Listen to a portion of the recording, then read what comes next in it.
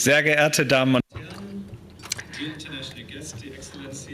liebe Freundinnen und Freunde der Heinrich-Böll-Stiftung, liebe Kollegen. Dear friends of the Heinrich-Böll Foundation, dear colleagues, dear guests here, and also online, I'm delighted to welcome you here today to the Heinrich-Böll Foundation for the 26th Annual Foreign Policy Conference. And especially, I'm happy to welcome our international guests who have made their way to Berlin or who are joining us digitally. It's no coincidence that we are talking today about security and defense in the hybrid age. It's an expression of a profound shift in our security policy reality. Or, as Canadian Prime Minister Mark Carney put it last week in Davos, we are in the midst of a rupture, not a transition. For decades, we took security in Europe for granted, underpinned by reliable partnerships, a shared transatlantic security framework, and economic interdependence.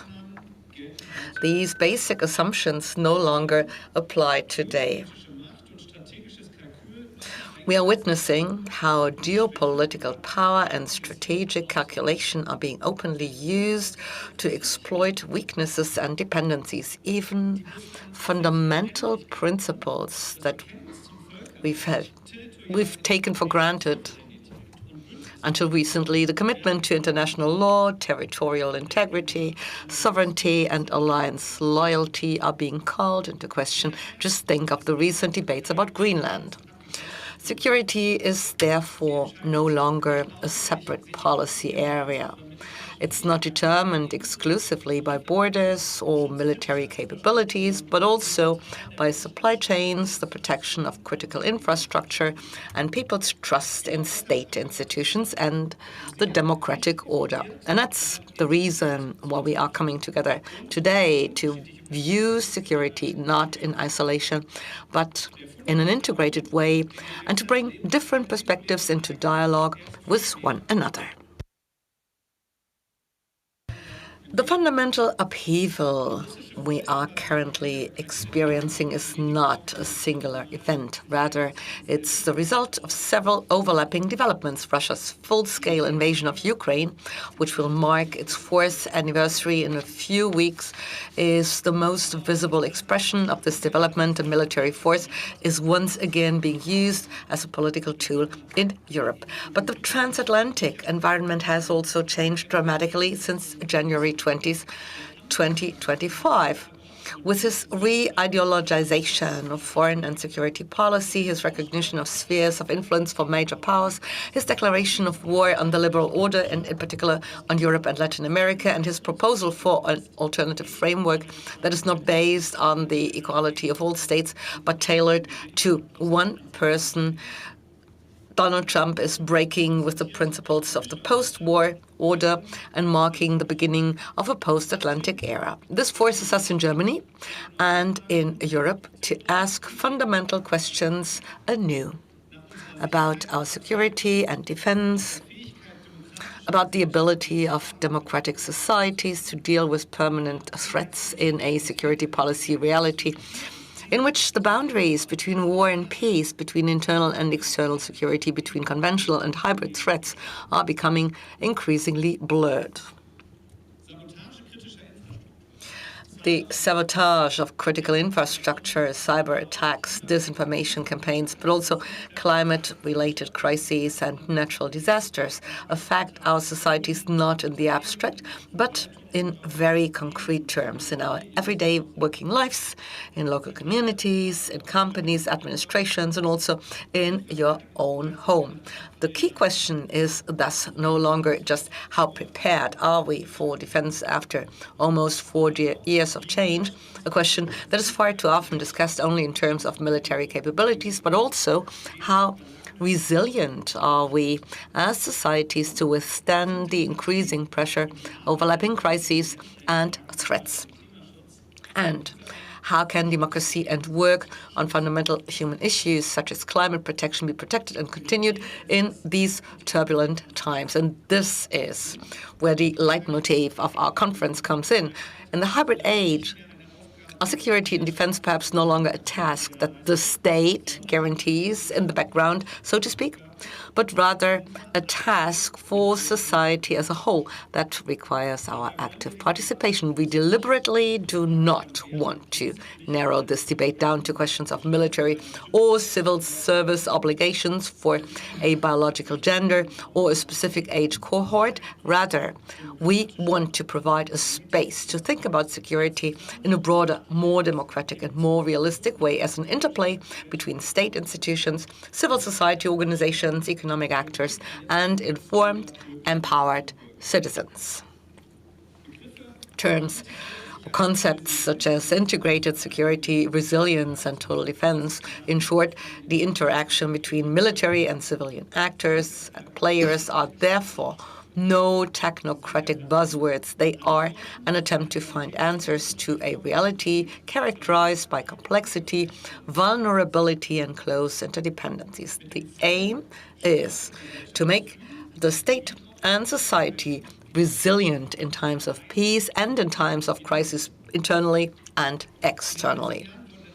In recent years, important steps have been taken in Germany to achieve this. For example, with the revision of the framework guidelines for total defense by the Traffic Light Coalition in 2024, or the strengthening of civil and population protection in the reform of the debt brake pushed through by Alliance 90 the Greens in 2025. In its coalition agreement, the Black-Red government promised to prioritize the implementation of comprehensive defense measures over other government tasks. That's what the CDU, CSU, and SPD government said. But one thing is clear: paper alone does not create resilience. What is crucial are functioning structures, practice cooperation, and social trust. That is why this annual conference deliberately looks beyond Germany. Other countries, often based on painful historical experience or a clear security policy compass, began decades ago to view their security as a shared responsibility. For example, our Nordic and Baltic partners, but also countries such as Singapore. Their perspectives are also relevant because they directly border on areas or regions where current security tensions are particularly acute, such as the Arctic or the Baltic Sea region. So the questions we ought to tackle today include: what can we learn from the comprehensive defense models of Finland, Lithuania, Sweden, and Singapore? Which models or systems or approaches are transferable, and where are their limits, and how can security and gender equality, generational and social justice, but also the climate crisis, be reconciled, i.e. thought together? We would like to discuss these questions with you today in the knowledge that progressive security policy must have the courage to ask uncomfortable questions about the limits of social resilience, about responsible risk communication, and about consistent political action when red lines are crossed.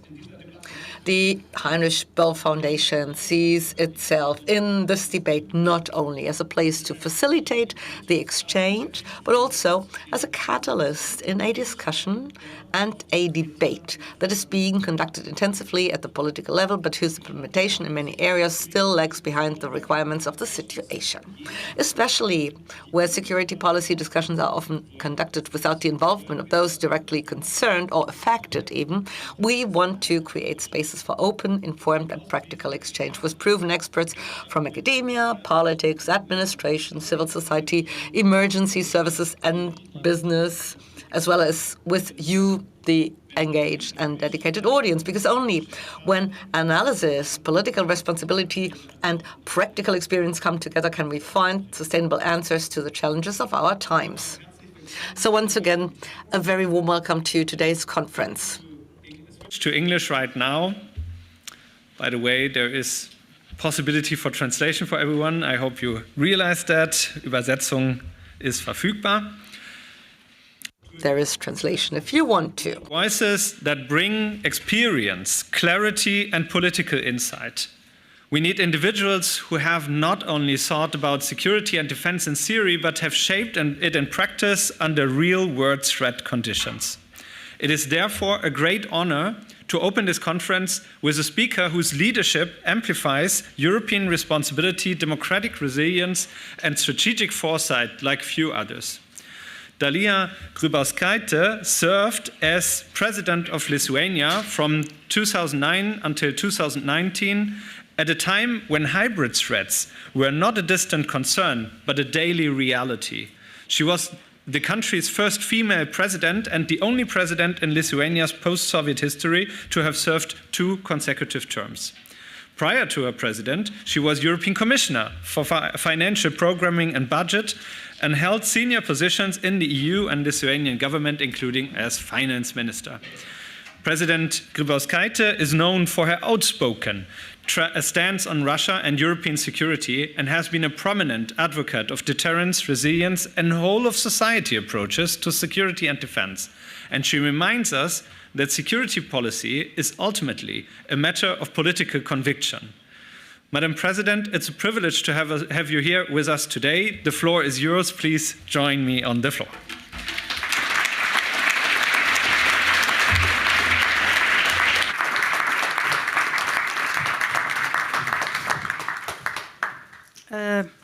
I hope it works. Okay, I hate formal speeches, and I'm very happy that you got introduction. I can go straight to how I understand today's situation in the world, especially after Davos, and then I will be happy to share my experiences with you in dialogue, because what's happening today in reality repeats itself, just faces change, time change, clock change, but personality, responsibility of politicians, of citizens, stays the same. So after Davos, especially after Davos, then we have been beaten to the face from a lot of sides, including from our partners. Reality smell becomes unpleasant and becomes which we cannot avoid. Cannot avoid to make decisions and actions. And we need to drop our dreams that the world can be the same after some events will be gone. The world also changed. And changed in the way that we lost or losing the world based on rules and agreements. Instead of this, we not created anything else. And in between, usually, it's very dangerous time. This we saw before the Second World War, and usually during this time, the authoritarian and dictatorships are starting to fight between each other, and for middle and smaller nations, it's existential threat. That's how I see today's situation, and I name it as we are seeing collision of 3 centuries in the same time. 19th century imperialism, which we see not only from Russia, not only from some Asian countries, but also from our main partner, United States. We still live in illusions of the 20th century world based on order and agreed regulations, and we're facing 21st century with huge, difficult and fast changing technological revolution and instability. And nobody knows what world we will create. And here, what is important for any country, especially for Europe, to be not afraid, take a responsibility. Not waiting anybody else to dictate to us what we need to do or teach us how we need to live, to take responsibility for Europe ourselves. And it's not only about security. Or it is about security in very wide sense. It is, of course, security directly as military security. It is social security for people. It's economic security, means economic competitiveness and resilience of our economy. It's security of decision-making, streamlining them in unity in European Union, at least. So all these kind of securities are in one basket, and it's our own responsibility. And here we're coming to the leadership. Of course, for geopolitical leadership, it's easier for larger countries with potential of political know-how, knowledge, and financial resources. Why? Most of our countries are looking to Germany, or France, or UK, even not being in Europe, but outside European Union. And we're eager and ready to come together. And this will mean huge decision-making process with huge responsibility, which finally becomes personal responsibility of any politician, any leader of the country, including Germany or any of us. And this is under pressure from outside, under direct military threats from Russia, under unconventional threats from our partners, including the United States, economical, tariff threats, and even territorial threats. And here, my personal experience says, never give in and push back. It's not only about pushing back enemy. Firstly, it's about pushing back the friend and partner. Because if we give in, we will lose our dignity and we will have only defeat. This will end from Second World War already.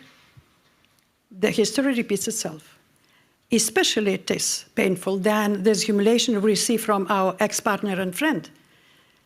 But my own experience in office says that even confronting the partner, it's more important. Saying if it's doing something wrong, to say no. Otherwise, we will be not respected, and we will not receive better or larger security at all. That's our reality, our responsibility in Europe, and what we're facing today, to go with all geopolitical uncertainties. So that's more or less my introduction. But don't be afraid, it's not because it's so bad. Opposite. I think that we need to name reality, to face it, be able to respond appropriately. Not trying to push everything under the mat. And that encourages me also, because if you know how difficult it is around, it is easier to find the solutions. And it's always, always about personal responsibility of politicians, personal responsibility of the citizens, and how in our country, in Baltic states, we did through all these years after we started to be a members of European Union and NATO. So it always was about personal responsibility of the leaders, personal responsibility of our people. And a lot of examples about resilience of economy was about personal responsibility to cut, for example, Gazprom, ties with Gazprom. For a small country, depending 100% on the pipeline from Russia. After the meeting in 2010 with Putin, I realized that you all give in and kneel in front of him, or you will be crushed. My choice was to risk to be crushed, but never kneel and never give in. And in 2014, Lithuania got a LNG terminal. And we were able to cut dependency on Russian gas 100%. We were able to serve with our LNG terminal all Baltic states, even to Poland, if it was necessary. Because we knew that dependency on energy, it was by Russia used always as a tool of dependency, political influence, economic suppression, and corrupting our political system. It's not about applause, it's about examples. How small country, not rich country, is capable to stand up. Europe, all Europe, rich Europe, can stand up to anybody, and not to be afraid.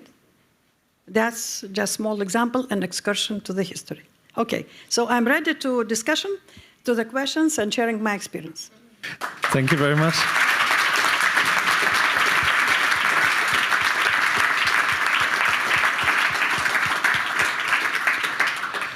Thank you very much, Madam President. And I'd like to jump into what you've said. We still live in the illusions, maybe also of the 20th century you mentioned. And my impression is one of the illusions, which is still also alive, is the invisibility of like hybrid threats coming from Russia, for example. And in your experience on that, of course, this is something which has been there quite a long time, but Russia is actually accelerating its hybrid campaigns across Europe.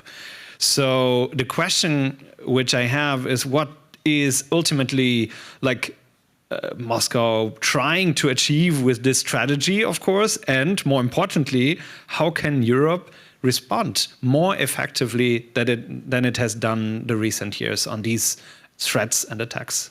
We have our own experience, which could be useful as example also, because after 2014 Crimea occupation, I was alone who said that Russia is behaving as a terrorist state. And I was very much criticized by my partners and colleagues in the European Union, and of course by everybody, and even in my country inside. And after that, we saw that Russia started to make informational attacks and propaganda attacks against country, and even the trolls army, so-called trolls army, was attacking our population and opinion.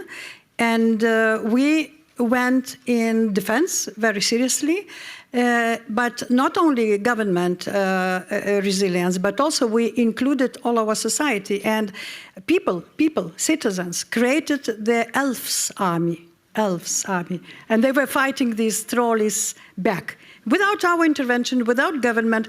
But this gave for people the first ownership to beat back, the understanding that they are responsible also for security of their country.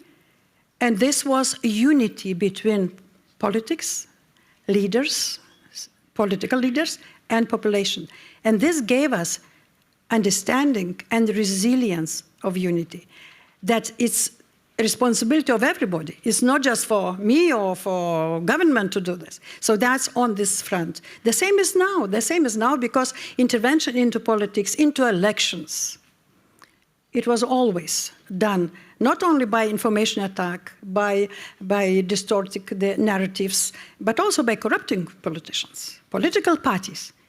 I'm not pointing now into your country. You know yourself what is happening. I'm saying just on my example, the same. Methods are the same. KGB methods are the same. They're not changed by centuries. So, and tools are the same. So, knowing this, we need to respond appropriately.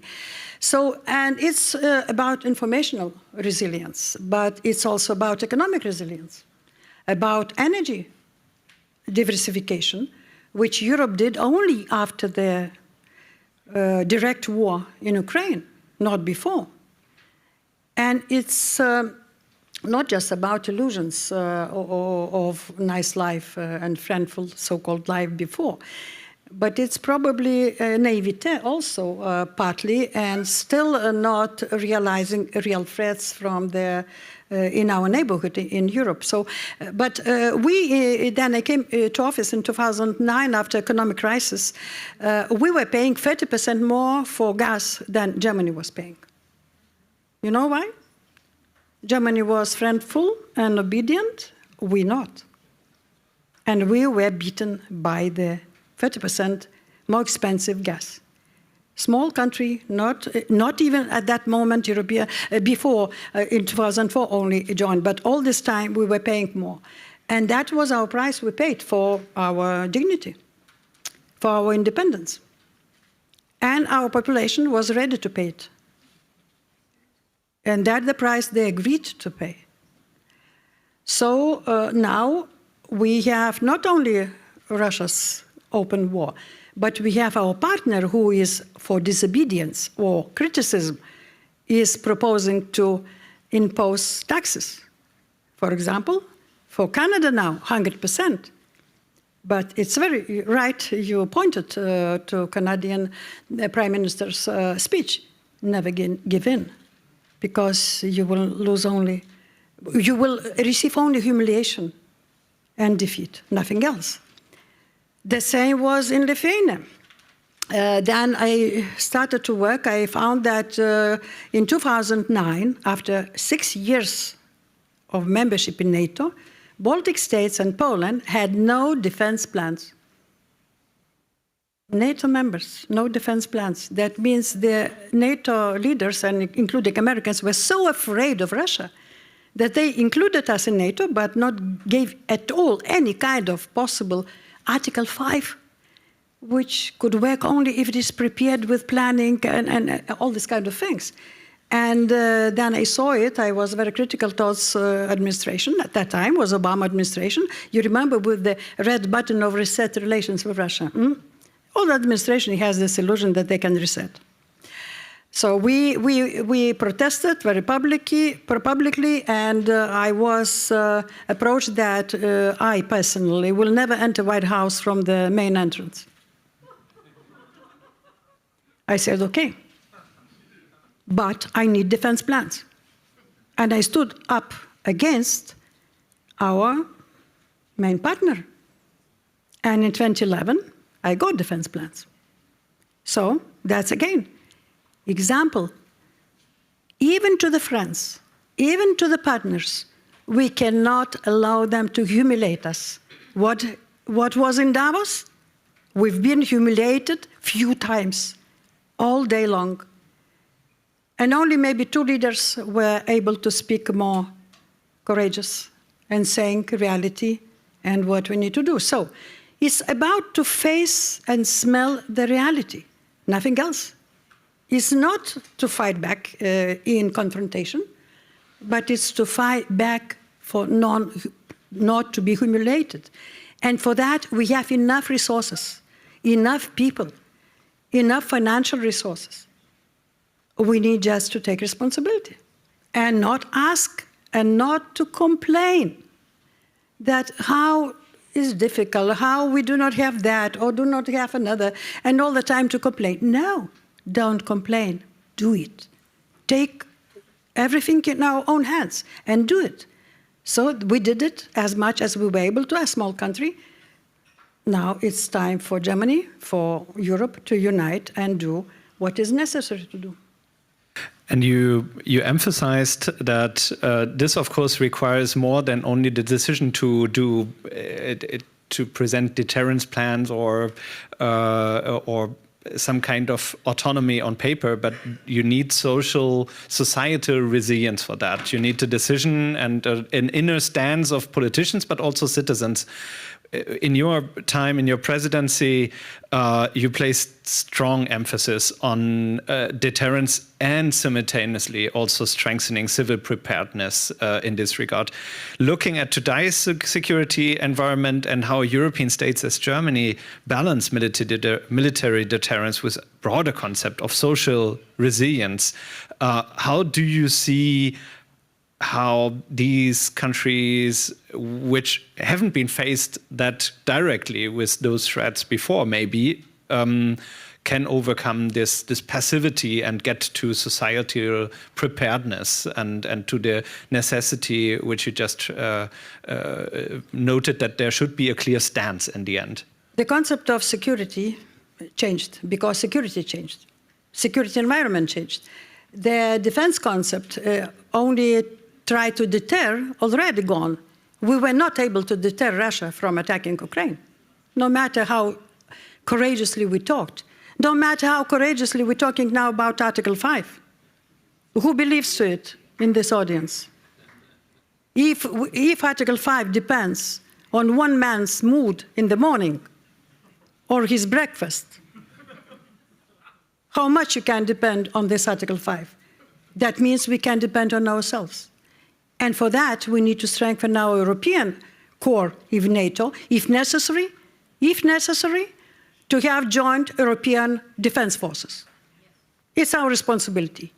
Nobody else. And we don't need to ask anybody's advice for that. We need to take responsibility about our future in our own hands. And that's politicians need to explain to people, to take responsibility and to risk, not to be afraid to lose their ratings, to explain.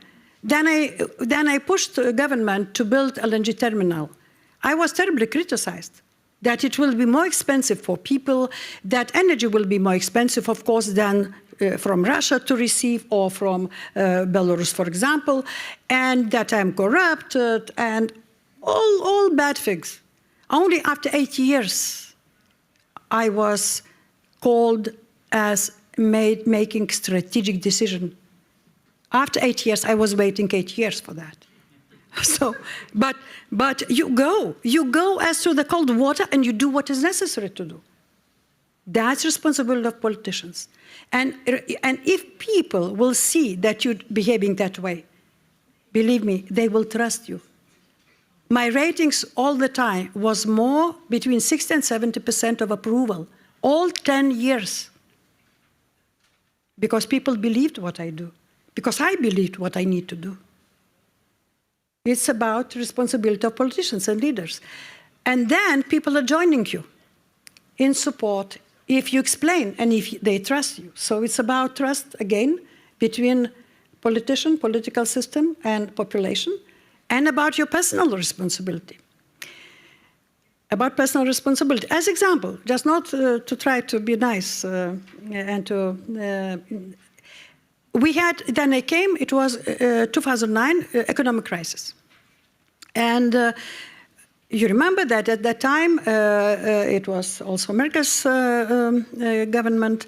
It was a philosophy that we need to make a lot of budget savings and to reduce any kind of growth in salaries and pensions, whatever. And for Lithuania also, with government made a decision for 2 years to reduce the social security payments, even pensions and salaries, because we had no monies to pay from. Because our GDP in 2009 dropped minus 14%. Minus 14%. But we promised to people that after 2 years we will compensate. We will return back everything. But this was not enough. I made public that 50% of president's salary I will personally return to Treasury and never ask back. Never ask back. So why people believe me what I say? And if I said that we need to sacrifice and build a LNG terminal and cut relations with Russia, they said, yes, we believe you, that it is important.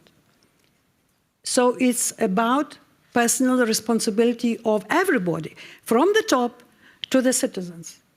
If they think that defense and security and prosperity is also their responsibility, we will achieve it together. It cannot be only responsibility of politicians or one leader. So why? After 2014, I started to talk about returning back to conscription. Because we had only contractual defense forces. For a small country, contractual forces are terribly expensive, terribly. Plus, contractual forces not increasing and creating the prepared reserve at all. Because under contract, 10, 15 years, they can be in office and you're not preparing anything together. And it was a huge resistance from social democrats, especially for such concept, because at that time, our American friends were saying, you don't need any large army. We will help and we will protect you. We need you only to participate with us in the third places as Afghanistan, other projects, that's it, and contractual army is enough. And for me to persuade that after I saw the Crimean occupation that danger from Russia is increasing, to persuade people to return to conscription was very difficult. But we started it to do slowly. The first on not on obligatory basis, and only now we're increasing, and we have mixed system. And for smaller country or medium country, it is absolutely necessary. For example, Finnish governments all post-war period, never, all the time kept conscription obligatory. Why today they have 200,000 military force and almost 200,000 reserve, active reserve? What is German army today? So, what is UK army today? So we're turning back about responsibility, and it's not only about that it is cheaper to have conscripts as a mixed system. It's not only about that it is important for prepared reserves to be increased rapid and fast, but it's also about to include large portion of population with their families to feel responsible for their own country's defense. That's not less important than money or defense itself. That's the feeling of population that it's their own responsibility to go to military, as it is in Israel. So for smaller countries, it was important. It took a lot of also persuasion and personal risk. You're going out and you do not know how population will react. Maybe they will be unhappy and your ratings will drop. So if you live not from election to election, if you think about country and your responsibility, it's manageable and doable. Thank you.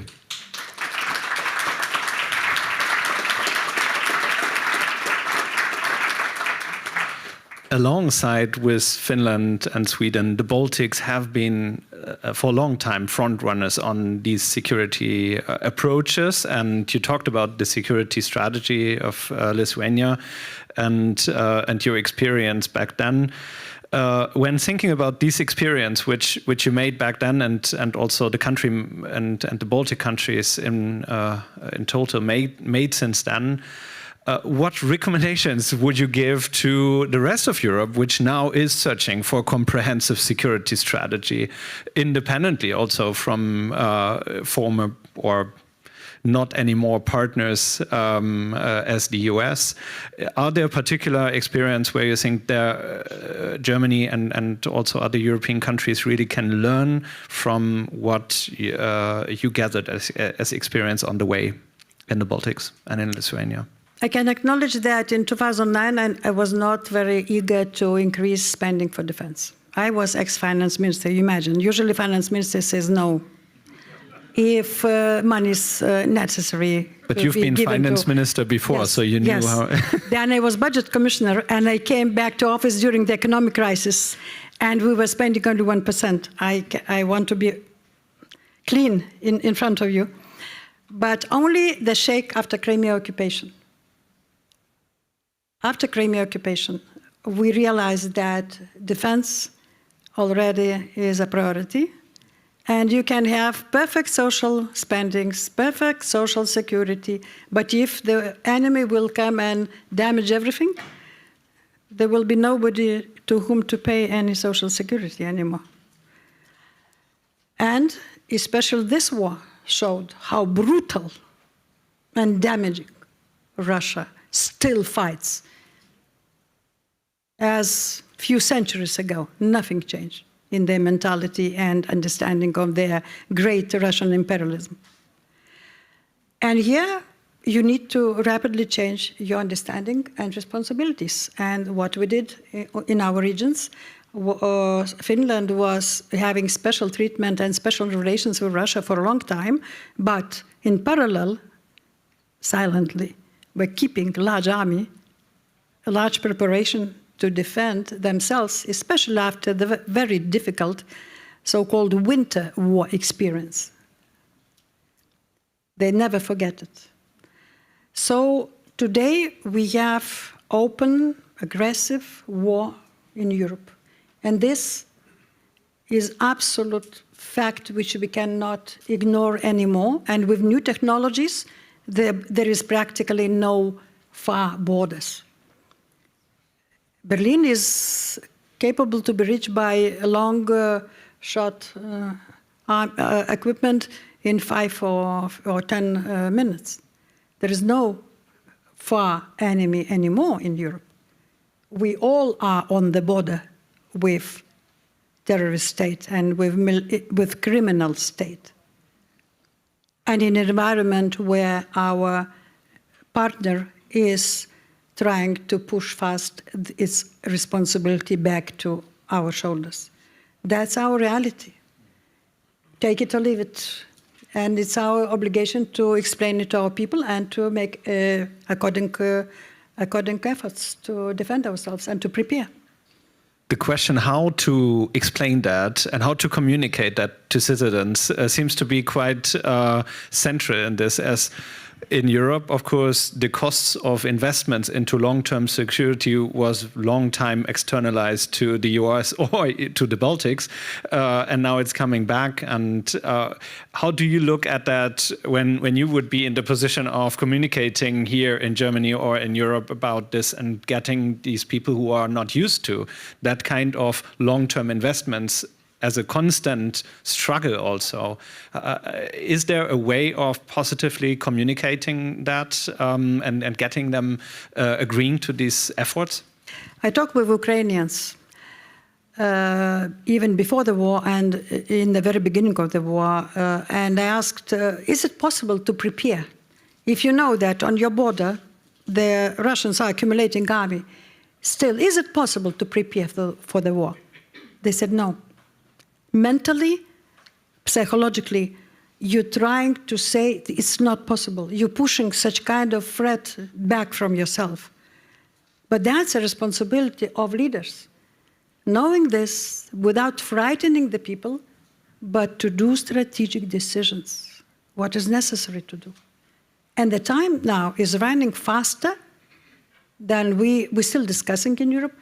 Laughable, still discussing. And discussing again about discussions. But the actions needed, results are needed. And Russia, during the war, turned its economy in 1 year to the military economy. We still are discussing about European defense, about European funds, about this, another. War changed, and changing every month. The substance of the war, the technology of the war is changing. Now, practically, we have not really conventional war, but technological war and drone war. And drones technology changing every month. Every month. You cannot sit and thinking that you have Shahed as 2 years ago and it's fine. Or others from Turkey, which we received in the very beginning. So the war is changing rapid and fast. Now, today, we can learn also about resilience from Ukrainians. And if we're talking about future joint European forces, defense forces, I think Ukrainian forces will be largest part and strongest part and more experienced part of European defense. Because they know how to fight conventional, mixed, and non-conventional war with very limited resources, and only based on people's commitment and capability to sacrifice. We lack this in the West. We're spoiled already, and not many people probably will think that they are ready to sacrifice their lives. While Eastern countries, most of us still having in memory occupation of Soviet occupation and having in memory deportation of our people, still in our generational memory, we take it as existential threat and we're ready to sacrifice. So we need to build on the countries who know and have motivations, who know how to do it, and to join them together and to help them to teach us how to defend all Europe together. So why it is so important to learn from examples, but also to try to prepare ourselves. But as I said, to prepare for the war, practically very difficult and impossible. I'm basing on discussions with Ukrainians, and they were learning to defend themselves already during the war, during the first days and minutes of the war, not beforehand. And then we're talking about 2014, after Crimea occupation, I remember, and the Minsk process, no matter how we evaluate today and criticize, for example, or Chancellor Merkel or others, at that time, Ukraine had no really military force. And if Putin will be willing to go after 2014, he will be able to occupy Ukraine very fast. So the main goal of Minsk process was to engage Putin into the process. And that was the goal of Merkel. That I'm saying because I was asking her why she was meeting so many and so often with Putin. She responded to me that I know who he is, and I'm ready to be humiliated, but I will meet with him as many times as necessary to avoid the war. So we cannot judge what was 10 or 15 years ago by today's circumstances and to judge the leaders' decisions. And I commend her decision at that time. Today, maybe, it will be another evaluation. So why it is important to know the enemy and to sacrifice even your dignity sometimes if you have a strategic goal, but if you see that it is not worth, you need to stand up and to beat back. But to teach anybody on our example or to teach somebody to be ready, it's impossible. That's our own job. Everybody, everyone needs to be ready, mentally, physically, in different ways. When talking about the responsibility of citizens, the defense of the dignity obviously is something which people can relate to. When we look at Canada, for example, how they are humiliated by this administration and how Mark Carney is also representing his citizens, we can see that there is an understanding of citizens fighting for that. It didn't yet translate to what you expect of responsibility towards defense and security in preparing actually for possible war, at least to prevent it by being prepared. How far can we expect responsibility of citizens to get into that position and take responsibility, and how do we have to look at it also when we look at societal resilience in a broader concept of responsibility for the community, for the state, and many other fields of engagement, for example, for societal security infrastructure, for fighting disinformation, as you mentioned in the beginning. Is there new opportunities also to enhance this basis of responsibility of citizens to prepare and to be ready for security? It's also about example, and also the first is about leaders. Leaders need to show an example and go first, to be responsible and to behave responsible and to explain, not risking with their ratings, risking with their personal security even, to explain what is necessary, what's necessary to be done. And only by example, then people are coming after you, rallying behind the flag, as we call it. And dignity is very different from the nationalism, which could turn to aggressive closeness of the society and people and grouping people. With new technologies, especially now, then artificial intelligence could be and is used to use for the false news creation, for dissemination, for making some parts of society more aggressive. It is environment which, as technological progress comes together with the risks, then huge transnational corporations starting to influence globally their how you reach the peoples, how you formate their opinions. And this is dangerous which is again, it takes a lot of efforts to fight it back and techniques how to fight it back. But that's again responsibility of state, responsibility of government. You cannot ask people to be responsible if people seeing corruption or unresponsible behavior or populism. And it's, of course, a pity to say that such elements we do see in some of our partners today, which are not exemplary at all for anybody in Europe. Madam President, last question on our kickoff with you here But we on didn't the ask debate, the audience. and everyone will be involved throughout the panels, which we will be having right following to this moment here. Mark Carney, in his speech in Davos, was calling for the middle powers to unite somehow and create an alliance.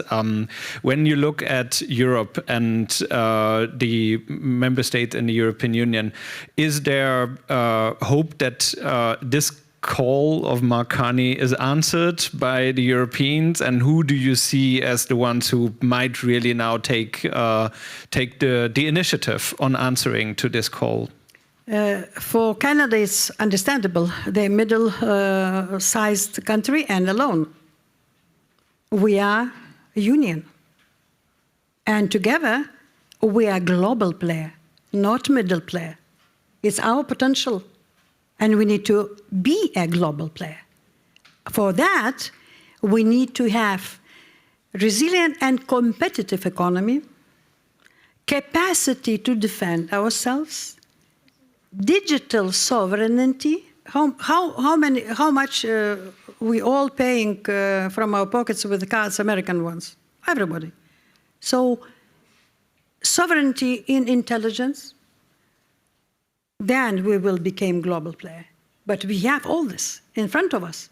Just make it happen. We are not a medium country at all. Altogether, we are entity, global entity. Thank you very much.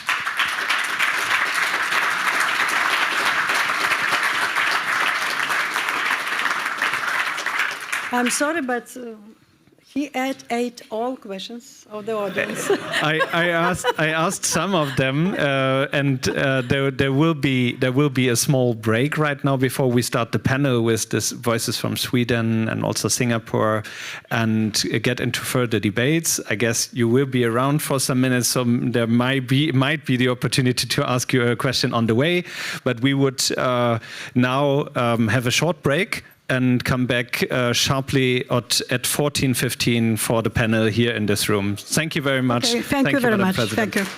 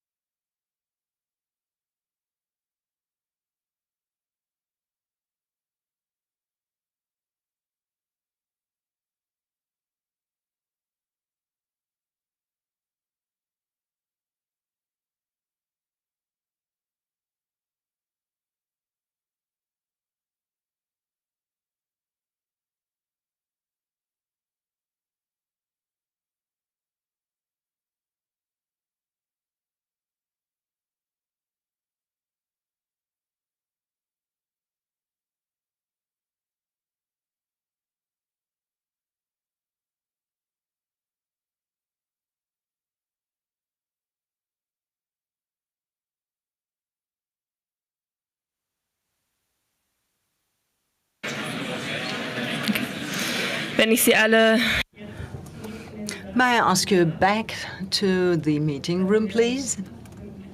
Then we can begin on time again. Also from me, a very warm welcome to the 26th Foreign Policy Conference.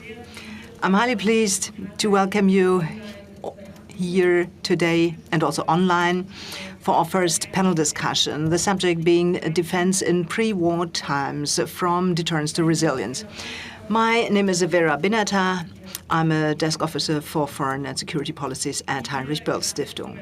As we had already heard in the opening talk with President Grybauskaite, the war in Ukraine and, of course, beforehand, the annexion of Crimea have disrupted all security policy assumptions in Europe. At the same time, however, hybrid attacks make our security policy action faced with major challenges. It's still characterized by a template-like thinking about war and peace.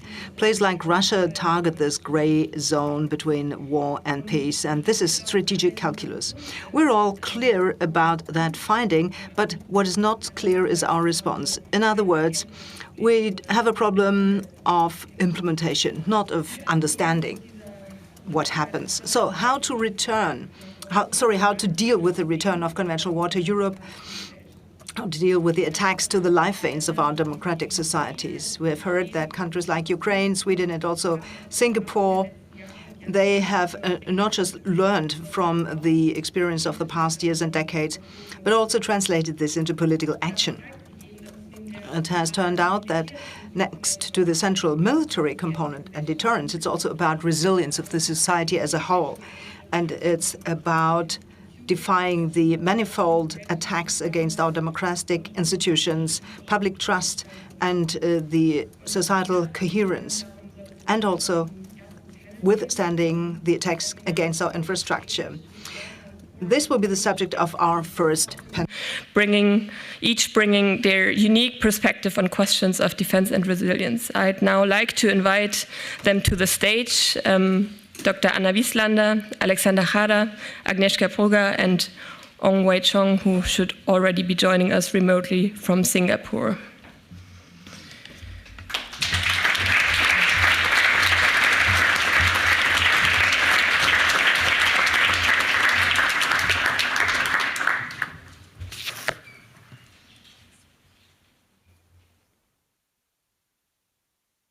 Thanks for joining me here. Let me start with a short round of introductions. I'll start with our guest from Ukraine, Alexander Chada. He's the executive director of the Kiev-based Center for Defense Strategies and former advisor to Ukraine's defense minister.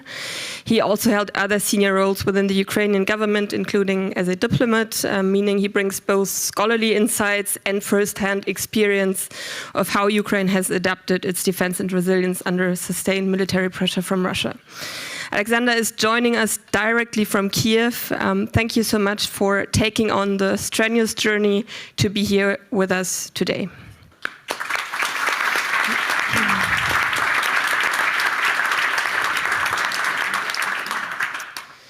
To his left, Dr. Anna Wieslander. She's director for Northern Europe at the Atlantic Council and heads its office in Stockholm.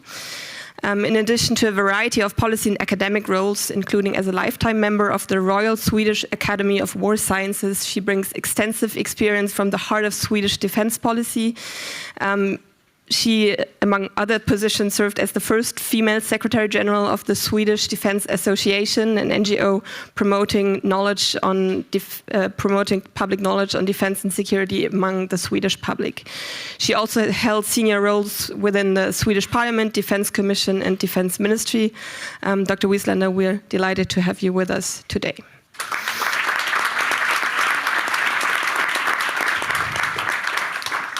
Then on our screen, we have Dr. Ong Wei Chong. He's Senior Associate Fellow at the S. Rajaratnam School of International Studies at Nanyang Technological University in Singapore. He has a distinguished teaching and research background, having taught at the Military Institute of the Singapore Armed Forces, as a guest professor at the École Navale in France, and as an affiliated researcher with the Swedish National Defense College. In Singapore's national service, and I'm sure Wei Chong will surely explain what this means later, he's a functional specialist support staff officer in the army. Wei Chong unfortunately couldn't join us here today in person, but we very much appreciate you being here virtually, especially at this late hour in Singapore. Thank you.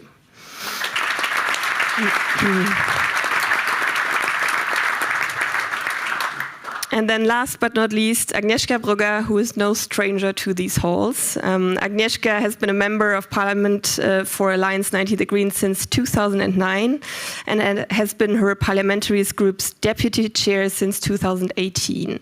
She's a member of the Defense Committee and a deputy member of the Committee on Foreign Affairs. And I'd also like to acknowledge that she made every effort to be here with us on time, even though there's another important parliamentary debate on transatlantic relations taking place at the Parliament right now.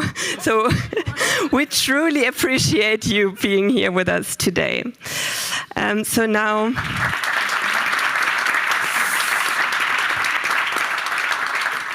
without further ado, let's jump right into the discussion.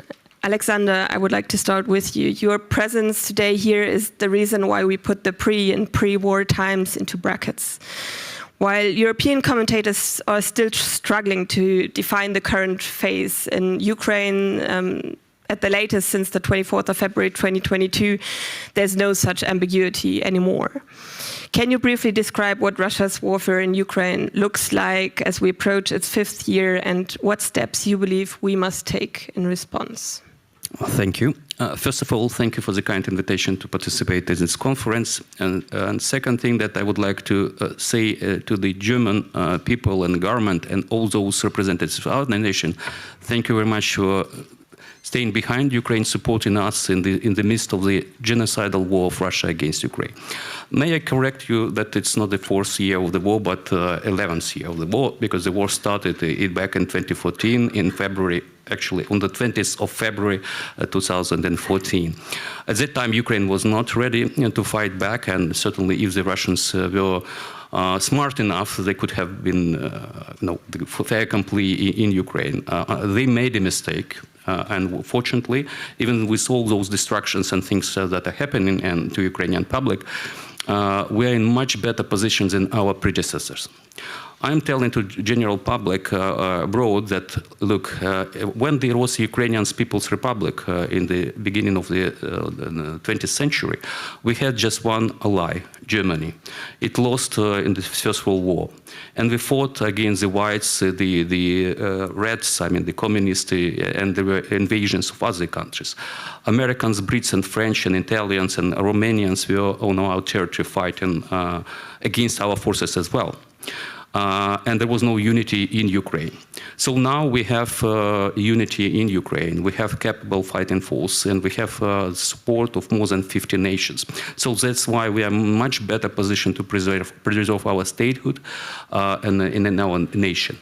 One of the reasons why it happened, and I don't think that some Ukrainian recipes are really digestible or would serve Germany or other countries. For example, I know the attitude of this country towards nationalism and possibility to slide into something dangerous. In Ukraine, it's a different case, because the first who started to rise against Russians back in 2014 were not liberals. They were hardcore nationals of Ukraine. And Azov, that is demonized in the West, played a major role, for example, to protect Mariupol. One of the I'm actually from the Donetsk city, from Donetsk region, and I'm ethnic Greek, I'm not Ukrainian. So those guys, all nationalists, protected Mariupol from being captured by the Russians back in 2014-15. And certainly it's not a recipe for you, but possibly it's food for thought. You cannot ignore the resentment of some people and the necessity to have something to be proud of your history or something.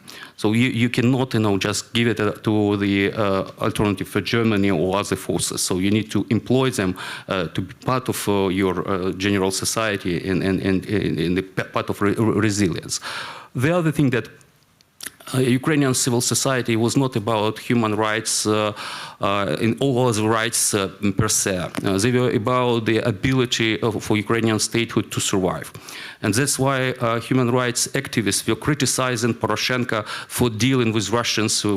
For example, we were against supplying electricity to Crimea after the illegal annexation of Crimea. And our human rights activists were backing our idea because they understood that it's not possible to provide Russia an ability to sustain the illegally annexed territory and things like that. So we have, I would say, not a dose of peace, but rather hawks of peace in face of Ukrainian civil society. And possibly the annexation of Crimean proxy war in Donbass was a sort of like an injection or this triggered of an immune system. And we've prepared. We were not well prepared before the invasion, but we were prepared enough to sustain the first strike and then to reconstitute and then to fight back. So there are many things we can discuss, and that some recipes may be applicable to Germany or some other countries. But in general, you cannot design a system. You can reveal your resilience.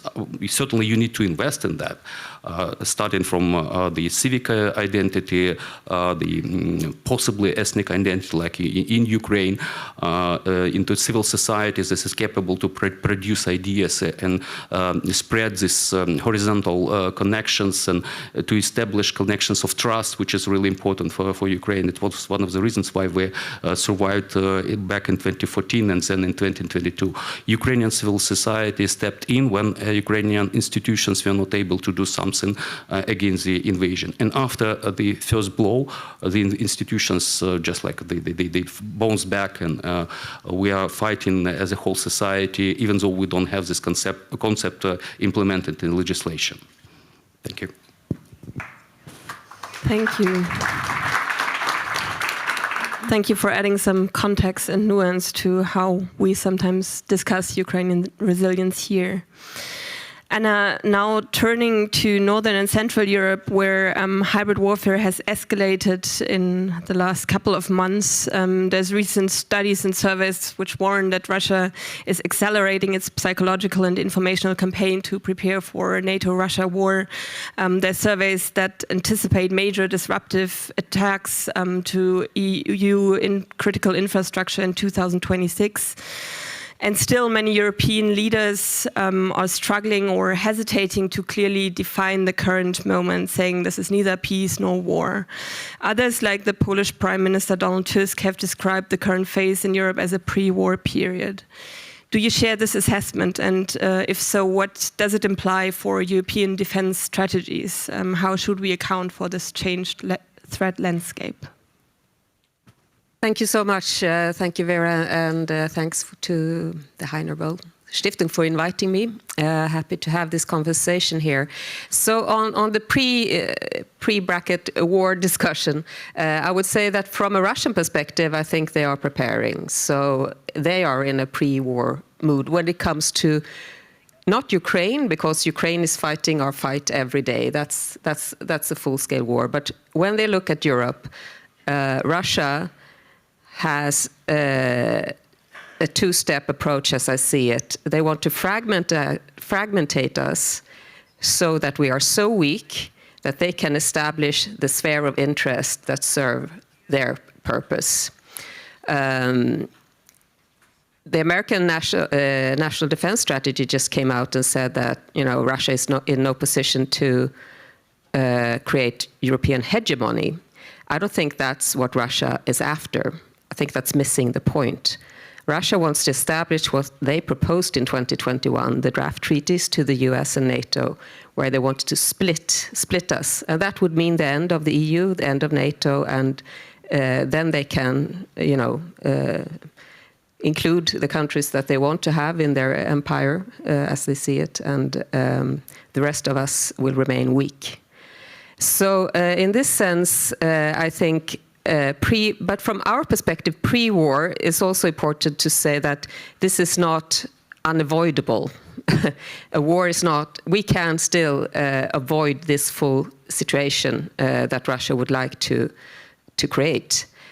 by deterrence. And that leads me to, I think the title says, from deterrence to resilience. But I hope we can discuss that from it's a very important point that resilience is deterrence. Building strong resilience is deterrence. So we need to see that in a circle, not as a sequence like that. On the European situation, I think we are under acute press because we have to the east an aggressive Russia who wants to expand both its power and its territory. And from the west, we have the United States that not only wants Europe to very quickly assume conventional responsibility for the defense of Europe. We're talking years, a few years here. That's a huge, huge pressure on us. But also the other kinds of pressure on them applying, the US applying also a sphere of interest thinking in the Western Hemisphere, but that makes it more difficult for us, of course, to go against Russia's ideas of spheres of interest, while we used to be aligned in that it was Europe whole, free, and at peace. That was our vision. That's not the American vision anymore. Or at least it's not a priority and not explicit. And also the anti-EU sentiments from the Trump administration are, of course, very problematic for Europe and a pressure that we also have to take into account. So Europe is clearly squeezed here in a new way that we have not been before. I think Germany's role is extremely important. That's one of the reasons I'm so happy to talk to you today, because we all look at Germany. If Germany can fulfill its promise of creating the largest conventional army and being the pillar of conventional defense in Europe, really, that could be it for the security of all of us, the rest of us. We are also investing, of course, in defense. Some countries investing even more than Germany as a percent of GDP. But the size of Germany, the pure size of Germany, the leadership ability that Germany has is so important for the rest of us. And also the political side is very important, that Germany stands up loud and clear on Russia as a threat, that Germany understands what kind of threat Russia is, not only to Ukraine, but to the whole of Europe. That can determine the future of Europe. That's how important Germany is. So we are all counting on you. We're all counting on you. And we will support you, of course, in this. But Europe is, I mean, it's middle-sized, smaller countries, and then there are a few big ones. And the big ones in this context, within the EU framework and as a context of being Europe, is very, very important. So I want to underline that, and we're all behind Germany in this. Then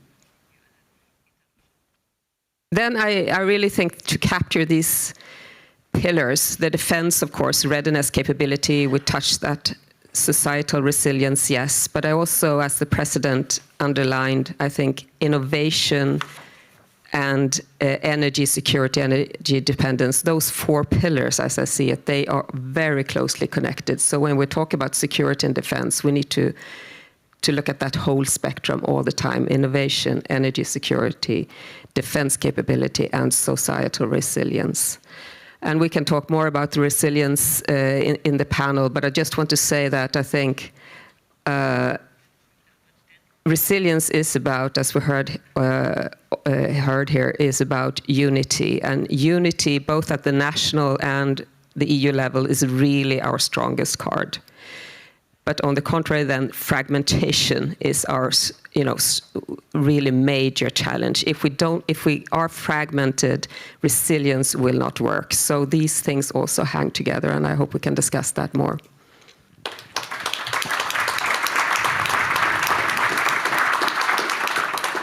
Thank you so much also for highlighting the complementarity of deterrence and resilience. That is exactly how we designed this panel, and of course for reminding us of our leadership and responsibility.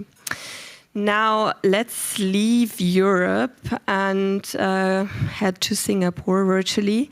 Wei Chong, once again, thank you for joining a discussion that tends to reflect a distinctly European threat theater and perhaps also a distinctly European way of thinking. Some scholars are arguing that Western states, more so than others, struggle to recognize hybrid warfare as such, as we're too entrenched in our black and white thinking about war and peace. From an Indo-Pacific perspective, what are key blind spots that you see in how we approach hybrid warfare, whether geographically or conceptually? Well, first, thank you for the invitation, and I do like to extend my apologies that I can't really join you. So, in the limited time that I have, what I would do is to really highlight the context and fundamentals that have sustained total defense in Singapore for the last 40-odd years. As you know, when something hits the big 40, it's really an inflection point because you think about whether you have hit a midlife crisis or are you going to sort of rejuvenate for better. And I'm actually very, very hesitant to actually look at Singapore as sort of kind of like a case study for Europe, because I think when you look at the gold standard for resilience is really demonstrated in Ukraine, where you have the ultimate stress test, and you know what resilience looked like. But I think for other countries that have yet to really face the ultimate test, you can only pretty much make an educated guess about how the system is going to recover if it has that extreme stress test. So what I would do is to really give you a sense of how total defense has sort of been sustained and evolved as not only a concept, but also in practice for the last 40-odd years in Singapore. Now, back to your question about Western-centric models. I think in the case of Singapore, we actually borrowed the concept of total defense from the Swedes and the Swiss in 1984 and sort of adapted it to the Singapore context. So in the 1980s to the 1990s, the focus was very much on how do you mobilize the entire nation in the event of military aggression. And a lot of it is very much tied to this notion of universal national service. So in the case of Singapore, there's universal conscription, and it extends not to just military service, but also civil defense and the police force as well. But in the early 2000s, there was this recognition that it is not just military defense that's going to be at the forefront of threats. So there is this adjustment of total defense to look at how national service, total defense, as well as strengthening the will to defend Singapore's way of life is important as well. And I think when we look at the concept of total defense as it stands today, in 1984, we started out with 5 pillars, which is military defense, very much focused on deterring military aggression. Civil defense, which is on civil preparedness for emergencies as well as crisis. Economic defense, which is about how critical it is to develop a robust economy, which is seen as essential for Singapore's survival. And also you have social defense, which is how do you maintain trust in one another as well as maintain social cohesion. And then finally, you have psychological defense, the 5th pillar, which is about shaping a shared identity as well as the will to defend Singapore. And in 2019, the additional pillar of digital defense was also added because of the recognition of the salience of digital threats, which very much governs the way in which we live today. I mean, by the fact that I'm participating virtually shows how pervasive it is when it comes to how we lead our lives, as well as cyber, as well as digital dependency. And to echo what my Swedish colleague said earlier about resilience, there is also a recognition that when it comes to 21st century challenges, it is going to be very much in the hybrid gray zone where it is diffuse, it's persistent, and if you can demonstrate resilience, it might send a clear message to potential aggressors that, yes, you may attack us, but we will recover and bounce back stronger. And I think, what is demonstrated day after day in Ukraine, it's a very good example of resilience in action. But I think what is sort of possibly unique that I can share in the case of the Singapore example is how there's this emphasis on not just whole of government, but cultivating cross-sectorial capabilities across the board, which means it's not just government agencies, but industry, communities, businesses, and individuals as well. So for the last 2 years, there is this Singapore Ready exercise, which is very much premised on total defense, on how do you sort of bring about all these different stakeholders to prepare for contingencies, how do you prepare for disruptions, and assist businesses in coming out with business contingency plans. So one example is the last 2 years, I think they have, through the SG Ready exercise framework, conducted several exercises where you have simulated power disruptions, phishing cyber attacks, and how do you come up with business contingency plans. And so when we think about total defense in Singapore, I can't stress enough is that we were lucky enough to be able to build strong institutions. So if you look at the last survey carried out by the Itavik School in Oxford, the Singapore Civil Service is actually ranked as the best in the world. So there is this tradition, this history of building strong public institutions and maintaining public trust in government institutions, which has been sort of, I would say, what undergirds our national response, as well as building cohesion and trust in society, whereby you don't have really the fragmentation that my Swedish colleagues spoke about earlier. But I think this is really sort of a Sisyphean task where you build something and the challenge is sort of maintaining for the next maybe 10 or 20 years or so. So I think this is something which is unique in Singapore that I don't really know whether it can be sort of replicated in Europe. But I'll be happy to take questions from the audience on some of the aspects that I've just said, and maybe some of the trade-offs when it comes to the adopting sort of the model which I spoke earlier. So thank you, Vera. That's all from me. Thank you so much, Wei Chong, for already guiding us to the Singaporean total defense model. We'll come back to that in the second round. And before that, Agnieszka, I'm guessing you might want to react to some of what the other speakers have said so far, and you'll get a chance to do that in a minute. Let me just perhaps add one additional question relating again to our panel theme and also what Anna just said about war and peace, which I would argue is not a purely semantic question. Because there's growing concern that as long as we are in a constitutional state of peace, our rules and regulations just simply won't be effective in responding to hybrid threats.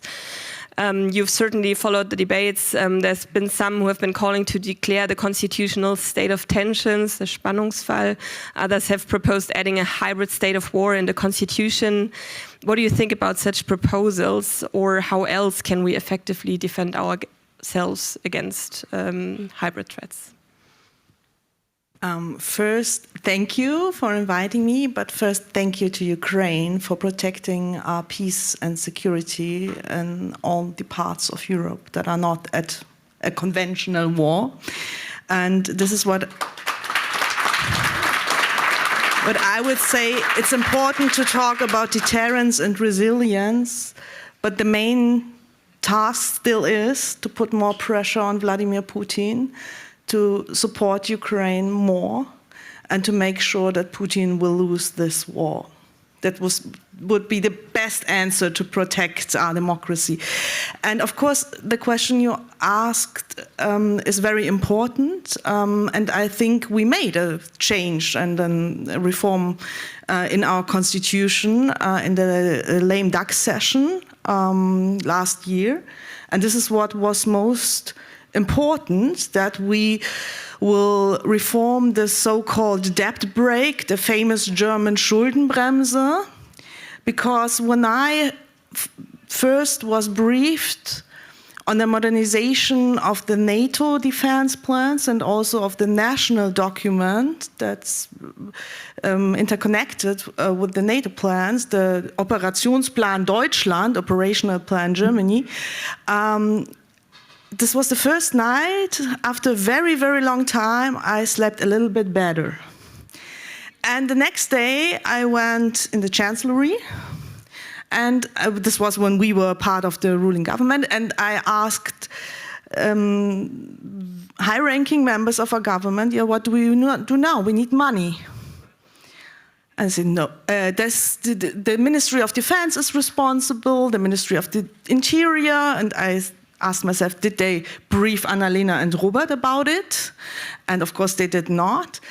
And then they told me, Agnieszka, how you are talking about all those issues, it spreads fear among people. And this is what really, really got me angry. And I invited the general who was responsible for the Operationsplan Deutschland to my wonderful, very peaceful constituency, to Ravensburg. I convinced the mayor of the city to organize a town hall with the general, and so much people came. And I realized, not then, but this was very impressive, that people have fear when there are when something is happening and you're not allowed to speak about it. And when you have the impression that your government is not prepared, does not have a plan, and if the government does not present the possibility or an answer where you can participate to protect what is very important to you. And so I would absolutely agree that resilience is deterrence, and I really believe, although I'm a member of the Defense Committee and I love to talk about military capabilities and tanks, and it's very sad we have to talk a lot about that, and drones, but I think our sharpest weapon and our best protection shield in a democracy is our people and our social cohesion. When we are not fragmented, when we're not divided, then we are strong. And this is why, although many military experts counted numbers and tanks and military arsenals, and they came to the conclusion that Ukraine will lose after a few days, and this is now like the 4th year, and the next winter, and Ukraine is still standing, and Russia is still not achieving his goals, because they underestimated what it means if people are not only fighting for their survival, but they know what they are fighting and protecting, their own identity, their own values, and their own freedom. And so I think this is really important, not to talk about hybrid threats. Everything of this is an attack on our society, on our infrastructure, on our security and freedom. And I remember in 2017, there was a small round before the election, and high-ranking members of government just, oh, there could be some interference with the elections. And yeah, there would be, but let's talk about that, and what will our reaction look like? So, our reaction? And now we are a little bit further, because after this election, there was an attribution for the first time. But what is our answer? And somebody told me, yeah, we have no answers because we have no declared state of war. But I don't think we can sanction if we want to. We can name it, we can shame it, we can react when we see things like that. And I remember, and I see here former members of parliament, our Bundestag was hacked 10 years ago. Yeah. And this was the time when the German government told us that Nord Stream 2 is a private project. So I think, of course, we can discuss what has to be changed and prepared, but I don't think this is like a legal question. The most important legal question is for me the Sicherstellungsgesetze, the security laws, which are still not modernized, and I'm a little bit angry about that because this would be the next step after the Operationsplan Deutschland, which is part of the Rahmenrichtlinie Gesamtverteidigung. Because of our German history, we don't use the expression total defense, like this comprehensive security, but I would say we did a lot about the military part, but not enough. And I'm very angry about that when it comes to civil protection. And there are many practical questions that I'm concerned more about than all these legal questions.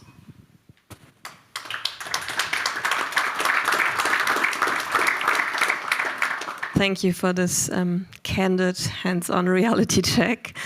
I think we've already touched upon the important interplay between deterrence and resilience, the circle kind of, and how these concepts complement one another. To explore this in more depth, and Wei Chong actually has already guided us into this direction. I would now like to move to the concept of it has different names in different countries, total defense, comprehensive security, but which all go in a similar direction. Anna, perhaps we can start with you this time.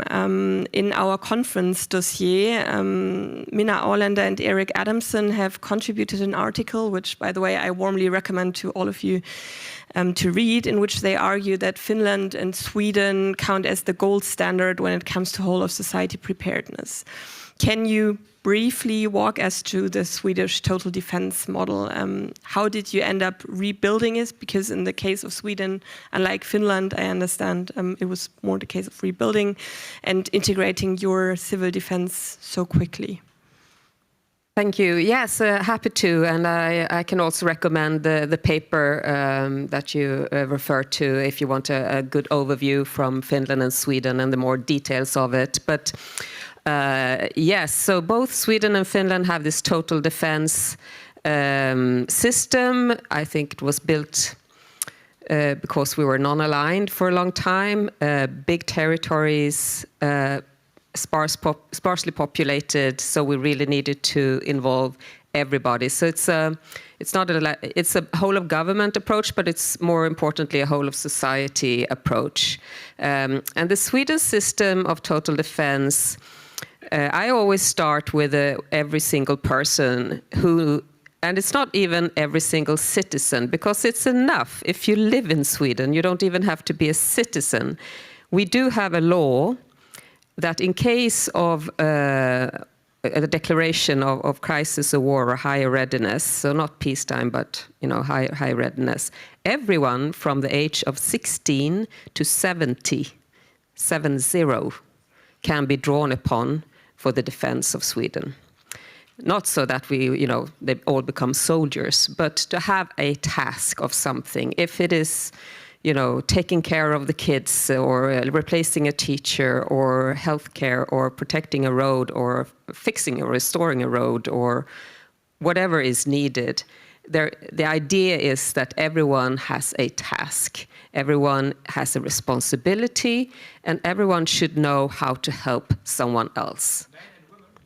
Men and women, everyone. That's the total defense law. Then we have conscription, which is also for men and women, military conscription, and we are also having now from 2026 civil conscription as an alternative civil defense positions. So all in all, the people are, I think, at the core when you think about total defense in Sweden. And there are some interesting polls that I can share with you, because we talk a lot about the will to defend. That's very important. So everyone should be activated. It's not like will be a top-down, of course, but it should also be a bottom-up approach, because you might be isolated somewhere and you're supposed to help each other. And we also have large, as Germany, large population of people coming from other countries, other continents, immigrants. And what we just got an interesting poll was that the will to defend was actually higher among first generation immigrants that came often from regions where they had experienced first-hand war, which we have not in Sweden for many years. So they had a very high will to defend. The problem was second generation immigrants, where we obviously have perhaps a little bit of an integration problem where, they have not experienced firsthand and they don't feel included in the society in the same way. So that we are looking at specifically now. How can we engage them more? Because we do see a connection between when you feel that you belong to society, when you are part of the community, your will to defend increases. And that's pretty clear from the polls that we are tracking. So that is something that we are working on. Concrete examples then, Agnieszka, you said, you scare people, and this is what they said, and they accused you, but we really scared people in Sweden. We sent out this little booklet, if the crisis or war comes, it says, to all Swedish households. And I got so many reactions. I do a lot of traveling in Europe, and people are like, what's your assessment of when will Russia come to Sweden, And we said, we don't do a different assessment of the threat from Germany or any other, but we feel that everyone should know what to do, because we don't think people get more scared. They get prepared, and that's a relief. You know what to do. And actually polls also support that. And someone said, why do you send this out? Kids don't know what paper is, or young households. Do they even read this stuff? And that was funny, because the polls showed that they read it more, and possibly because they don't get any other mail than this one in the mailbox. So everyone was like, what's this? They checked it out. 2018, the first round, we did it again in 2024, because you put it somewhere and then it's gone. And it has worked. I mean, I don't know how it has worked because we haven't tested it, but it's one idea. Another idea that I want to mention is that we now put total defense as a topic in our school curriculums at senior high school. So when you're approaching the age of conscription, you should also know about total defense. That's new from, I think, from 2026. I think the teachers were trained last year, and they will now introduce that. So everyone will know about total defense and how it works. That's another concrete example. And I'd mentioned the civil duty that we also are introducing. So I think we are creating what I would call a readiness culture among people, a readiness culture. Be ready, be prepared, be aware. That's what we are aiming at. Then it's also hardcore, of course, total defense. I mean, it's not for free. You can't just say activate people and take responsibility. You have to invest in total defense as well. That has been a kind of a steep learning curve for us. Since we did put total defense in the freezer, now we have to invest in everything from stockpiling to fixing things to creating new agencies or procedures and so on. It costs. You'd have to have a budget for it, and otherwise it will not happen. Also, exercises, training, things like that. It has to be sustained. And then it's a lot about coordination, of course, coordination between agencies, not getting away from the silos, of responsibility and coordinating. And the challenge there, I think, is, of course, between, national level and municipalities and all of that. But the major challenge is between public sector and the private sector. Because that's a whole different game from the Cold War, when we used to have, state-owned. In Sweden, we had state-owned telephone companies, railroads, all of that. Now it's privatized, and logistic flows are global, and it's, you don't have stockpilings anymore, and or even ferry trafficking. All of that is private. So we are now creating a council for representatives from the private sector, meeting up with the public sector. I think Finland, they have some kind of council also involving the president, and you need to involve everyone because you can't pay all of it. You have to engage the companies as well and make it kind of both a demand, but also a way of looking at how you sustain your business. Yeah, I think those were where I wanted to say, and just round up the leadership, of course, coming back to that is very important. But so it's all levels, and it's both soft and hard elements in this that are important. Thank you so much for this overview and especially these very concrete examples. We'll actually have a chance to delve deeper into the Swedish model of total defense in one of our breakout sessions in half an hour. We're very happy to have Carl Thoring with us from the newly renamed Swedish Civil Defense and Resilience Agency. So for everyone interested in that, you should join that session. I was going to ask you something about the critique of the concept of resilience, but with a view to the time, I think we will postpone that to our Q&A session. And Wei Chong, I will also quickly skip the Singapore total defense case here, since you've already elaborated on it in quite some depth, and I hope there will be questions in our Q&A. Alexander, we've already said that, or for all I know, Ukraine doesn't have such a carefully structured total defense approach like Sweden or Singapore.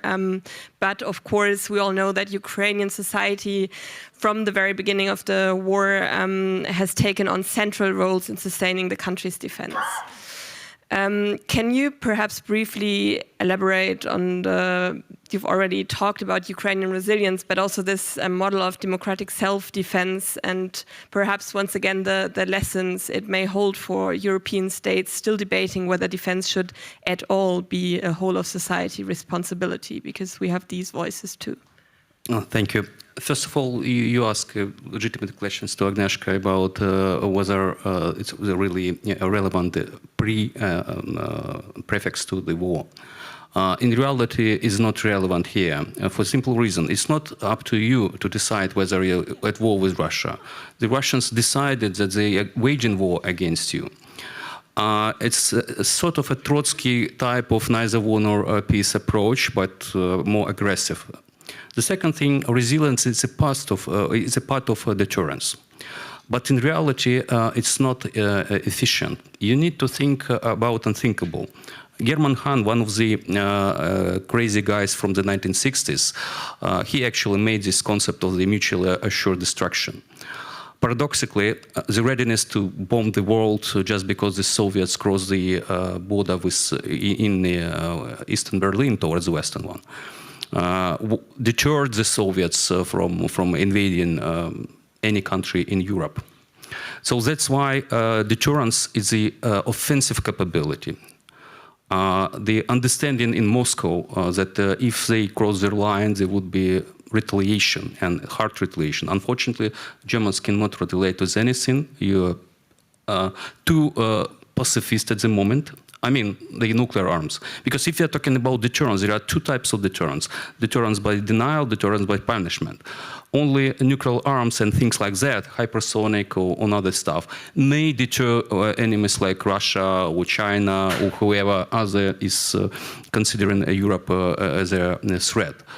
Deterrence but punishment, it means that they may cross a line, they may conduct a kinetic war, but they cannot achieve operational strategic goals. So it's something that Ukraine is trying to achieve at the moment.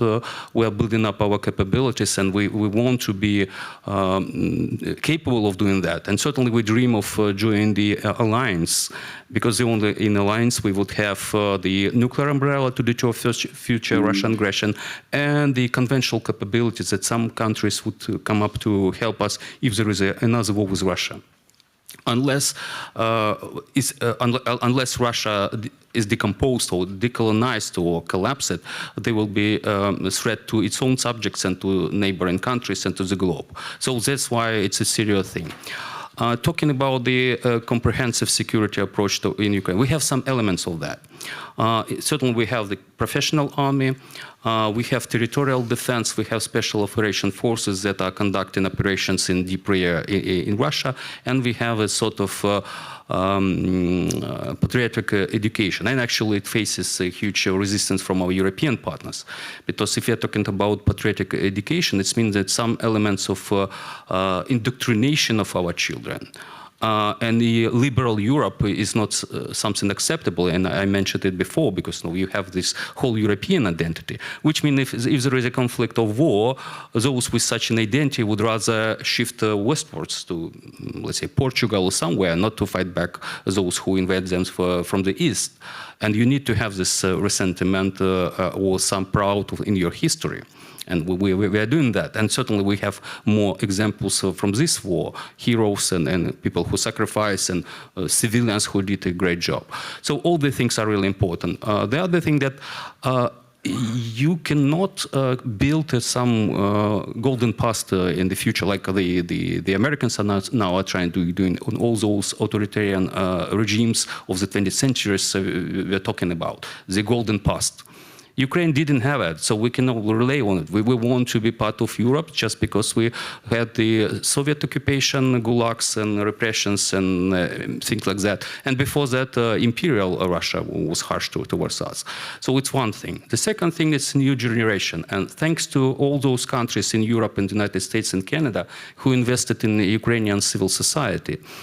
Because those young people, they were on Maidan in 2004, 2014, and certainly they are fighting against Russians now. Because they became a part of the civilized world, not the Ruski Mir, which is the concept of influence on the territory of former Russian Empire or Soviet Union, or those who are speaking Russian, allegedly pro-Russian, like myself. So certainly I'm not a part of the Russian world, even though my native language is Russian. I'm from the East, I'm not ethnic Ukrainian, so I was the primary target of that thing. And the other thing that's really important, that, and I reiterate from the first my point, that Ukrainian nationalism is defensive. We want to be our masters, and I'm not talking about ethnic Ukrainians, I'm talking about the Ukrainian political nation, in our international recognized borders. We do not claim the territory of Russia where still Ukrainians are living, or some territories of other countries where we have pockets of Ukrainian ethnic minorities. Not at all. So we want to preserve our statehood, and recognized in 1991 and by the Russians in 1997. So so we have defensive nationalism. And a lot of people who are not ethnically Ukrainians are nationalists. They are Banderists, I would say, because Bandera became a sort of a symbol of this resistance towards Russia, because he was an immediate historical figure, even though controversial, that served us. Otherwise, we should have relied on Cossacks or the Knights of Kievan Rus, which is centuries and centuries ago. So we need to rely on some past and examples to follow for our youth. And our youth wants to be part of European civilization, not, once again, I reiterate, because it's really, really important. It was a reason in 2004, 2014, and now, because we are defending something that we didn't have, and we joined it partially because certainly we are not members of European Union and NATO, but there is a freedom of movement. Our people, our children are studying abroad, and they don't want to be a part of this Asian thing. And possibly something that you are missing here, it's misunderstanding of Russia. Russia is not a European country. It's an Asian state of the 16th century. You know how we call the greater return for Russians in Ukrainian? It's Katsap. It's from the Jewish, from Turkish, and from Arab, means a butcher. And they were called that way in 50-52 when they conquered Kazan Khanate and they massacred the Kazan Tatars. And then there was a Baturian tragedy, the first time we experienced it, the genocide, Russian genocide against us. And there were many, many instances. So their political culture and their strategic thinking was founded by Ivan the Terrible in 50-52 when he massacred Kazan Tatars. And they are still living in there, so they are not Europeans at all. The other thing that their strategic culture is completely different. For those who are not professionals in these spheres, you can Google Yuri Bezmenov. He's a KGB guy who defected to the West, and he has an absolutely brilliant lecture on subversion. And you can recognize what's going on in the United States particularly, but in some countries in Europe as well. It's just like the KGB guidebook being implemented. So you need to understand your enemy, not to rely on your wisdom and that no.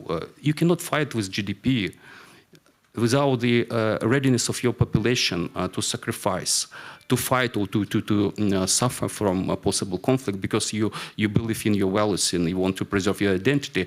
It's a key thing. And then you need hardware, missiles, drones, and things like that. Without the will to resist, every F-35s and any other Wunderwaffe are useless. So that's why resilience is really important in deterrence, but it cannot replace. It's a part of that. You need to have offensive capabilities. And finally, MI6 chief recently said that we will retaliate in kind on Russian cyber saboteurs and other actions. It's something you need to cross the line in your minds. You cannot deter Russia if you are just like voicing your concerns and imposing sanctions. No, you should bring war, not kinetic, but different kind of cognitive war on the Russian territory. Otherwise, you are always in defense. Otherwise, the Russians have initiative and they will have an upper hand, even though you have more people, more money, more technology, more things like that. Thank you. Thank you for adding this real-life context to this debate. A very short service announcement. I will now posing one last question to Agnieszka and then open the floor for questions from the audience. So if you have any, please prepare your questions. So Agnieszka, you've already mentioned that the Greens have for some time pushed to politically and financially anchor a security and defense understanding that integrates both military and civil resilience. Where today do we stand in Germany when it comes to implementing this concept of comprehensive defense, Gesamtverteidigung? And since you already mentioned the O-Plan Deutschland, do you think there's also a need for an operational document for civil defense?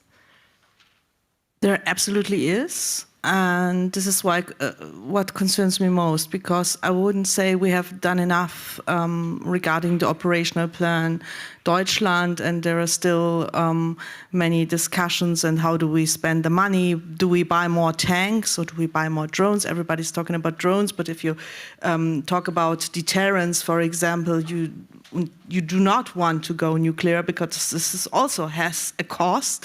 Thinking of the non-proliferation treaty, and I believe that there would be many countries who had in the past military programs for nuclear weapons who would be inspired by that. And I don't know if this would be a better or more secure world.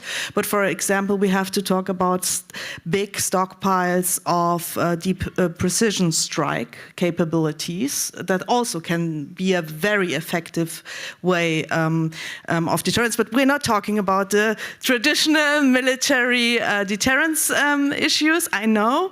And for example, to make it your brochure, I love it. I'm a big fan. We now have it in Germany, but I'm a little bit more softer. We do not have a female soldier on the front, and we do not have your first page. If you hear in the radio Sweden surrendered, be sure we will never do so. It's like, and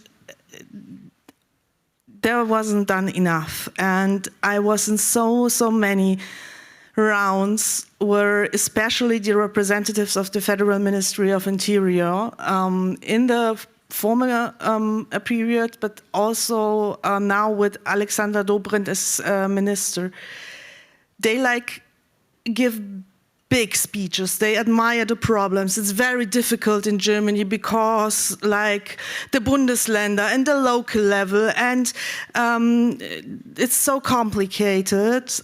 And I was in Taiwan, I was and other parts of the world, I was I was inspired by what our Nordic and also Baltic friends, and especially Ukraine, are doing. The ideas are there. You just have to do it. And I read this in a different context, but very, I think, important sentence. The ambition must meet the threat. If it's not enough, it's not enough. And what really is like an important chance that is missed is we have in the private sector actors. We have, like in Germany, you call them the Blaulicht family, all the organizations who are part of the civil protection scene in Germany. The mayors, they want to do something. They are asking questions to the Bundeswehr or the parliament. Where can we speak about our ideas? What are the roads that would be closed? What goods we need to scale up in production if the situation will get more serious? And they do not really get an answer from the government. And I think it's really important to step up and do more, and to not like lose this moment where people want to do something and are willing to protect their democracy. And this is what I am very angry about when I think what the Minister of Interior is doing and is not doing. Like just now he promised a big reform and a replacement of some responsible people, but I said for 2 years in so many rounds they presented the charts you can see on their homepage, and like not the progress.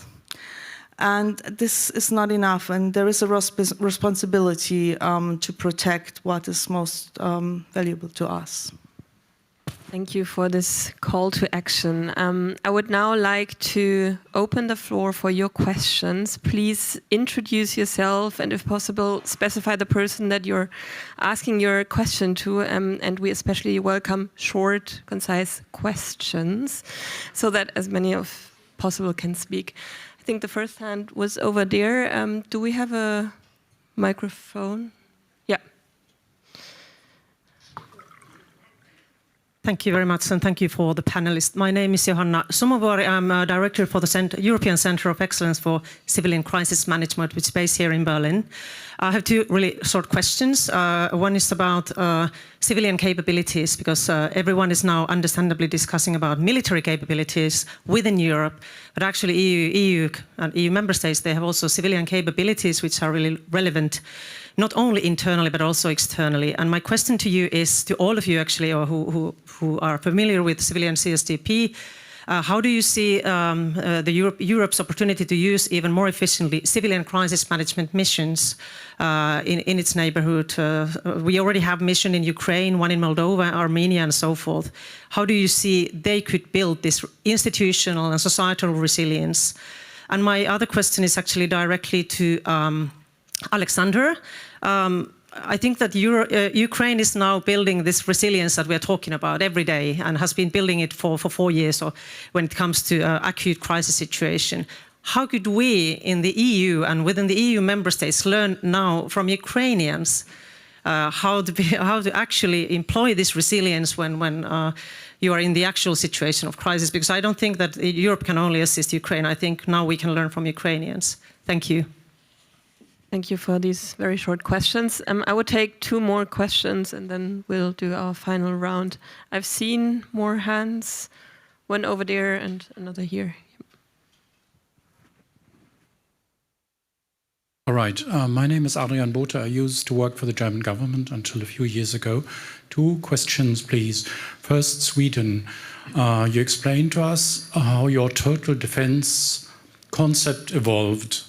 Was there a situation in Sweden while you were doing all this and spending money on this that people in Sweden felt there was less money for other things? So there was a trade-off, and this trade-off was or was not publicly discussed? Or did people in Sweden consciously agree to a shift in spending that was felt in their daily lives? Second question, maybe to all of you. Everybody, I think, here agrees that what we need in Europe is a European response, a united response, possibly with the UK, which is no longer part of the European Union. But we all know such a response is difficult because there are one or two member states in the European Union who don't want to go along. So what would you say to the alternative of forming an alliance of the willing, and how far could such an alliance of the willing, maybe the Baltic states, maybe Poland, maybe Germany, if we sort of muster the courage here in Germany, how far should this go?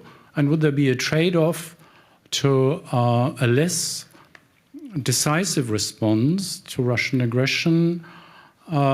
Because it's not everybody is involved. Thank you.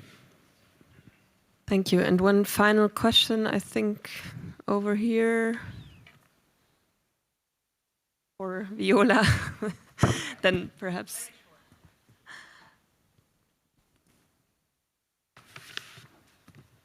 Yes, hello, Viola van Cramon, former MEP. Agnieszka, I think it would be lovely if we as Greens could have a similar, maybe half patriotic and half, let's say, resilient society spirit as Sweden, Ukraine and other countries have. What would be our response or proposal for a pro-conscription, but a very pro-democratic approach? How can we inspire the young generation to not object this new idea of conscription, not fight this? Because you see, what the groups are doing now, the leftist groups, is really abusing the whole idea of conscription. Really, I mean, if you follow this young generation, how much hate there is against our country. While actually this, yeah, I would say, I mean, listen to these rallies against conscription, it's a nightmare. And it's completely hijacked by the leftist and ultra-leftist groups. And I'm very much concerned. There are 20–25%, not just leftists, but I mean, even worse. And so I think we need a new wave, inspired maybe by other countries. And is there anything you're thinking about in the Bundestag from the Green Group? Thank you, Viola. Since we only have 5 minutes left, I will ask everyone to answer in 1 minute. No, but to be very brief in your answers, please. Perhaps, Anna, would you like to start with the questions on civilian capability and trade-off? Yes, happy to. Yeah, so if I can recall a trade-off discussion, not so much. I mean, we did have a big percentage of spending during the Cold War. We faded that, as everyone did, basically the peace dividend, the fall of, end of the Cold War and so on.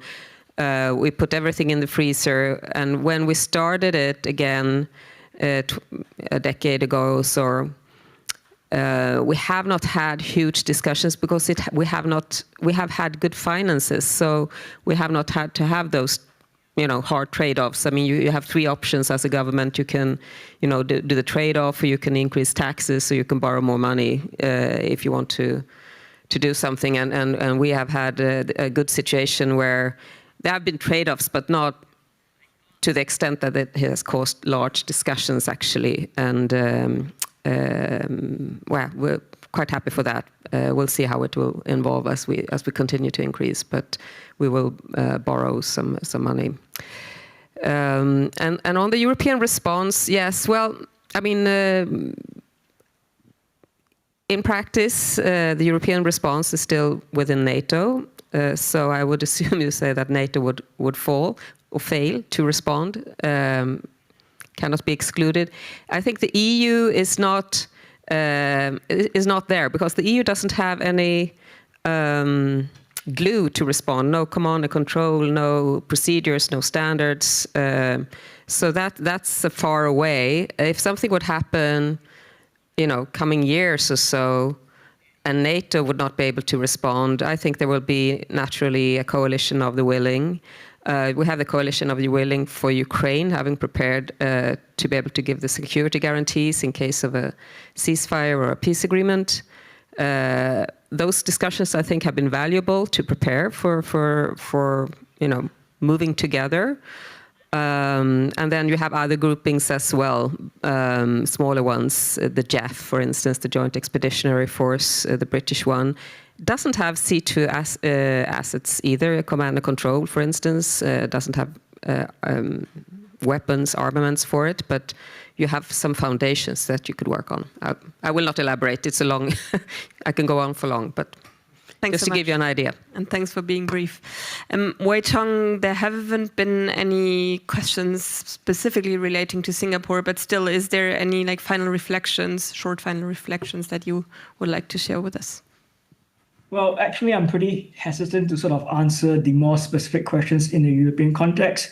But I think I would sort of like to highlight some of the commonalities that sort of run through our responses. I think in the case of Singapore, we are very fortunate to have very sustained defense spending of about 3 to 5% for quite the longest time, and we've sustained that. So I think the challenge is really sort of a little bit has got to do with fatigue. How can you sort of keep this up and sort of impressing upon the population why we need strong institutions like sustain, a capable armed forces, maintaining social cohesion, when the threats have not really manifested to such clarity as you've seen in Europe. So I think the challenges are slightly different, but I think some of the common issues run through all the case studies that we talk about. Essentially, how do we build and maintain strong institutions, trust in public institutions, as well as social cohesion. So I think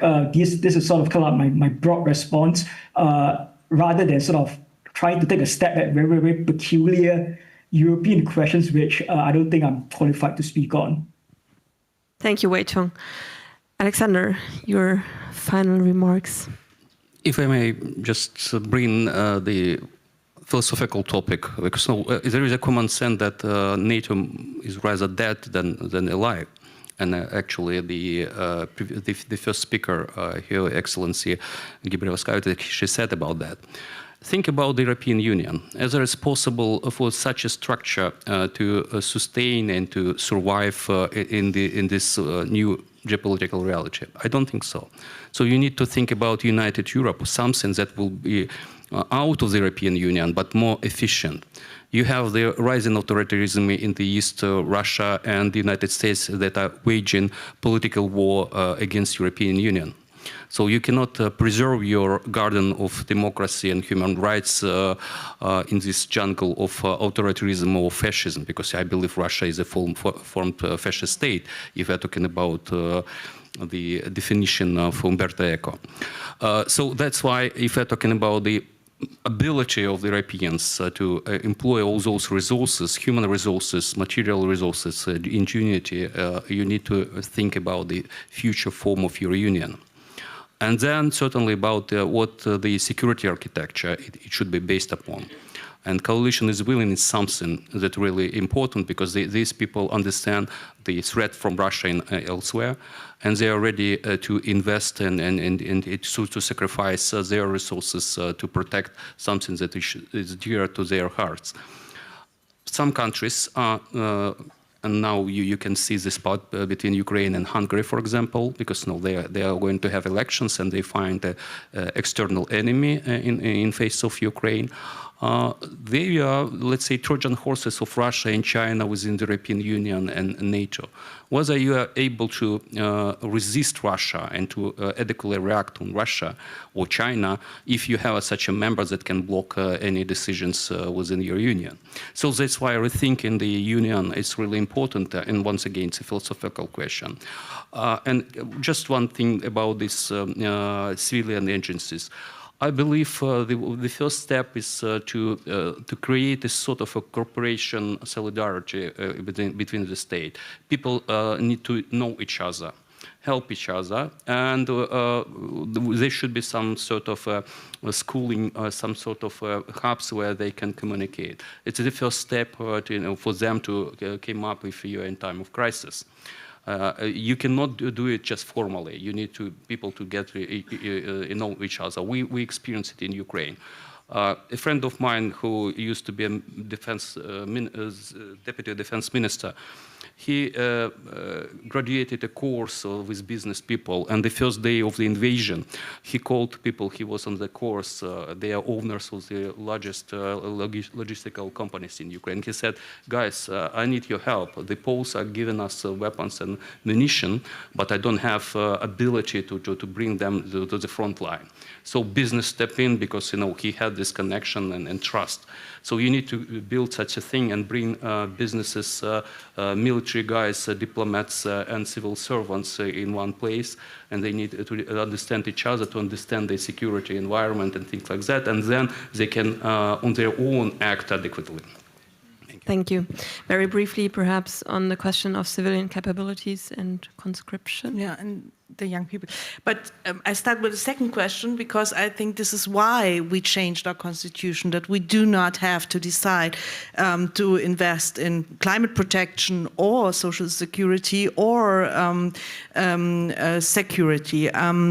And this is why it was so important. And it's a little bit funny because the Greens were responsible that the intelligence services were included, civil protection was included, IT became a part and not the Conservatives. I really called them and said, do you really want us to do it? But that's what happened then. But I think there is a very important role for Europe. Make me only one specific example, one of my new nerd hobbies, military mobility, which is part of the Operationsplan Deutschland as well and civil protection. And there are a lot of capabilities and there is really an important role, I think, for the European Union with harmonizing standards, sharing capabilities, pooling capabilities, and we have to do a lot more about that, which leads to the third question about the European Union. You would need 3 panels to discuss that, but I think the last European Council and the issue of the frozen assets showed us that Europe is not there where it should be, and so we have to find some pragmatic solutions. And in every green resolution and initiative, you find the sentence, we have to become more like our Nordic and Baltic and Ukrainian friends. And I also think it's very important as part of the E3, like to create this bridge, because in the last year we saw many issues where there was a statement of the E3 and the Nordic-Baltic 8. And this is not good, but we need a pragmatic approach, and we cannot be slowed down because 1 or 2 or 3 veto players are stopping us, because we have to do a lot more. And the young people, I have a little bit a different experience because I talk a lot to school classes, and young people are very serious about what is happening. And last year, the government missed the important chance to talk about why we are discussing about military service again and what do we want to protect. And I'm always making the experience in every town hall, in every discussion with young people, that there is a huge majority that really understands what is happening. And I always get the question, Agnieszka, it's so concerning, and what gives you hope? And actually, it's the people, and especially the young people. And I do not think that what you said is really representative. And I see it with every discussion. And also when you look at the polls and numbers, there are many people who know that the democracy that is under threat from within or from the outside won't survive if the people don't show up to protect it. Because this is what makes us a free society in the democracy, that nobody is there because it's forced to do and forced to be there and is sacrificed in a war for somebody else, but it's our freedom and our security we have to take care of.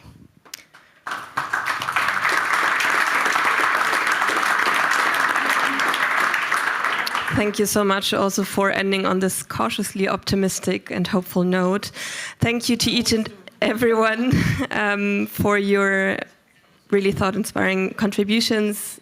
as well as to the audience for your questions and patience. We will now move into the coffee break and then continue with the breakout sessions at 4 p.m. Could you perhaps briefly show the next slide?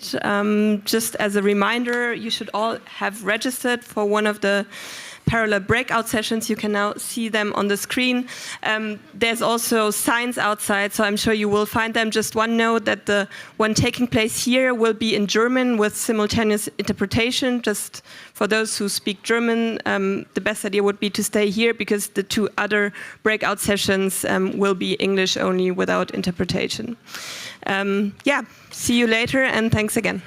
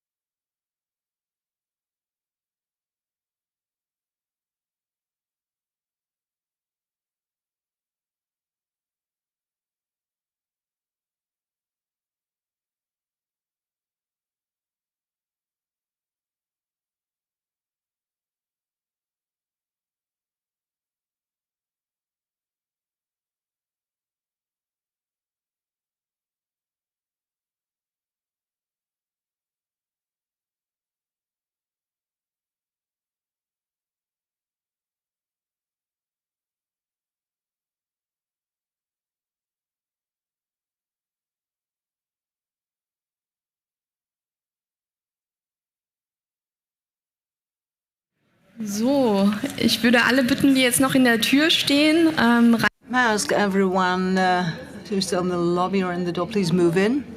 Previous panels so far here in this room were in English. This panel now, this forum is going to be in German. So in case you're a non-German speaker, you can get some headphones. There's some translation. So if that's the case, please do so now. Herzlich willkommen zum Themenforum. A very warm welcome to our breakout session on the contemporary watershed. We see prospects to inclusive comprehensive defense. A warm welcome to the panelists and to you here in the room, also to all online viewers. Before we dig into the topic, let me briefly thank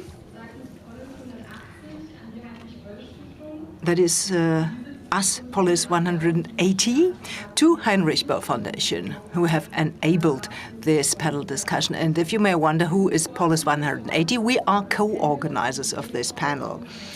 And we are a grassroots think tank that advocates underrepresented and especially young perspectives to be included and being made visible in foreign and security policy and to actually feed our perspectives into the debate. Since the watershed, the Zeitenwende in 2022, as a result of the Russian aggression in Ukraine, Germany has discussed defense capability a lot. As we all know, this debate in the face of the security situation in Europe and worldwide is important and necessary. Frequently, however, it's focused on technical, military, financial, or industry political questions. If the societal dimension of defense is covered, then we often hear people say defense must be understood as a task of the whole society.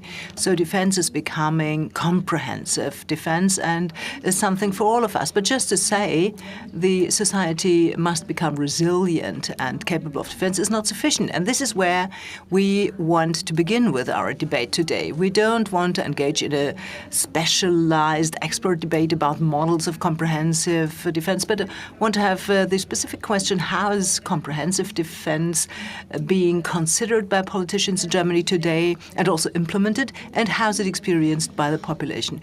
Where does it lag behind its overall aspiration of including the whole population, and what is needed to make it inclusive, effective, and broadly accepted by the whole society?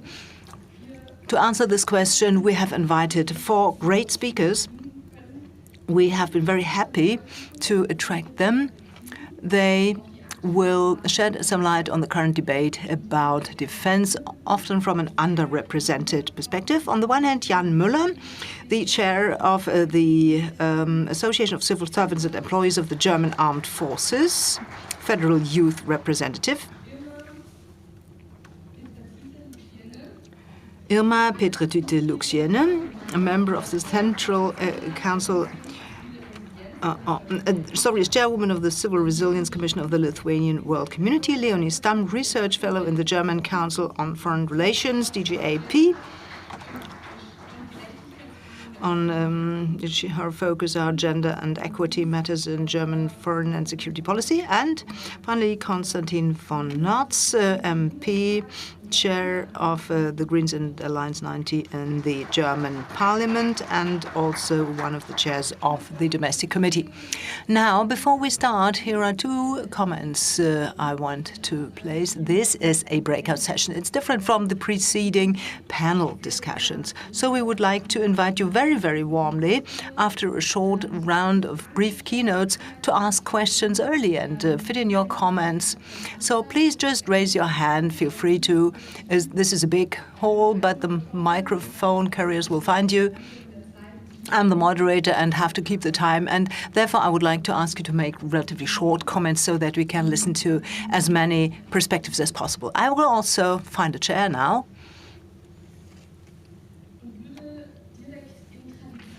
And would, following the tradition of this day, of this conference, start with a Lithuanian contribution.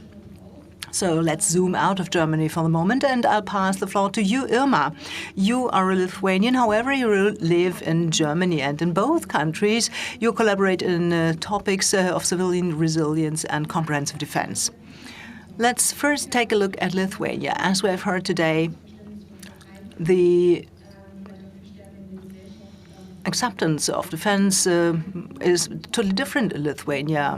Maybe it's also anchored differently in the population. What is the mindset and what role does the population play in Lithuania? Thank you for the invitation to this very important debate. I would like to start by relating what a colleague of mine told me, a colleague from Germany who spent a few days in Vilnius in Lithuania. He said after these few days that in Lithuania, a country at the border to a terrorist Russia, had experienced no depression, but rather an increase in fighting spirit. That was a good summary. In Lithuania, defense is based on comprehensive defense. This means military defense, Lithuanian armed forces, NATO alliance, the brigade of the German Bundeswehr is being deployed in Lithuania, and non-military defense. So this means, at this point, it's about all of us, about ministries, cities, the civil society, and indeed also about NGOs and the role of every individual in the architecture of comprehensive defense. So it is about asking ourselves, what can I contribute and do as a citizen, as a club, as an association? What can I do as a doctor, as a teacher, as an IT expert, as a maybe former policeman, as a pensioner, as a student, as a mother with children? So what's my role? And we did indeed ask this question in this way. I also wondered, I'm Irma, I live in Munich, what are my skills, my strengths, what can I do? Because if Russia attacks Lithuania, and we did experience that, Lithuania was occupied by Russia for 50 years. This was a brutal aggression. There were deportations, there were reprisals, persecution, and torture, and this is something we don't want to experience again. The civil society is aware of that. Like the former defense minister said, I will do everything with my body and soul to prevent Russia from marching into Lithuania again. And the Lithuanians are aware of that. We understand what Russia is and what Russia will do if there is peace or occupation, and we know what we have to do is strengthen our defense capability, also as civil society. In 22, when the big invasion started, you may remind that also the German press reported the Lithuanian civil society in just a few days raised more than 3 million for a combat drone for Ukraine. So this is this awareness. We have to defend ourselves. No one will do that for us. It's our responsibility, our role to prepare for defense. I myself represent the Lithuanian world community. We also have a community in Germany, that is the Lithuanian community in Germany, and we have developed strategies, an action plan. That is, we indeed prepare in the diaspora, in Germany and other countries, to what we are going to do should Russia attack Lithuania again, in a military sense. What do we do in Munich, in Berlin, in Oslo, in Paris, in Canada, in the United States, and everywhere? We take part in mobilization drills in Lithuania, so we already conduct drills with the Lithuanian state, how to coordinate, how to effectively act, because we know if Russia attacks, we don't have time at all.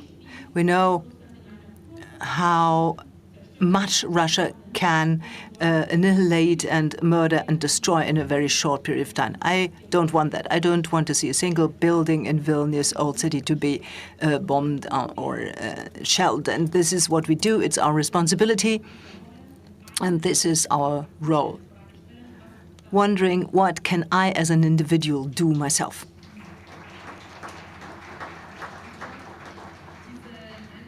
I believe this attitude, and I myself was in Vilnius as recently as in December, is very present there. In Germany, you only often have the feeling this is only relevant for those 18 to 20-year-old, the young people, and this brings me to the question to you, Jan. You're very close to young people, and you represent them indeed in the remit of the Ministry of Defense. What's your perception of the debates? What is the perspective of the young? Maybe they feel are always discussions about us, but not with us. How is it that young people see themselves reflected in the debate about comprehensive defense? Do they feel included? Well, to start with, many thanks for inviting me to this wonderful panel. Generally speaking, something has changed more recently. In our young employees, we have come to notice that there's much more talk about this topic, that many people have also talked in positive ways with family and friends about this topic. This is a great trend we have observed. And what we also see, for example, I also studied in the administration of the Bundeswehr. So we have developed merchandise for the Bundeswehr administration, what we wear and what we embody. And we also want to send a signal out to the society with that the Bundeswehr is existing here, and that it is important to make a contribution to the society. Well, to move on to speak about improvement opportunities, the debate we're conducting here, as I see it, that is from the perspective of the Association of Civil Servants and Employees of the German Armed Forces, this debate has become a bit late. The young people have been involved quite late. We demanded that in June 2025. Our ministry only towards the end of last year really responded and also looked for a discussion with young people and representatives of pupils and young persons. So this was a field that was not plowed enough. Leonie, you are responsible for gender and equity issues in security and defense. What gaps do you see in the current debate and also in the implementation of these policies in Germany? Thank you. As you said in the introduction, in the debate about comprehensive defense, we, of course, have a very strong focus on the military elements of comprehensive defense. This is, of course, understandable to a certain extent, as we're in an international environment at the moment that is defined very much by military strength and structured by it. But as we just heard, the civil aspect is equally important. There are many aspects that come into play here. However, I want to dwell on a different aspect that was touched upon today, but I want to shed some more light on it, both in the discussions about military as well as the civil aspects of comprehensive defense. We have seen that the logic is quite traditionally a relatively military defense logic, governs this structuring, and this whole label of capability for war. This is a classic example for that. Now, with this perspective, we see one gap, namely that this perspective always seems to open a divide between interior and exterior. Interior must be protected, exterior, that's where the threat comes from. And the line between is borders, alliance borders, other borders, and the threat comes from outside, and we protect ourselves against that through these two aspects. Increasingly, however, we have seen that we have also domestic threats. This is the ultra-right-wing danger. This is a rising distrust in institutions and policymakers, a rise in disinformation, which basically represents an inner flank being weakened here. So you could say these are domestic policy issues. However, they will become a matter of comprehensive defense when we see that they are being instrumentalized by foreign players. We heard that in the previous panel, especially Russia is a player here who seeks to exploit this domestic instability. This is the principle of hybrid threats that target societal cohesion. So when it comes to comprehensive defense, which we will really want to call comprehensive, then the focus must be much stronger on societal cohesion, so to say, as a third pillar of all these things. I believe when it comes to societal cohesion, two topics become relevant which are not very traditionally part of the discussions about comprehensive defense. First of all, the discussion about a welfare state, a strong welfare state, and the strong civil society. Strong welfare state because the welfare state, first of all, lays the basis for resilience efforts taken by our citizens. The term resilience has become something of a buzzword. A very important topic, of course, but it's usually used as kind of an omnipotent promise in discussions. I think it's necessary to shed light on this term from several sides, because resilience also means that a promise or a guarantee of security, a responsibility for security on the side of the state, is put on the shoulders of the citizens. So it's kind of an individualization of the guarantee of security, which is necessary. In the event of crisis and war, the state cannot guarantee security sufficiently anymore. I believe, however, that it must at first lay the fundamental basis for this resilience measures to be enabled to be taken. The second point, the critical civil society and the democratic civil society is what I refer to, because it adds a very important player in resilience, and this player is solidarity.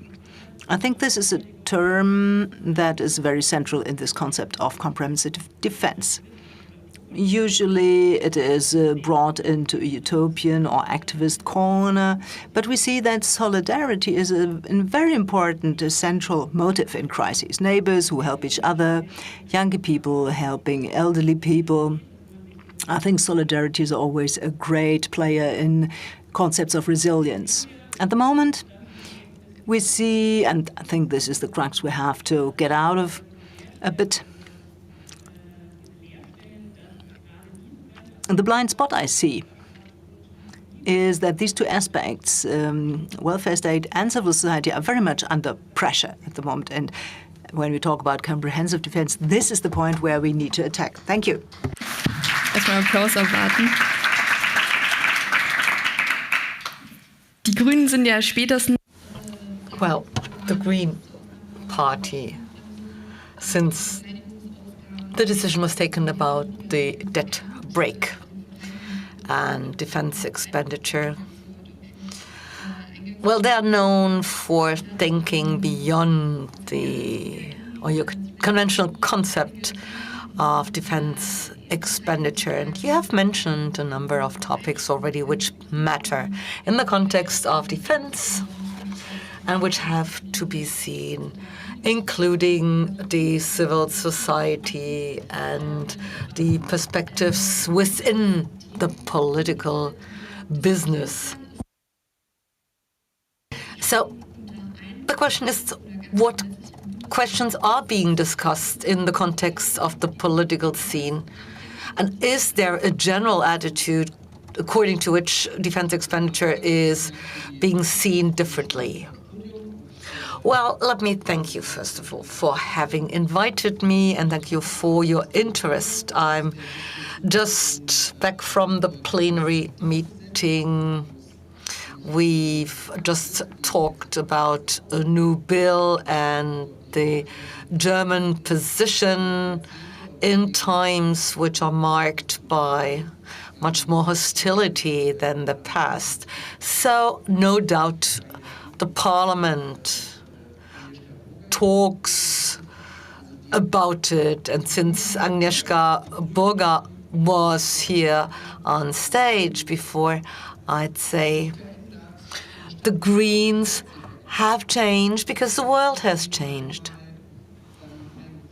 And that's actually a fundamental mechanism which is necessary in a democracy. Also, in order to justify the structure of the world, this is not about insisting on what you have said in the last 50 years, but this is about accepting realities, and this is what we try to do.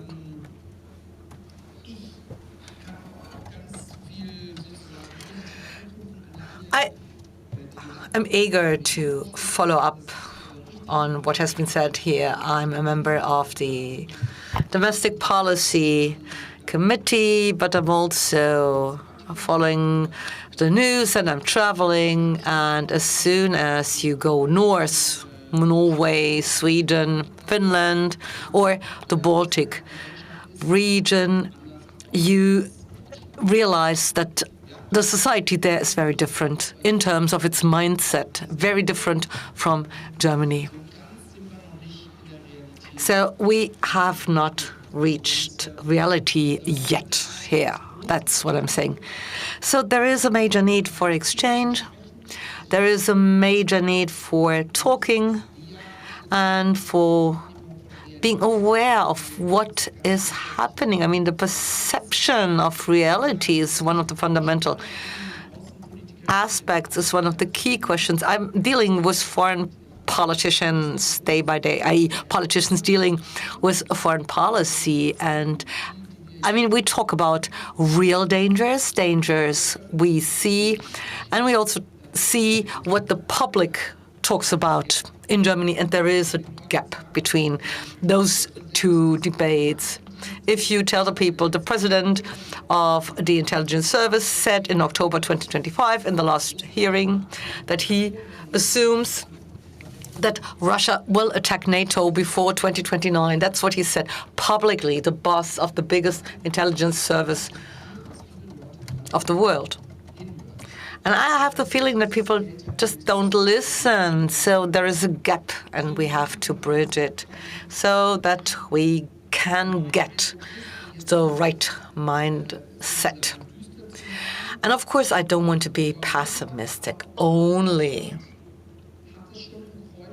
And I'd like to say, therefore, that Europe and Germany have realized that they have to react in view of this, and this is going to be a challenge also for the Green Party, I'd say, because the political consensus also is that there are lots of things which are problematic. And I mean, you have lots of people, open-minded people in parties like the Green Party, so people tend to be quite open as far as their criticism is concerned. Things could be better in this country is what they are saying. But we also need to be aware of the fact that Europe and Germany are good spaces and sites, and the fundamental order we are relying on is good and helps us protect freedom and peace, and this is to be defended. So there is a need for fine-tuning, no doubt. And yeah, you're right if you want to criticize lots of things, but there is a consensus, there should be a consensus according to which we say, this is a good country and we have to defend it. We have to protect it. So if you reach that consensus, you are in a quite good position. I think Germany is doing quite well. Let me give you an example, civil protection. Because there is something special about Germany when it comes to the procurement of the two-thirds majority in order to open the debt break for the special assets, which is what we did once. But we said this is not only for the army.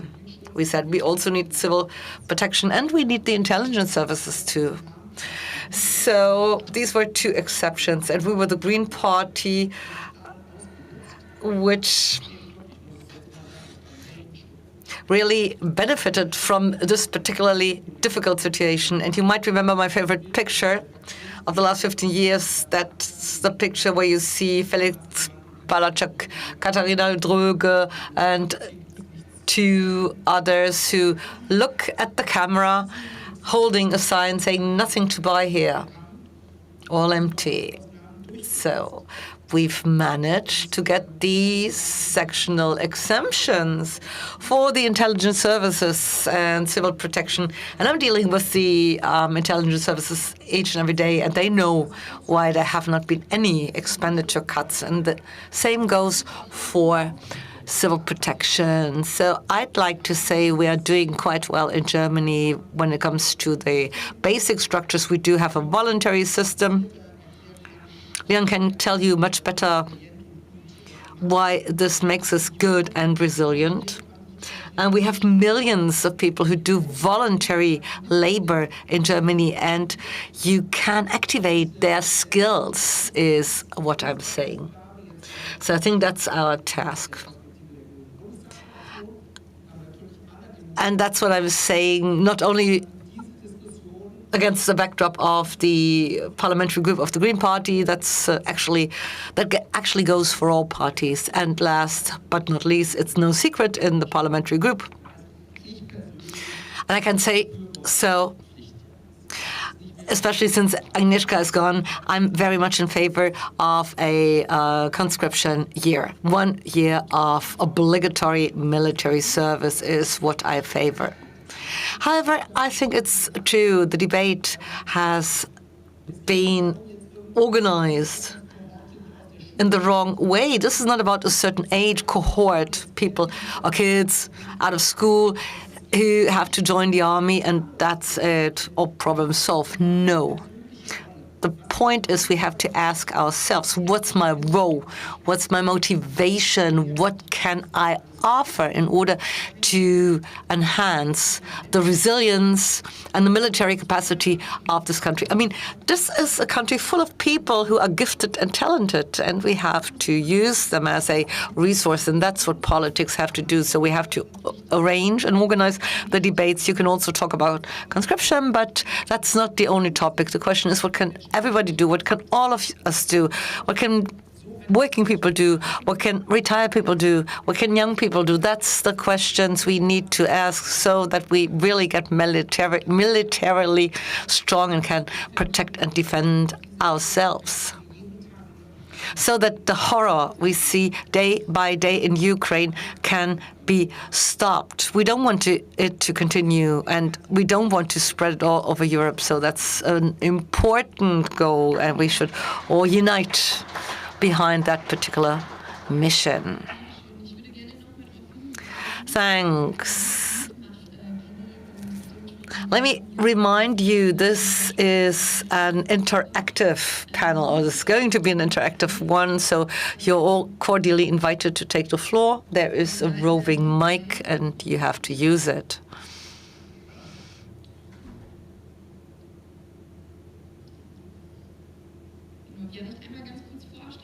And maybe you introduce yourself so that we know who we are talking to.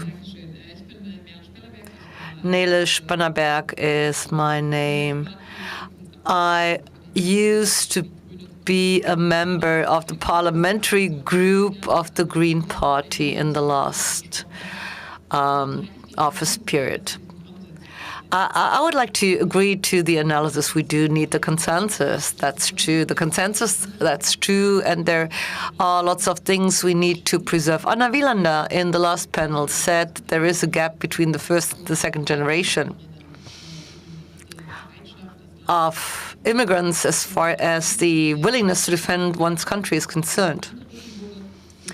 And we also talked about the question whether young people are willing to do something for their country at all. So I agree to your analysis. However, let me ask you, are there the fundamentals? Do we have the foundation so that this can be done? I mean, look at young people who get involved in political debates. Look back at the Corona period. I mean, what are the aspects we can agree on, and how do we deal with the fact that there are people who don't agree, and they are right to, because they don't think that they owe anything to themselves, to their country, to the state. So how do we deal with this problem, given the fact that we do need the consensus already now?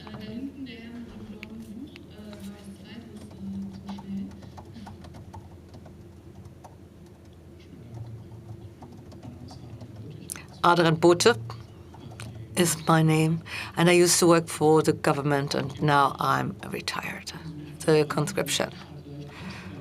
The obligatory year. I mean, it would be easy to go and say, yeah, let's do it, young people have to. But you could maybe also combine it. And that's a question for Konstantin von Notz, but also for the others. So why don't you combine it with an obligatory, a compulsory year for retired people? I mean, I had a life in peace. We had peace all the time. I mean, yeah, you're right, there have always been conflicts, but there was peace for me. So people like me should actually not be exempted from those community tasks. So you might want to combine, you have a year of military service for young people, but you also have to get the older ones on board.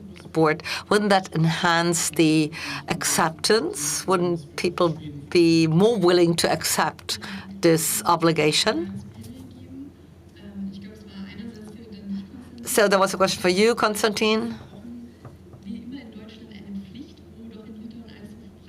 But also maybe back to the voluntary approach of Lithuania. That would be my question for Irma. Yep. If everybody agrees to do a social year voluntarily, you don't need any conscription or obligation. But seriously, what are we talking about? The times, they are changing. And we have these big words, these concepts, Zeitenwende, turn of the times, and that's actually a challenge to all of us. We do have to change. We will have to change. So if you think you can just delegate it, tell younger ones or older ones or politicians to do it instead of yourself, you haven't understood what's going on in the world. And I mean, you talked about geopolitics before. If all major powers of the world go and say we want to have a new geopolitical power, Germany, I mean, a little dot in the middle of Europe is one of the biggest economic powers in the world. So they mean us, Putin, China, you name it. They talk about our wealth, our freedom, and this is about to change, not for the better. So if we don't want it, if we don't want to accept it, we have to ask ourselves, what can we do? And that's a question for each. And everybody of us, people who are happy, people who are unhappy, no matter what. That's a question for all of us, and we have to deal with it, all of us. And yeah, I do agree, you cannot impose it on people. This has to grow inside of society. I mean, why do the Finns so good, or the Norwegians, or whoever you are thinking of in the Nordic or Baltic states? They had the traumatic experience of the past. I mean, for us it was difficult too, it was different, but it was also difficult, our experience. I mean, World War II and all that. I don't want to talk about it, but of course you find a lot of psychology in there, in it too.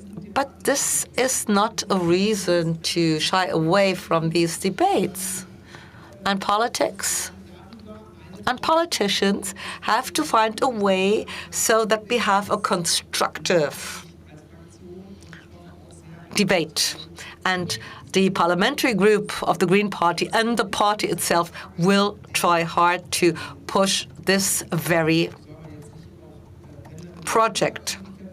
And yeah, I mean, should we get the retired people on board too? Someone said so, I don't quite remember who, like 6 months ago.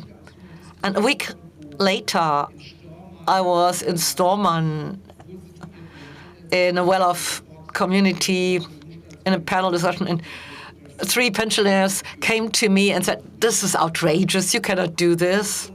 They came to me after the debate and said, no. So we cannot have this type of debate. I mean, you cannot go and say you have to But you have to have the community approach. The community is, so to speak, the logo behind which we organize ourselves, which is only possible if you have a positive commitment with respect to your country or to Europe. I mean, I'm not talking about patriotism, but that's actually what I'm talking about. So you have to have the feeling of the linking element, a feeling we share, and in order to provoke you even a bit more. I mean, I don't know what it was like in your case, but I was born in 1971, and people in the debates tell me, yeah, well, why don't you join the army? I mean, until recently we did have a draft, right? So people were obliged to join the army. So I did my civilian service for 18 months, and no matter who you talk to, and no matter who you ask who did it, I mean, people tend to say it was important, it was a good time, it had a value for me, it has changed me. That's what people say. So I think we can have this debate. I'm from Schleswig-Holstein, that's my region, and we talked about it at our party convention in the region. We also talked about it at the federal party convention. We openly discussed it. We are really progressive. It was a huge and a wonderful and a really powerful debate, and the result was quite, well, it was like 50-50. So we might have the conscription if it's not sufficient what we have, which got 2 votes more, then, okay, we need the voluntary service.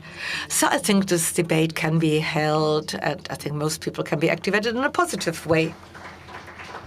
Da vielleicht noch näher drauf eingehend an die anderen 3. Maybe I hand over to the 3 other panelists. I mean, how do you address society? I mean, would young people be happy just because they know that Konstantin joined the army? Yeah, maybe coming back to the compulsory year for the elderly. We talked about young people first and foremost, and we are right now talking about communication, and we try to offer the possibility to young people to do it. I mean, actually, we don't have the capacity, and we cannot really include further groups, so we cannot really cater for the interests of the elderly too. Danke. Leonie, du hast... Thanks so much. Leonie, during the questions, you had already taken notes, noting down your thoughts. As to how you get people on board, I mean, this matter of resources is always quite exciting because I believe in the discussion, you know, it's often conducted at a meta level. And I've got many questions on that so that one can weigh things and also ask about the practical things. What is possible? And what also makes sense. As to the compulsory year, when we do talk about pensioners, I think the answer is always every person asking this question should do it and can do it. I think this is the first thing that should be promoted and supported. There's a voluntary commitment. Here again, we're talking about societal support. This is the aspect we want to strengthen and we want to promote so that the need many people, I believe, feel would, and I believe for many people it's also not clear to what extent they can make a contribution. So I think to promote that to start with, so that people start to contribute without giving the whole thing the connotation of it being obligatory, as long as possible, of course. This, I believe, is important. The connotation of duty, of obligatory service, this takes the commitment out. And I would to delay that as long as possible. And then you have to realistically talk about the fact, and I believe this is an approach that would strengthen this own individual initiative approach very much more.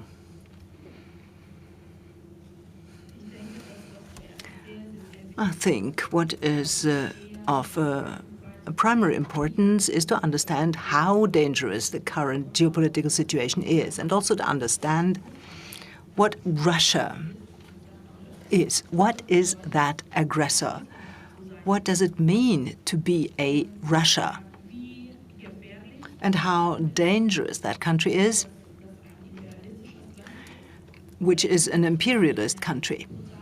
That this country is pursuing a brutal expansion policy, pursuing a war and genocide, not just in Ukraine, but also hybrid war, including against Germany, sabotage acts against infrastructure, other attacks. During a conference, I talked to a representative of DHL, forwarding company, and asked, how does a company feel in Germany today? And he answered, like at war. He's responsible for crisis management in that company, and I believe the politicians have to treat their voters and the civil society as adults and communicate with them as adults, rather than sparing them things, rather than sweeping things under the rug, rather than being afraid of a reaction. We do have hybrid war in Europe. Have we hybrid war against Germany? Yes or no? If so, it must be communicated. No resilience can be built up. No comprehensive defense can be built up if this threatening situation has not really been made aware yet in this country. And I am active in different places, and sometimes it's interesting to feel how, for example, at some universities, there is no war at all. I mean, this is how I feel. There is just no war. There is no discussion, no debates about it. The only one who talks about it is Irma. And this is not the way we build comprehensive defense. At first, we must be aware of what Russia is, what the danger is, danger in Germany, against Germany, and then also the willingness, also the political willingness to include the society, to involve it, and show strong backup. I live in Munich, for example, and I feel clear backup from the side of the Lithuanian government and ministries. I know that all of us are preparing for comprehensive defense. We, an NGO, a Lithuanian community, a registered association in Germany and also worldwide. The Lithuanian world community, Germany is one department, so to say. We as an NGO are being integrated in national mobilization drills. An NGO.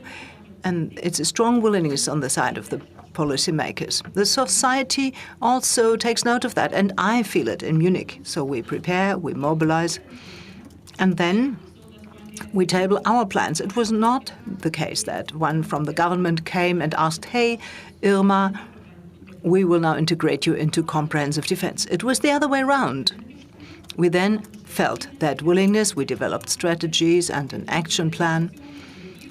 We presented slide decks to the government. We presented what resources we have and what we can do, what opportunities we have with regard to disinformation, to support from abroad, to material and financial assistance, help, for example, if wounded soldiers come to Germany. One expects 1,000 people wounded in the Baltic states if Russia attacks one of the Baltic states. So we prepare very accurately for how the state can be supported while we're living in different countries. It's like a synchronization between the government and the civil society. And it's also very important that you not just do something, but that you also agree it with the government, because it doesn't make sense if I organize a major effort of help, but the state does not need anything. And during the mobilization drills, for example, we also practice that. How do we learn about the needs of the attacked state? How does the whole coordination and communication work, etc.? In a nutshell, it's really important to show willingness from the top, showing up opportunities, leadership, readiness, and then also suggest to the associations to cooperate and find their own role. And like you said, It's millions of people organized in clubs and associations. Germany is a country of that. 600,000 registered associations in Germany. That's a dream. Thank you so much for this picture that comprehensive defense exists top-down and bottom-up. There are some more questions. My name is Roland Bösker. I'm officer of the Bundeswehr, the German Armed Forces, and I'm in the national board of the Bundeswehr Green Party Association. I also was deployed in Lithuania, and I'm still remembering the heartfelt hospitality and solidarity we felt at the time. My question is directed to Mrs. Petraitu-Luxenia. It's a very long time I was in Lithuania. Sorry for my wrong pronunciation. My question is, you talked about societal consensus. I would call it a minimal consensus. And this minimal consensus, I think, can be boiled down to freedom.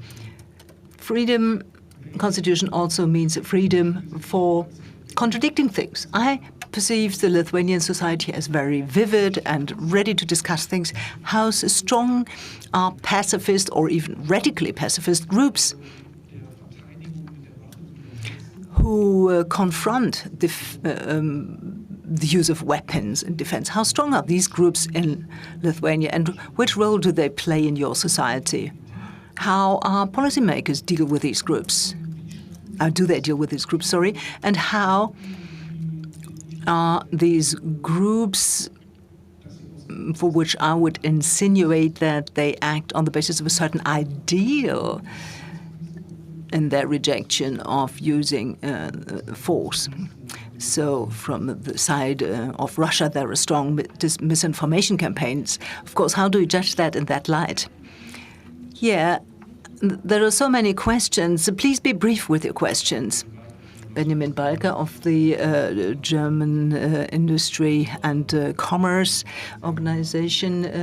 Mr. von Notzu talked about that delta we perceive here in Berlin in terms of the security situation and the region.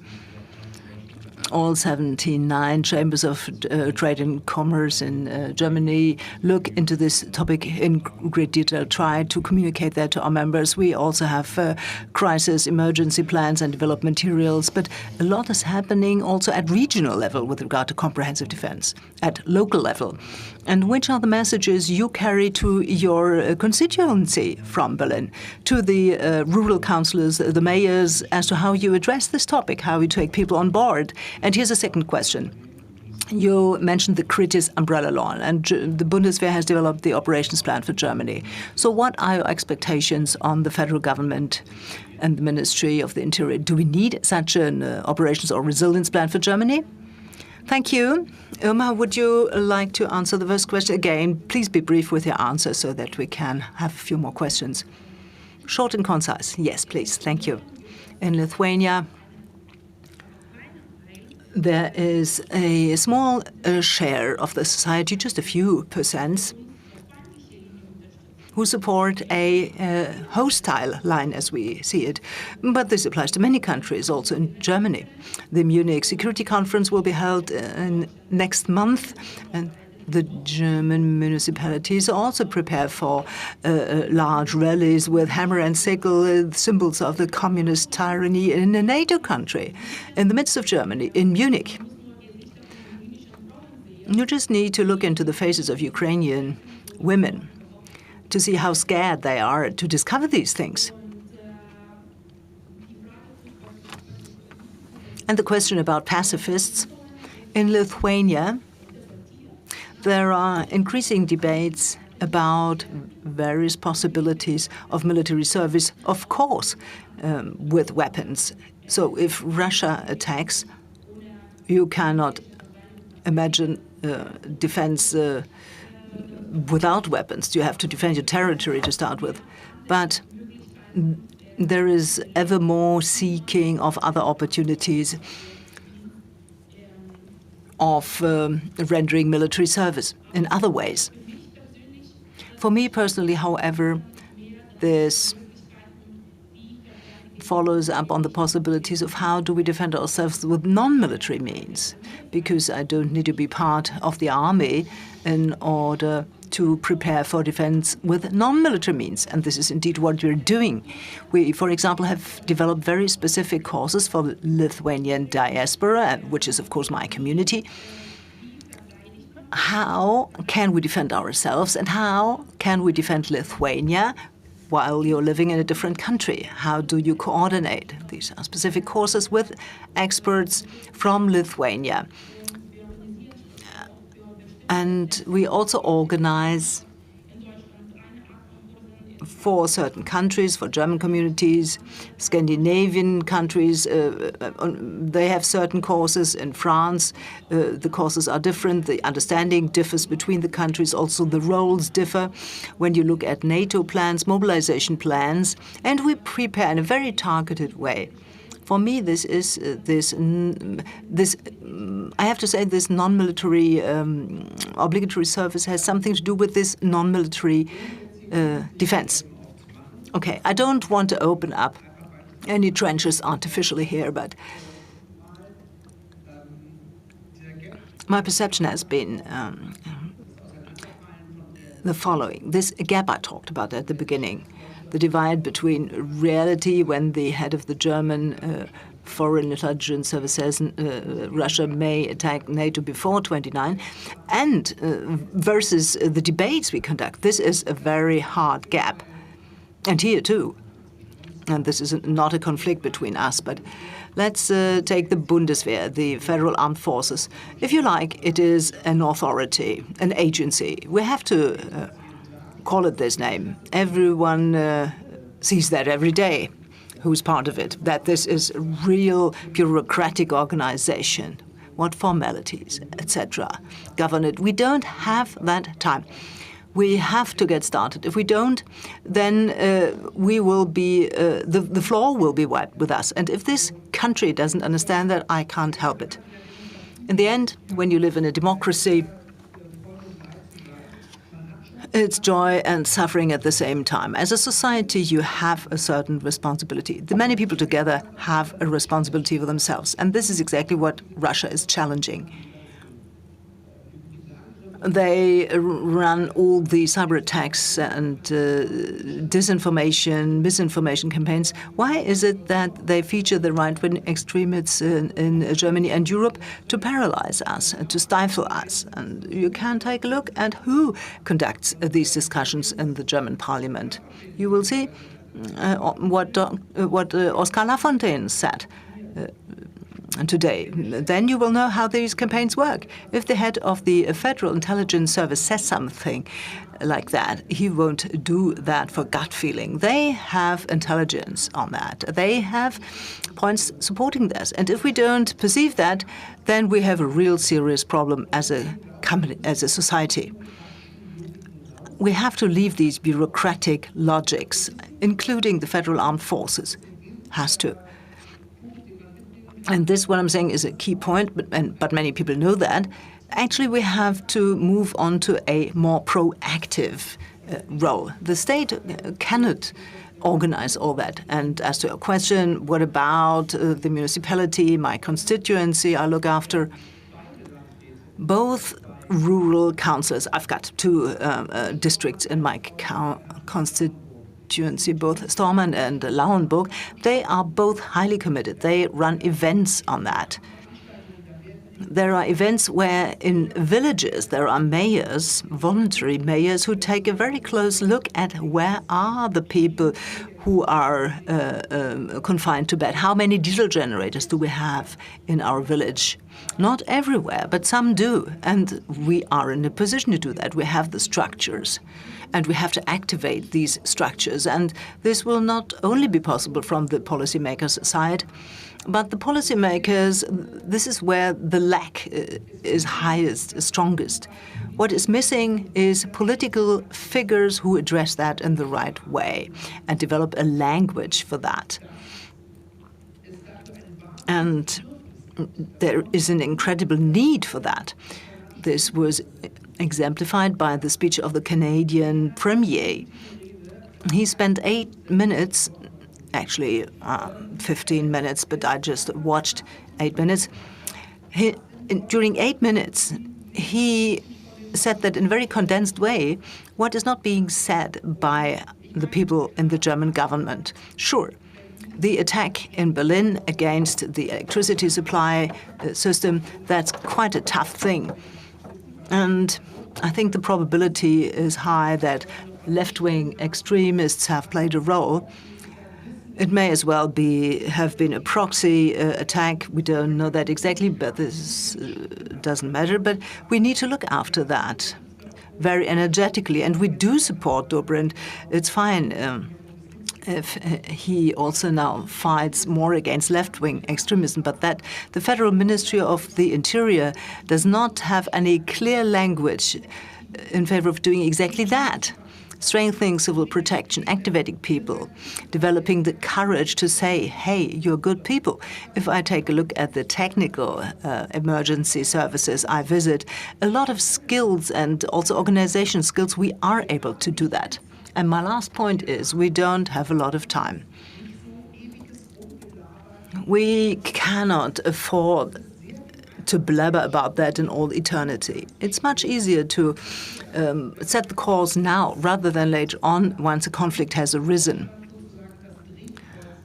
If Germany is the hub for the functioning of the operations lemma, and like we try to protect the eastern flank, to implement things politically will be much tougher ride rather than if we now use the time we have. I believe if you give me 3 minutes of your break time, we can manage another 2 short questions. The gentleman up here. Let's have the mic, please. Leonie and Jan, you have been asked, and we will have a final Q&A where you can respond. Wolfgang Templin, a journalist. Thanks for your clear words, Mr. von Notz. I agree to every single sentence, but then I will ask, is Germany a really good place for persecuted dissidents, Chinese ones, Iranian ones, and Russian ones? I believe that the possibilities, and I always hear people say the ambassador was asked, and I ask my Polish colleagues how do they handle Russian diplomats trying similar things? The consequences will be different. I believe you are the expert, of course. You are a lawyer. You work with diplomats. So the consequences can be totally different. I wish that the individual ambassadors are summoned in such a way that they don't find out of their stews anymore, that they can not walk about Berlin unhindered with their whole personnel. There are possibilities to prevent that, and this is something you should use more. That's a clear wish. Mr. Notz, the wording is good. I also don't object against obligatory or voluntary service, but it is important we also need to be able to refuse service. There is this famous saying of Tucholsky, the leader is responsible and we carry or bear with them. In Germany, it's a pun. And this is a good sentence. Also with a view to the Secret Service, but the predecessor, the domestic intelligence service, was not a good example for an organization that helps us feel carried and supported well. So how can the government contribute to this not happening again or being reflected upon in a good way? Perfect. Would you please respond? Leonie und Jan auch noch mal die Möglichkeit. Leonie and Jan should have a chance to answer. And at the same time, you might want to let us know what realistic steps could be taken in order to have an overall defense based on a broad societal consensus.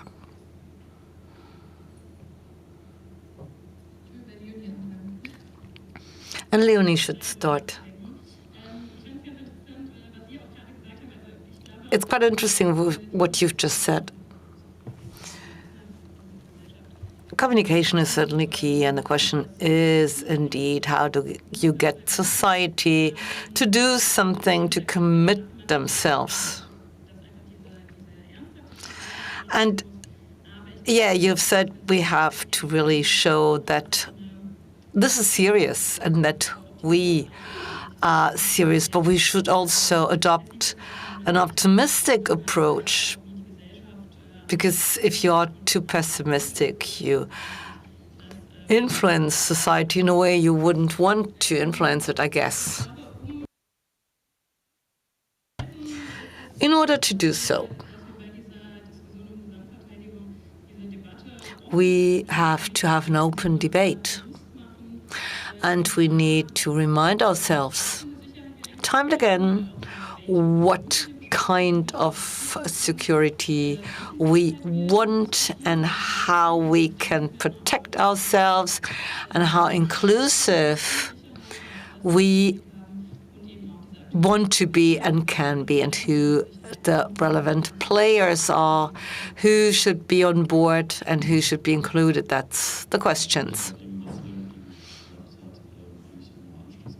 I agree, especially when it comes to communication. That's an important aspect.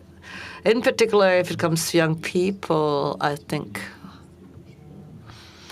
schools don't talk about it enough. Kids at schools don't talk about it. There are lots of army people, officers and others who could go to schools and pass a lot of information on. And since we just talked about the THW and civil protection, I would like to remind you of the need for checking. I mean, which function does a person have to fulfill in case of a war or a disaster? Is it the civilian protection? Is it the army? What is it? Who is it? Indeed. Interestingly, lots of people have different voluntary jobs. So they are members of the army, but they're also members of the THW, for example. But then you also have lots of people who are not in any association, not in any organization or club, and still get involved when there is a need for it, so you can really activate a lot. Now, your questions. I'm not an expert. How does the Foreign Office deal with diplomats? I guess you know.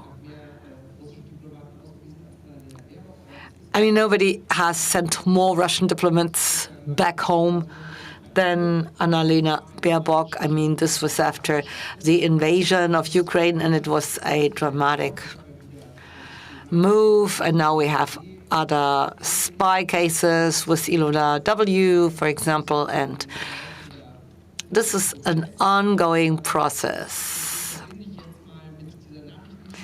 And I would like to connect this question with the question about the intelligence service. So, Krzycholski, no comment, like him too, but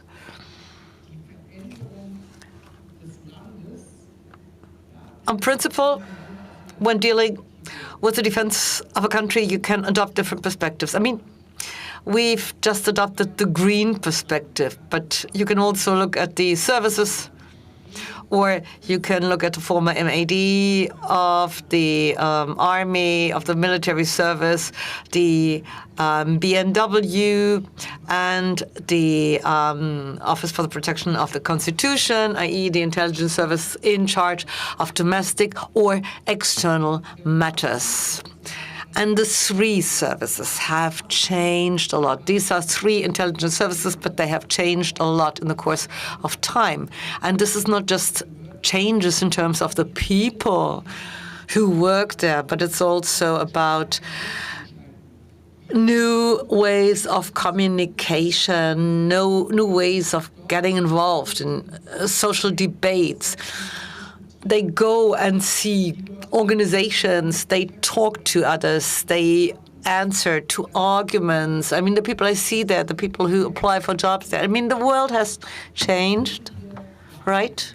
And that's what we need to see. Which doesn't mean that all's well. And believe me, we're going to have quite harsh debates about what our services should do and can do in the future.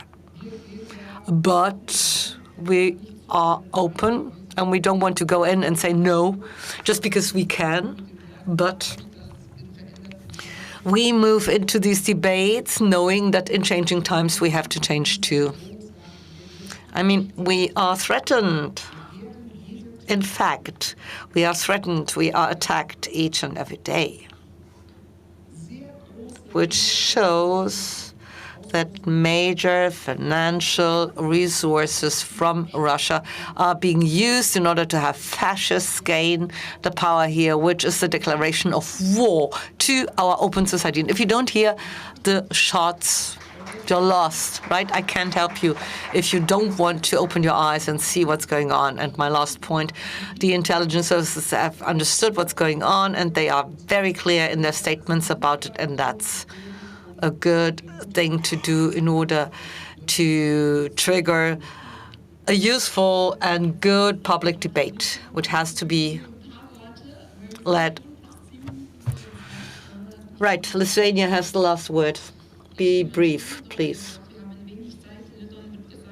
Yeah, you say we don't have much time. And we in Lithuania say we only have the time Ukraine gives us. As long as they fight, we have time. People tend to say peace in inverted commas. And many people think that this kind of peace will mean further war. And people also say one soldier needs 10 helpers. And the Bundeswehr might support. But these helpers have to come somewhere, from somewhere. So it's time to do something. We've reacted a lot, but now we have to act. And we have to be open in our communication. And we need to understand what's going on. And we have to rely on our societies. We need trust. I mean, we talk about the protection of the civil society and the civilian society, but the civilian and the civil society can also be a player. And this is a role society can play. And this role needs much more support. Thanks. Vielen Dank an zuallererst die Diskussion hier auf dem Panel, an alle 4 Panelistinnen. Vielen Dank aber auch. Let me thank the panelists. Let me thank the audience. And probably you want to continue your conversations in the course of the day.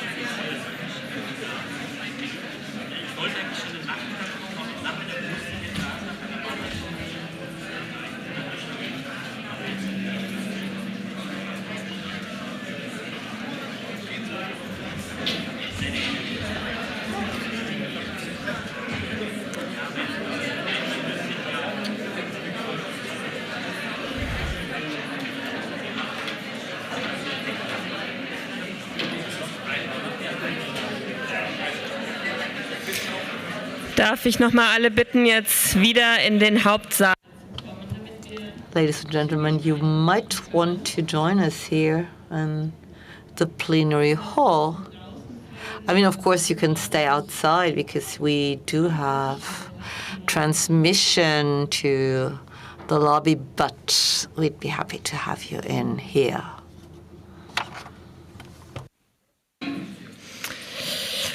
All right. In order not to lose more time, and I believe that people will move in slowly.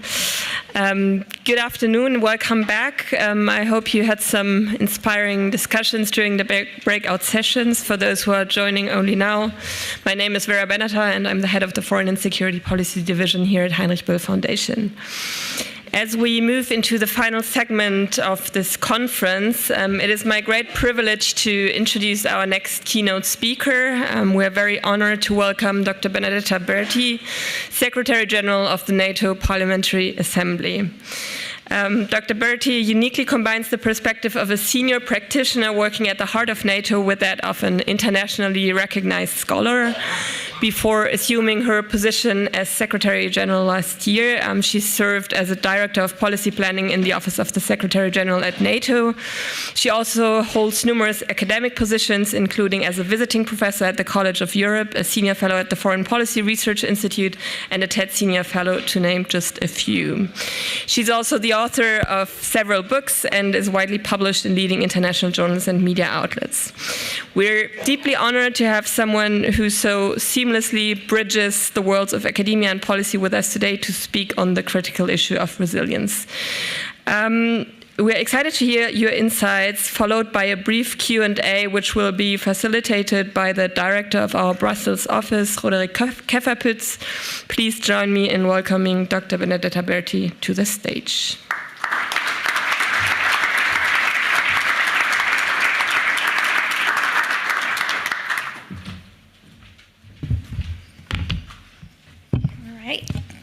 Good afternoon, evening.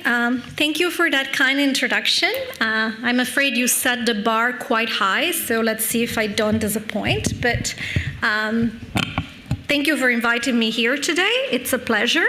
And it's particularly a pleasure to have been asked to talk about a topic that I think is particularly important.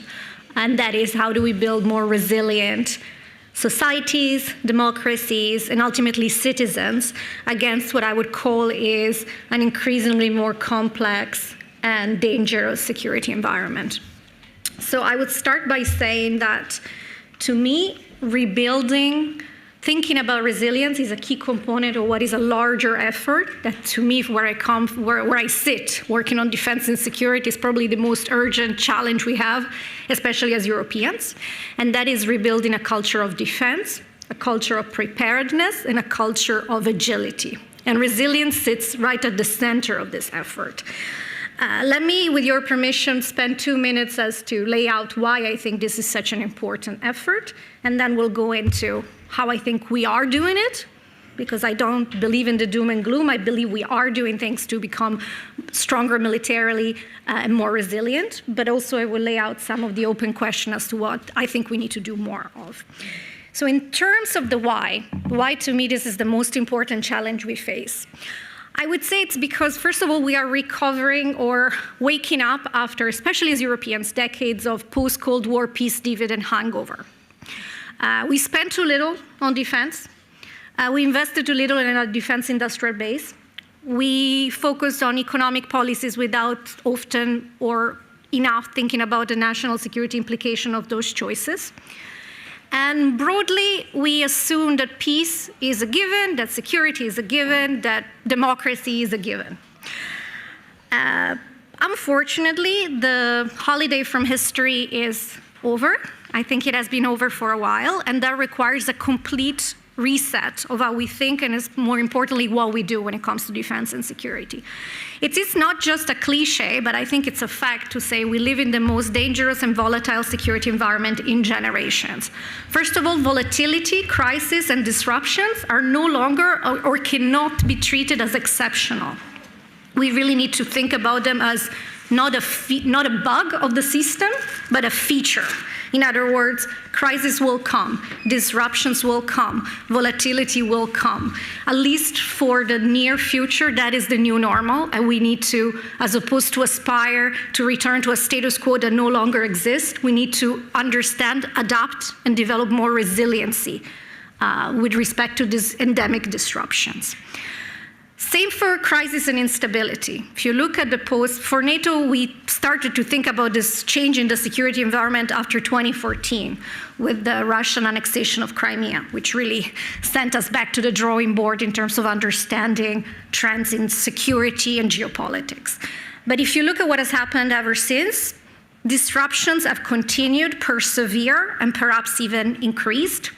Crisis and instability and fragility in our broader neighborhood and globally have continued, persevered, and perhaps even increased.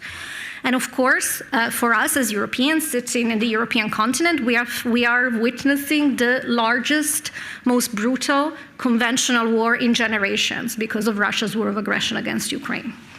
And back at home, we may not be at war, but if you look at our critical infrastructure being under attack, sabotage, disruption, cyber attacks, information threats, the conclusion is inescapable in my mind, and of course, this is my opinion, so feel free to disagree. We may not be at war, but we're not at peace. And preparing for a world of non-peace and continuous contestation requires a reset in how we think about defense, how we think about security, and how we think about resilience. What to do? I think we're already doing a lot. And before I go into the 3/4 of my speech on resilience, let me step 2 minutes into the military instrument of power, or our militaries. Because of course, when we talk about deterrence and defense and security, we need to start by having a credible deterrent. Credible deterrent means functioning, credible, well-equipped, well-trained military. Again, as Europeans, many of us we used to spend 3.5% during the Cold War of our GDP on defense. Then we went for 30 to 40 years to spend roughly half of that. We went to 1.3 on average. Clearly that created gaps in capabilities, gaps in forces, and gaps in readiness. So now we are catching up. The good news is we are catching up. Just 10 years ago, the number of countries that spent 2% on defense was 3.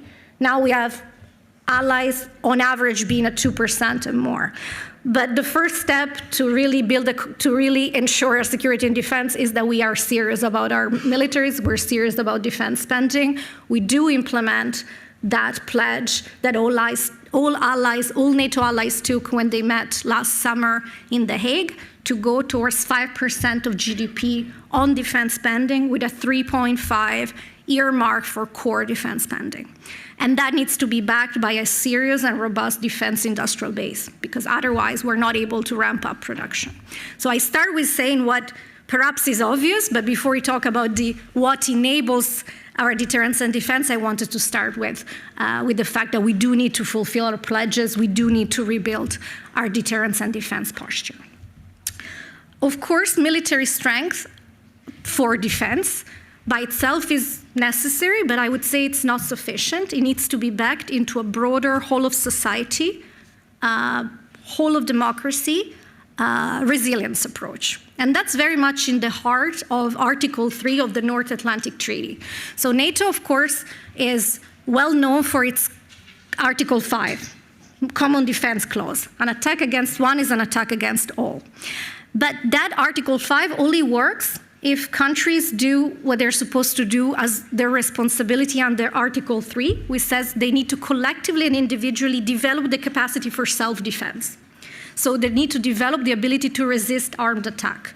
That part is just as important as Article 5, because without it, Article 5 is a promise without capabilities, right?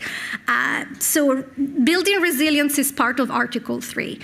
At least the way I see it. Why is it so important? At the basic level, our militaries need credible, resilient infrastructure, civilian infrastructure to function. There is no such thing as a civilian transportation infrastructure and a military one. We just have one transportation infrastructure. Either it's made in a way that supports our military operations, or if it doesn't, in times of need, we won't be able to use it. And by the way, times of need is not just conflict. Times of need can be a response to a natural disaster, to a weather-induced extreme, climate change-induced extreme weather event. For anything, we will need to rely on our militaries. We need our infrastructure to function. That's true for transport, our ports, our airports, our 5G networks, our civilian satellites. So resilience infrastructure, key enabler of security and defense. In a less, I would say, literal way, our militaries also need to depend and rely and have a relationship with our societies. In other words, one of the ways our adversaries try to undermine our security is by what I would say winning without fighting. That is, how to undermine our own sense of self, our own cohesion, our own resolve, and our own fate in our own systems and democracies. And there you can have very good militaries with very good capabilities. But if your society is not ready to back that effort, if you don't have that link, then of course that's also going to result in a weaker response. So resilient societies are at the core of how you do defense sustainably. And then I would also say, from a security perspective, we see that our adversaries, our opponents, states and non-states, really use all the tools in their toolbox to undermine our security. So that it's not, so from undersea cables being cut, to airports being disrupted with drone incursions, from cybersecurity attacks affecting our railway systems, to energy blackmail after the beginning of Russia's war of aggression in 2022, relying on our excessive dependency on Russian oil and gas. The list is long. And that means that in a world where everything can be weaponized, resiliency of critical infrastructure, resiliency of key assets, resilience of our democratic systems becomes in itself a really important way to defend our democracy and our security. Was unternehmen wir also? Und was unternehmen wir bereits jetzt? Also ich möchte hier nicht den Eindruck hinterlassen, dass wir nichts unternehmen für Resilienz. Das wäre einfach unzutreffend. Der erste Prüfstein, würde ich sagen, und die erste Anstrengung, auf die wir uns konzentriert haben, und das sage ich jetzt deswegen, weil wir auch mit den Parlamenten gearbeitet haben in den letzten Monaten, und zwar unserer NATO-Verbündeten und Partner. Und wir haben darüber nachgedacht, wie wir die Resilienz bei den Bürgern stärken können. Und das reicht auch bis dahin, dass wir über die Mentalität nachdenken. Also ausgehend von der Mentalität, Stabilität zu suchen, mit Ungewissheit umzugehen, Risiken zu vermeiden, hin zu einer Mentalität, sich durch Risiken durchzunavigieren und Möglichkeiten zu nutzen. Also die Denke, die Mentalität ist sehr wichtig für Resilienz, für Verteidigung. Es gibt kein besseres Beispiel dafür als unsere ukrainischen Freunde. Sie sind täglich Angriffen ausgesetzt und zeigen unglaubliche Tapferkeit im Angesicht der Aggression. Weshalb? Weil sie wissen, was auf dem Spiel steht, weil sie wissen, dass das, wofür sie kämpfen, es wert ist.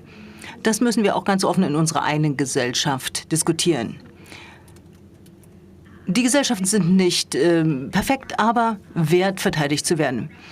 Und der letzte Punkt ist eher praktischer Art. Wir müssen unsere eigenen Standards und Direktiven stärken, sodass wir eine kritische Infrastruktur haben, die sicher ist, resilient, diversifiziert und redundant. Bei der NATO tun wir das bereits seit vielen Jahren.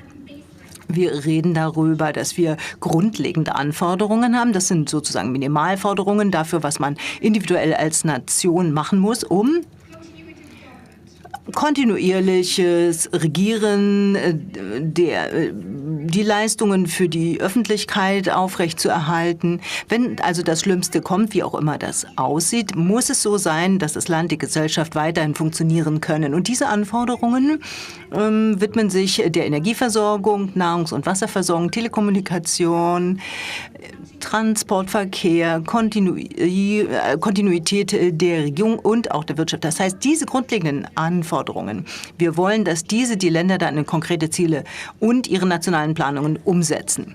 Das ist wichtig, auch für die politischen Führungspersönlichkeiten, weil Pläne, Anforderungen können toll aussehen. Wenn sie aber nur auf dem Papier existieren, dann funktioniert es nicht. Und dafür brauchen wir die Politik, die Zivilgesellschaft, um sicherzustellen, dass diese Politiken auch umgesetzt werden, sei es national oder auf EU-Ebene, so dass Angriffe gegen eine kritische Infrastruktur gerichtet werden. Und das wird passieren. Wir in einer besseren Position sind, uns wieder erholen zu können und reagieren zu können. Ein weiterer wesentlicher Bereich der Zusammenarbeit zur Stärkung der Resilienz betrifft die Weitergabe von Informationen, nachrichtendienstlichen Informationen auch zwischen den Verbündeten. Bei der NATO machen wir das täglich und das ist unglaublich wichtig. Wenn man sich lediglich mal die breiteren hybriden Aktivitäten bestimmter Akteure anschaut, dann beginnt man das Muster zu verstehen. Man kann sozusagen die Verbindungen herstellen zwischen den einzelnen Aktivitäten. Man bekommt dann ein besseres Bild und kann auch besser Instrumente einsetzen dagegen. Und ebenso wichtig, wir müssen Stresstests für unsere kritische Infrastruktur umsetzen und die Verwundbarkeit definieren. Wir müssen üben und wir müssen Bereitschaft entwickeln, entsprechende Kapazitäten aufzubauen, sodass wir reagieren können. Das ist wichtig. Beim Militär sagt man, train as you fight. Man muss also Bedingungen schaffen, die so realistisch sind wie möglich. Wenn das Schlimme dann kommt, dass dann sozusagen der Muskel sich anspannt, so dass man im Gegensatz zur Panik vorbereitet ist. Die einzige Möglichkeit, dies zu erreichen, ist, im Frieden über Krisen nachzudenken und sich vorzubereiten. Das heißt nicht Panik, das heißt nicht Angst zu verbreiten. Da möchte ich ganz klar sein, sondern die Bürger müssen die Möglichkeiten haben, die Werkzeuge haben, sich besser zu informieren und eigenverantwortlich zu handeln. Und das ist ganz wichtig. Wir tun all dies, all unsere Länder tun das. Ich glaube, wir müssen hier noch unsere Anstrengungen verstärken. Auch die Privatwirtschaft muss stärker einbezogen werden. Das ist wichtig. Beispielsweise, wenn wir darüber sprechen, wie wir besser reagieren können und resilienter sein können. Beispielsweise in Bezug auf die Unterseekabelangriffe. Das wäre unmöglich ohne die kommerziellen Betreiber, denen diese Kabel gehören. Also ohne aktiv hier zusammenzuarbeiten, können wir als NATO gar nicht die Reaktion der Gesellschaft gewährleisten. All diese Themen, all diese Politiken sind unglaublich wichtig. Neben den psychologischen und kulturellen Veränderungen, so dass wir eine stärkere, resilientere Infrastruktur und Gesellschaft und Demokratie erreichen können. Ferner möchte ich auch betonen, und das ist ebenso wichtig, ist die Definition auf breitere Füße zu stellen, was kritische Abhängigkeit bei Verwundbarkeiten darstellt. Wir sollten schauen, was alles potenziell gehackt werden kann an Algorithmen. Auch die Verwundbarkeiten müssen wir kennen. Einhängige Abhängigkeiten können als Waffe genutzt werden und als Möglichkeit, Zwang auszuüben. Beispielsweise noch einmal, der klare Fall hier für uns Europäer war der Beginn Russlands Krieg gegen die Ukraine und Versuche Russlands, unsere Abhängigkeit von Öl und Gas zur Erpressung zu nutzen. Und wenn ich unsere aktuellen Abhängigkeiten anschaue bei kritischen Rohmaterialien, die wesentlich sind für die Verteidigungsproduktion, sehe ich einseitige Abhängigkeiten und ich frage mich auch, ob das in der Zukunft möglicherweise ein Angriffspunkt für die Ausübung von Zwang sein könnte. Also es ist wichtig, auch hierüber zu sprechen, wirtschaftliche Resilienz als wesentliche Komponente der Abschreckung. All dies, wenn wir das alles machen, was wir hier tun, bereiten wir unsere Gesellschaften darauf vor, reagieren zu können, sich wieder erholen zu können von Schocks, Krisen und Konflikten. Und damit leisten wir Beiträge zu unserer eigenen Abschreckung. Denn traditionell, wenn wir über Abschränkungen nachdenken, geht es natürlich immer darum, andere davon abzuhalten, uns Schaden zuzufügen. Aber Abschreckung erfolgt auch. Not worth attacking us because we are pretty strong and your attack is not going to work. And that's what the resilience is about. It's about hardening our infrastructure, hardening our societies, hardening our democracies to reduce the risk of attack. Now, last word before we go to the Q&A, I would say resilience is key and is a key component of deterrence, but I think I would be remiss if I didn't point out that deterrence is not just about denial. Deterrence is not just about making ourselves more difficult to attack. Resilience, deterrence is also about punishment, which is about imposing cost on the adversary. That is something that has been difficult to discuss, and at the risk of being controversial, I would say credible deterrence, for example, against an aggressive revisionist power like Putin's Russia, needs to be a combination of credible deterrence by denial, as well as imposing cost and creating strategic dilemmas for the adversary. So we should be less shy about using our own assets and instruments of power to create dilemmas on the adversary, just like they create dilemmas on us. That's, of course, another point that I look forward to discussing in the Q&A. But in a nutshell, to conclude, I know that you had a whole day discussing deterrence, defense, and security. I think that in itself is a sign of the profound strategic shift that is occurring within our society. Just a few years ago, let me tell you, there were not many invitations to come and give a keynote on critical infrastructure or procurement or ammunition. It was just me and my 3 friends. And now there's a whole room of people engaged, involved. We may have disagreements on how do we get there. Gibt das Ganze. Perhaps, I don't know, we'll see. But I think we have a clear sense that there is a heightened risk. There are heightened vulnerabilities, and there is a challenge that we need to meet in order to preserve our freedom and democracy. And I think that in itself is cause for progress and at least recognizing that that's happening. And I stop here. Thank you.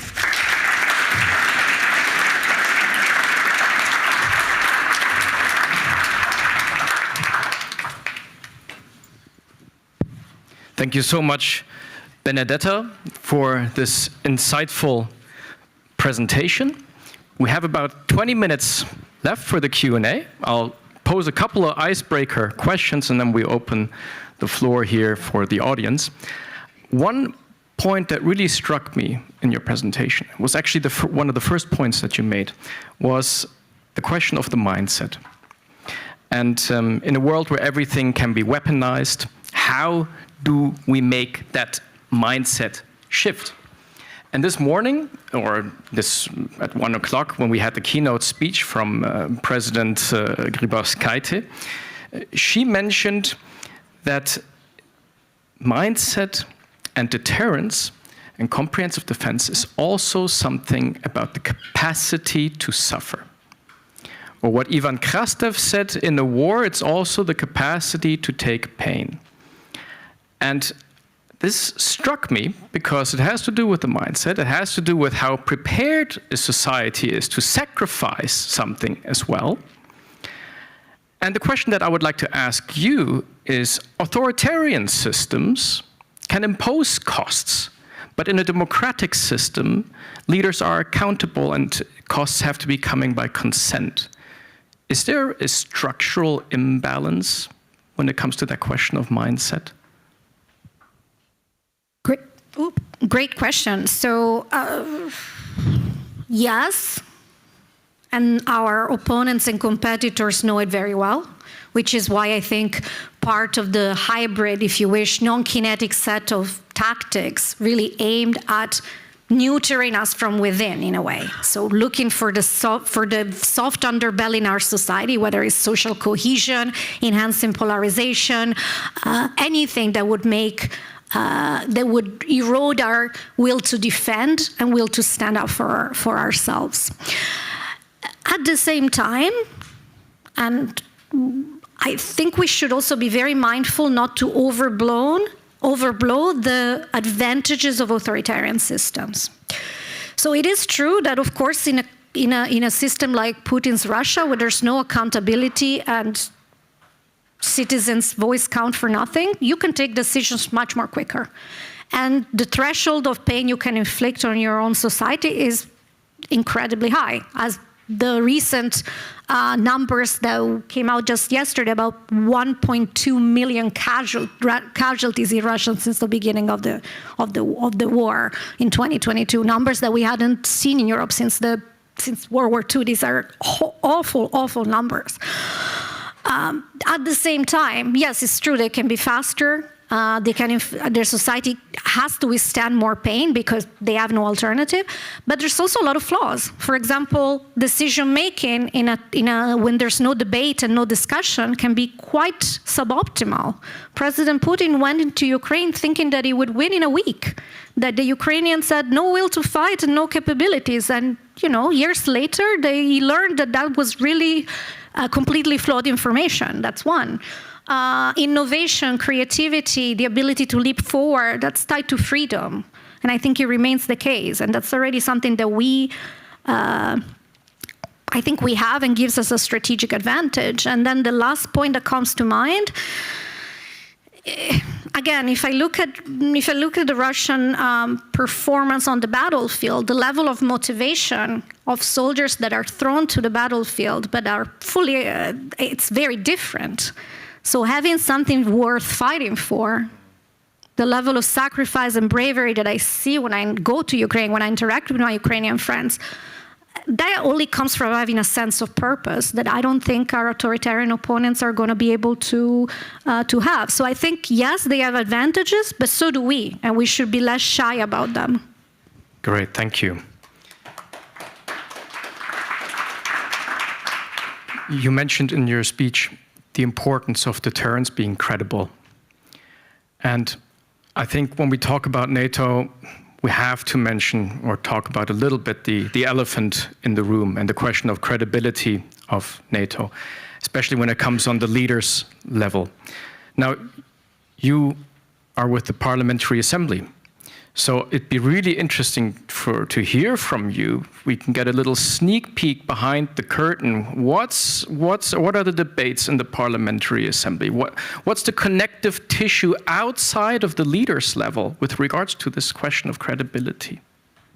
Thank you. No, that's a very important question. And just as a side note, the NATO Parliamentary Assembly essentially puts together representatives of parliaments from all NATO countries. So it's roughly 300 members, right? From all the 32 countries, and we also work with NATO partner countries. And each country sends delegations, and those delegations represent all the forces in their political system. So it's not necessarily a group of always like-minded individuals. They are representative of the diversity of views of our democracies. And that this organization has existed for 7 decades, so for 70 years. I think it's incredibly important because what I see are difficult discussions, obviously, robust discussions, 32 countries, 32 democracies, all spectrum of political credence, and politicians. So it's absolutely not no easy job. It's not tame, but what I see is also a shared constructive sense of how do we move forward together. Just to give you an example, just before the end of 2025, we brought a delegation of roughly 140 members of parliament from Europe to the US Congress. And it was really important for them. We met with representatives from both sides, Republicans and Democrats.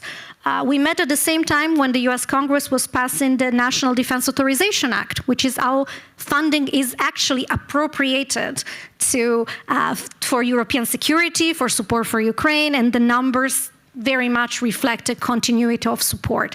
And it was so important to hear from both sides of the aisle, reaffirm commitment to European and transatlantic ties, commitment to continuing support in Ukraine, and commitment to wanting a strong and functioning NATO as not just because, not to be nice, but as a good way to back their own strategic interest.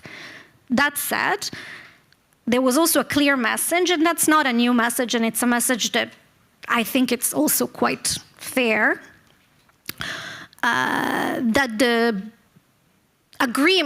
status quo, the balance we had, the imbalance we had in terms of defense spending and capabilities is simply not tenable.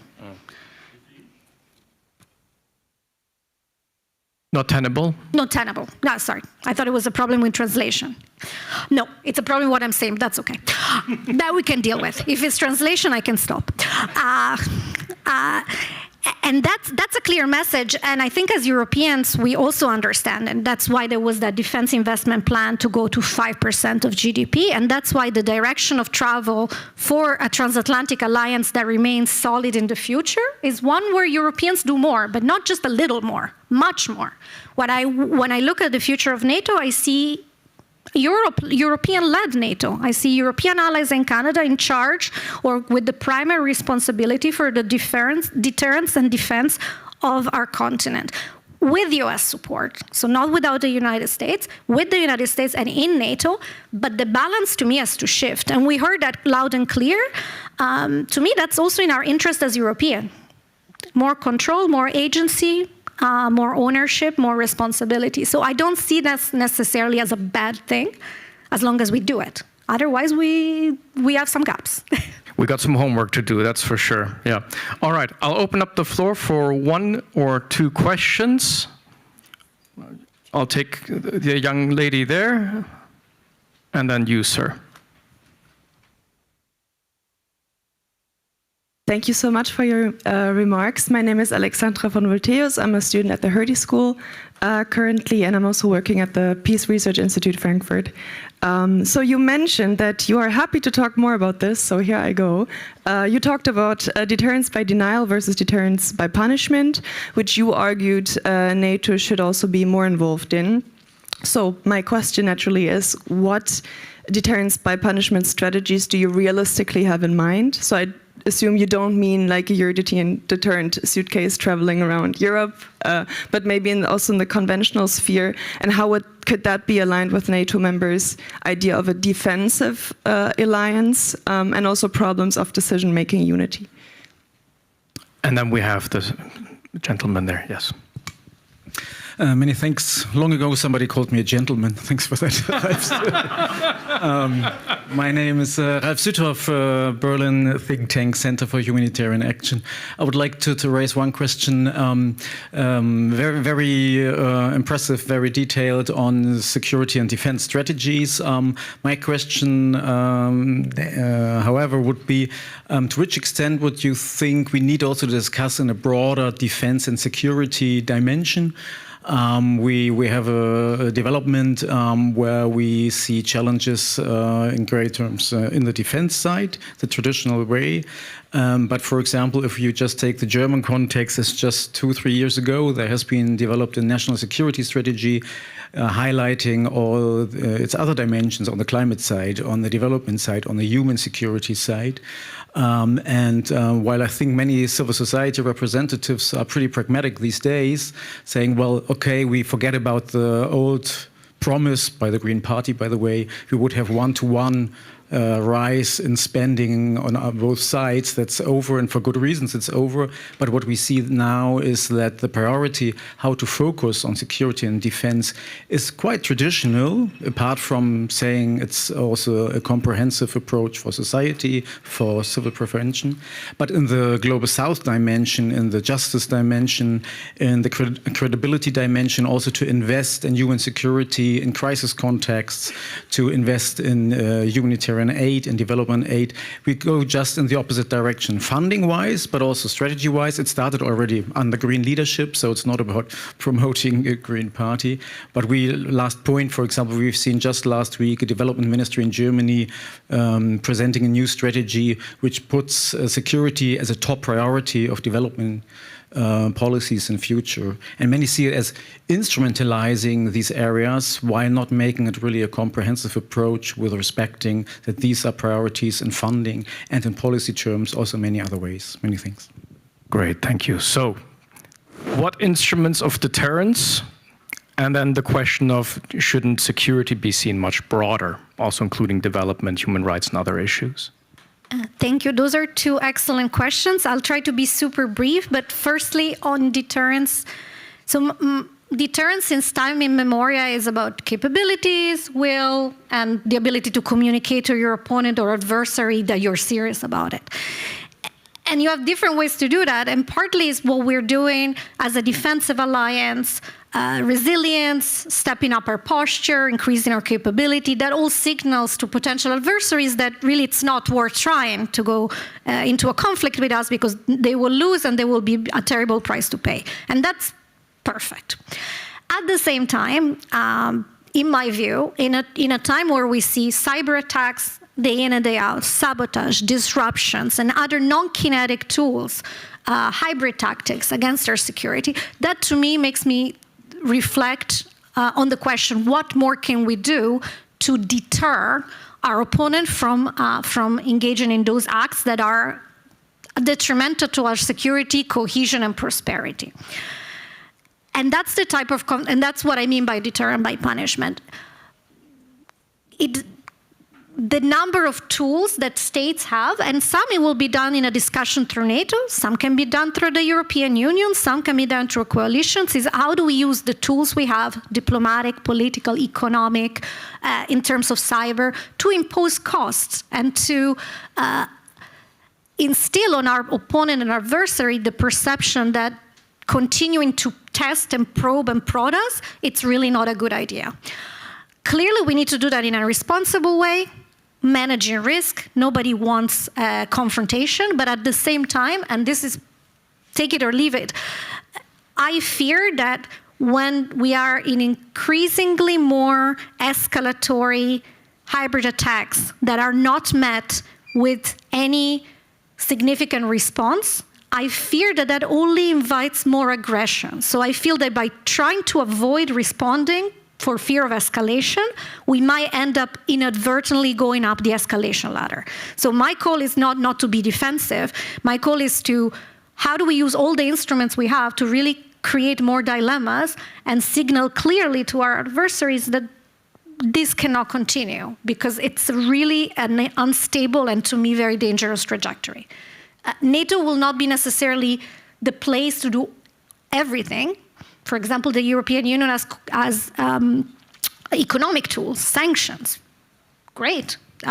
The platform to me is less important than the fact that I think we need to do more of that. I hope that that clarifies a little bit. And the second question, I don't disagree. I don't disagree that when we think about security is a complex term and it encompasses multifaceted dimensions.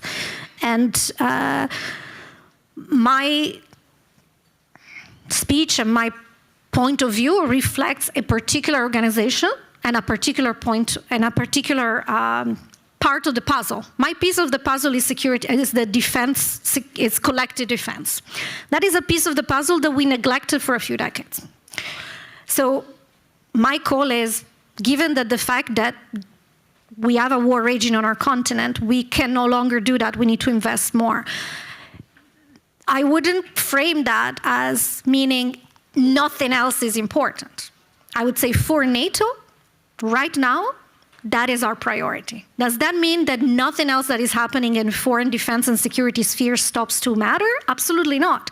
Does it mean that it's not important to contribute to stability, especially in regions of strategic interest? Because if instability comes, that will have a humanitarian, economic, political, and security cost. So I do fully believe that.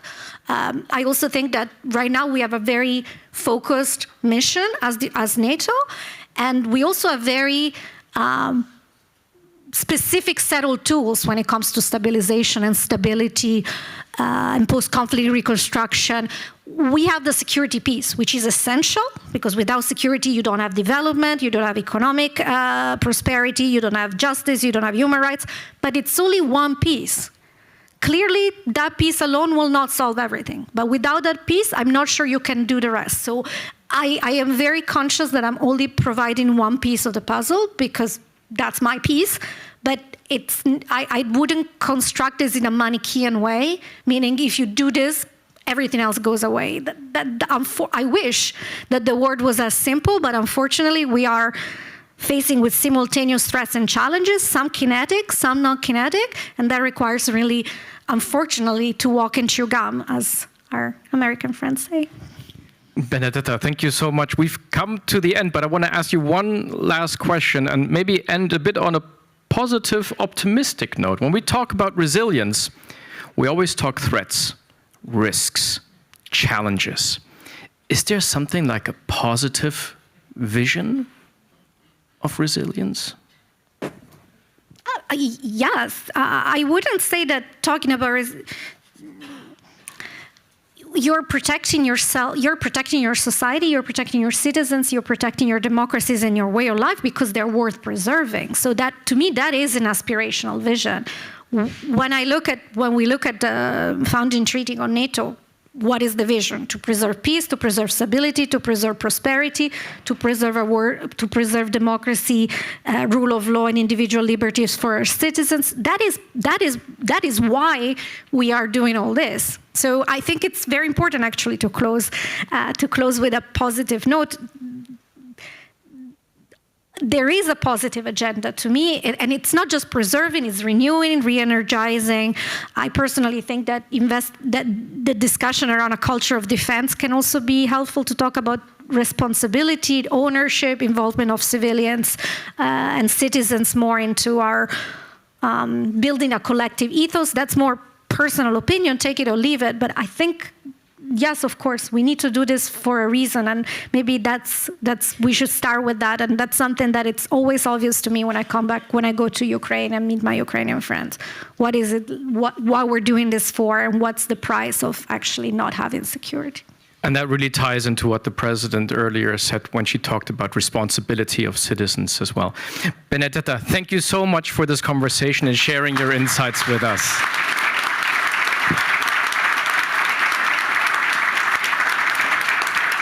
So I would now like to invite our closing panel to please come on the stage, and please welcome the guests for the closing panel: Sebastian Gold, head of the THW Connect, the Federal Agency for Technical Relief; Christian Mölling, director of EDINA Defense; Annika Ylivara, Assistant Secretary General of the Security Committee at the Finnish Ministry of Defense; and Sarah Nanni, spokesperson for security policy at the German Parliament, who is currently still voting, I believe.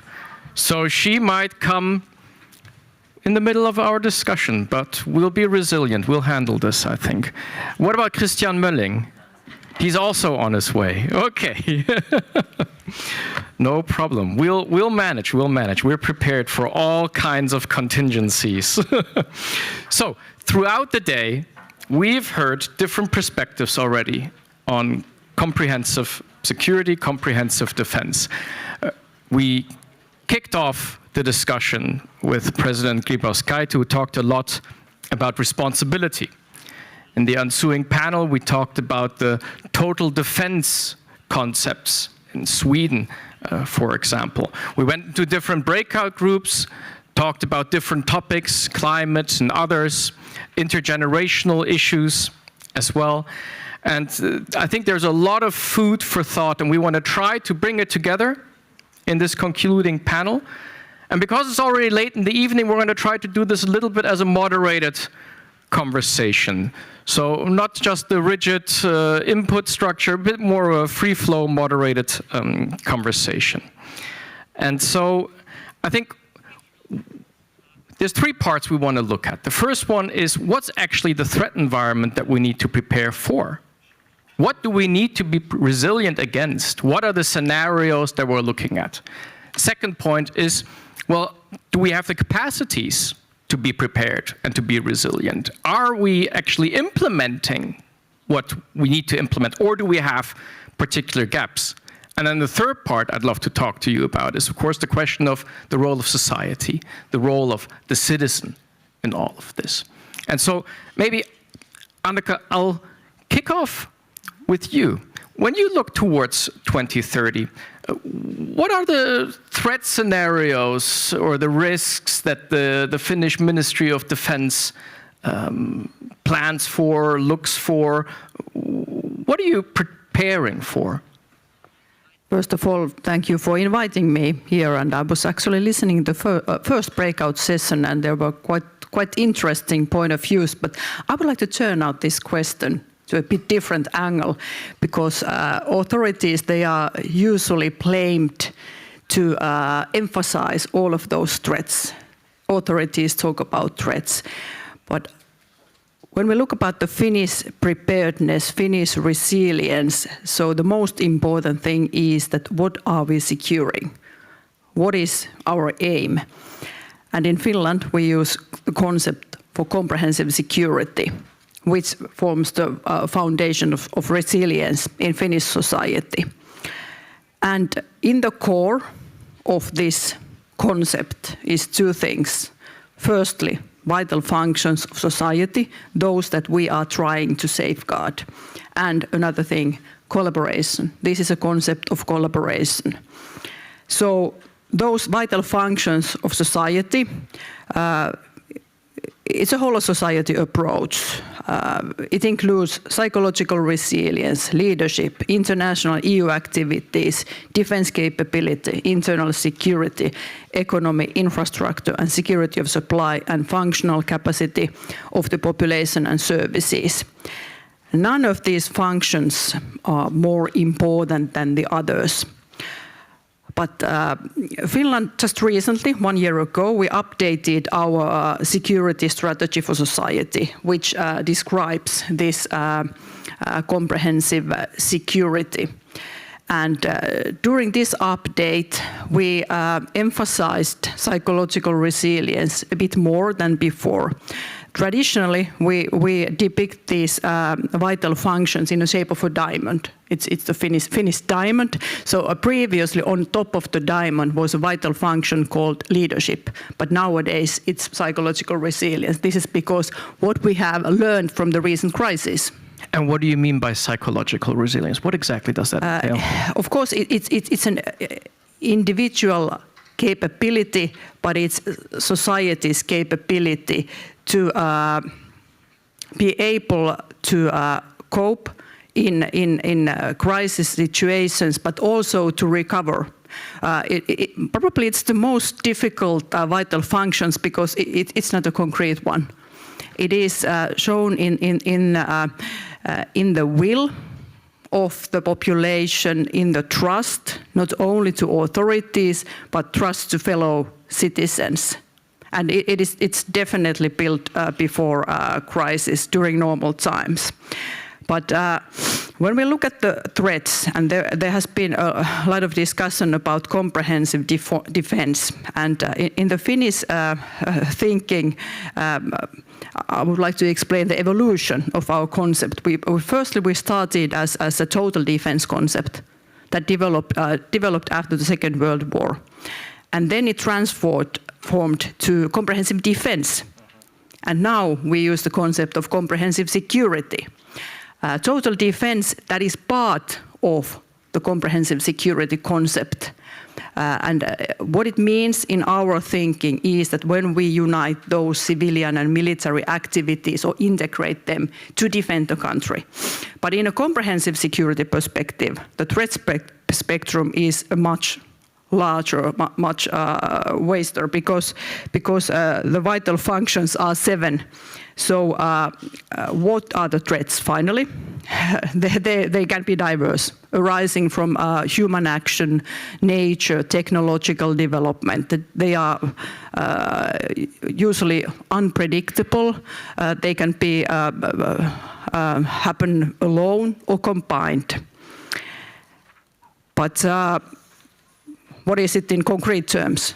That's what you're asking. I'd like to know. Yeah. So in Finland, we update our national risk assessment in 3 years row. And the latest that was made 2023, there were 15 different scenarios. And just to name a couple of those, there are disruptions in health security, energy supply, food supply, to mass influx of migrants, information influence activities, and finally use of military force.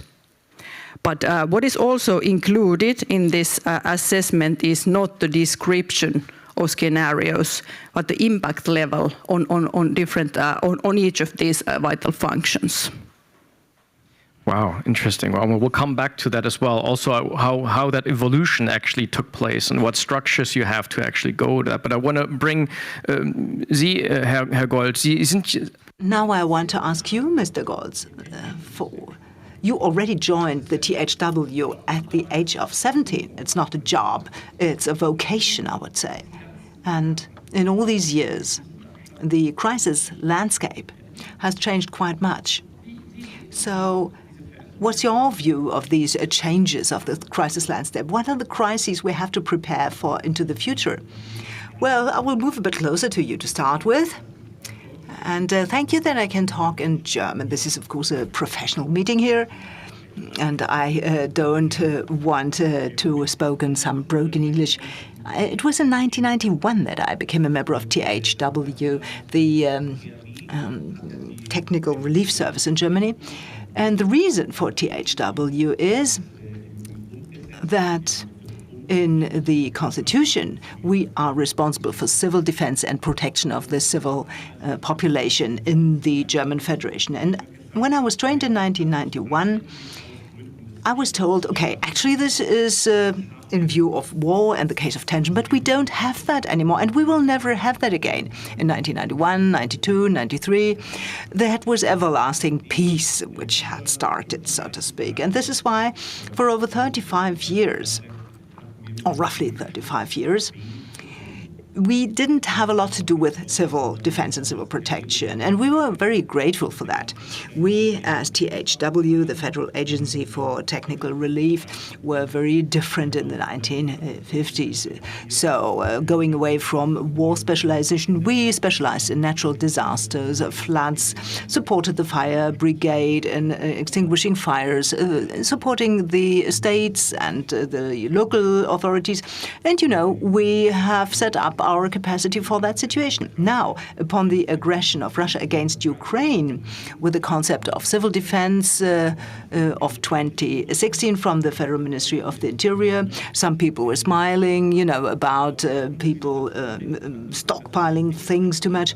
So at that time, we started rethinking, namely that the capabilities we have are also needed in the case of war to protect the society. You were asking about 2030.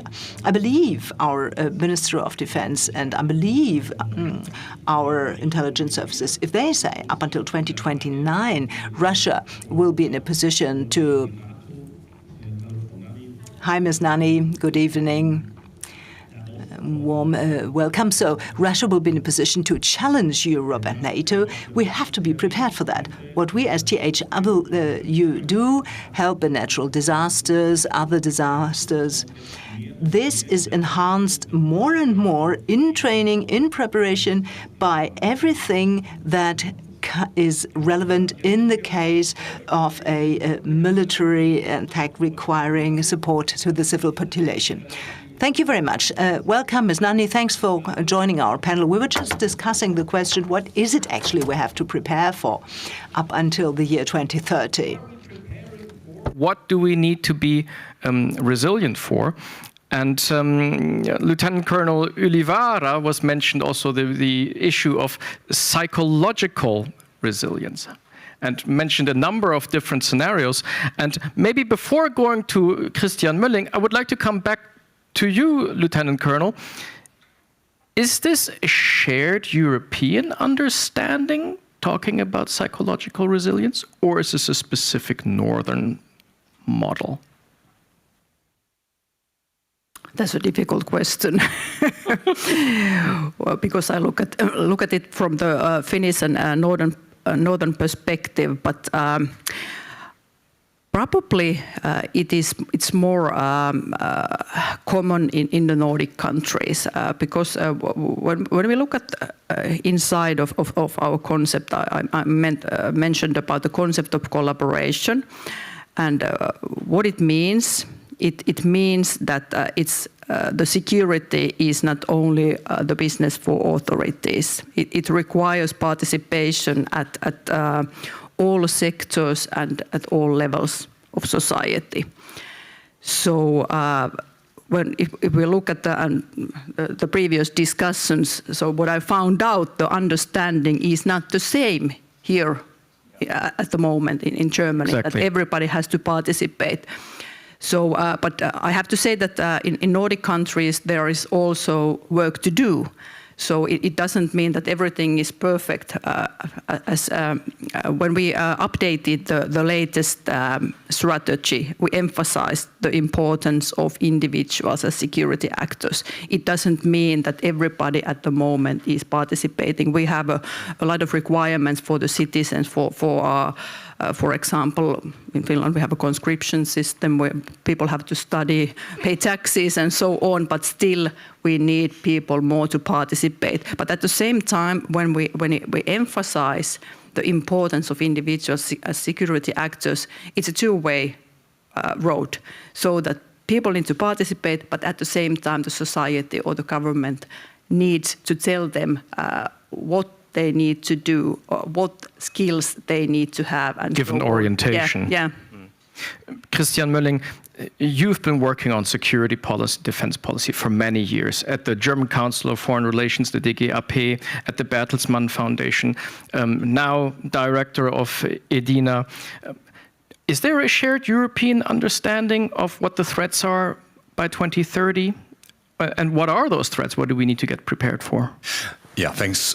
First of all, sorry for being late. I have no good excuse for this. No, really not. We'll give you some time to think of one. I was just taken away by the daily work at home. So sorry for that.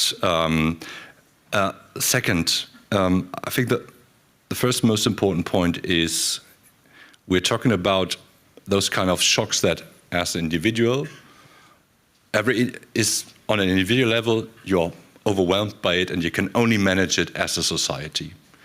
And this is, I think, the most important point here. Do we share this understanding in Europe? I guess not when it comes to the kind of the concrete threat in the framework of military aggression. I think that's definitely not the shared thing. And this is something that we can see, that there's a kind of a relationship between distance to Russia and the question of preparedness, and also a joint history, not with Russia, but also with the Soviet Union, and the understanding of what it possibly means just to have the threat. That doesn't mean that you conclude from it the same things in terms of what you have to do. I think that's most important. That doesn't mean that for example, the Southern Europeans are less prepared, but they are prepared for different things because they have their own challenges. So it's not a question huge wildfires, huge times of dryness, things like that, where, again, on an abstract level, the challenge is always the same. You can't manage it individually, plus the state is not prepared. Because normally you would argue it's a state job that needs to be done. But then you come to the question of, so where also does the individual come in? It comes in when you recognize that the state will not be able to take care of you in a situation because it's just overwhelmed. We have this in normal civilian situations, like in daily, don't know the English word for it, but I mean, we have the Katastrophen, we have the Katastrophenschutz. We have those situations when you have a situation of mass casualties, of mass injured people. And I think that one of the best examples really is where also, I think it's also necessary to have a positive notion. When this society, the German society, has managed it, was, for example, Corona. I mean, that was a huge common effort, which gives me a lot of hope for what we are able to manage as a society in cases when the state or political leadership is not fully available. Because we had the political conversation on is it right to do vaccination, etc., at the same time while people were voluntarily helping on this. And there are many other examples where I think that societies are much more resilient than we possibly currently think. There's a feeling of fragility currently, possibly, because it's so new what's coming over us. But I think it's not about the preparedness for one exact thing. I don't know whom of you is prepared at home.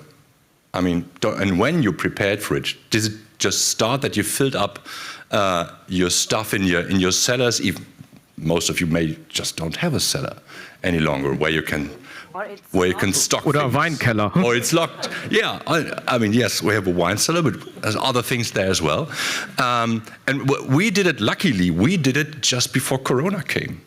So, and it wasn't to prepare for war or something, but I thought, like, maybe it's something one now should basically do, and that was very helpful. So I think there's a lot of things that you can't foresee in terms of contingencies, but it always makes sense to imagine that there may be a longer phase where the normal life just stops. And when you have an initial phase, you have to organize yourself as an individual, as a family, as a society. I think that this is the biggest challenge that we currently have, is to find ways of organization of civil society in their very specific social context. So I guess organizing resilience in Berlin is, at a certain point, completely different compared to how I would organize it in my home village. 2,000 people, it's a completely different thing, you know, it's family life, it's established social life, etc., etc. But it can be, and I think this is the most positive thing, it can be a common challenge for the German society, because it needs everybody, every generation, male, female, whatever you want to be, otherwise it won't work. And that's an interesting thing in times when societies are kind of breaking up. I think that's a really interesting point. The idea of being resilient for phases where normal life stops. And I think these last couple of years, we've had a couple of those phases, and those phases are becoming more frequent. If we're looking at capacities, though, Sarah, I want to bring you in on this. You might have the impression, reading some of the headlines, that Germany is very well prepared now. Lots of money for defense, National Security Council, new structures. What's behind those headlines? Are we that prepared, or are we moving in the right direction? First of all, I have a good reason why I'm late. But nevertheless, I'm very sorry for being late. I had to pass a vote in the parliament. I'm supposed to do this by law. So, yes. Are we well prepared? No. Do we have the concepts and the ideas? Well, some of it, I would say. Is there a how is it? Shift? Mindset shift? I don't think so, to be honest. And we can understand this, maybe, if I can be a bit critical already at the beginning, but maybe that's also why you invited me. Why do you think it is 2030 we should look at? We are already now having hybrid attacks on our country. We already need a mindset of total defense or comprehensive defense today. I mean, here in Berlin, some of you may have been part of the victims of the recent attack on the electricity grid. So you experienced what it means to have these existential thoughts in a major European capital.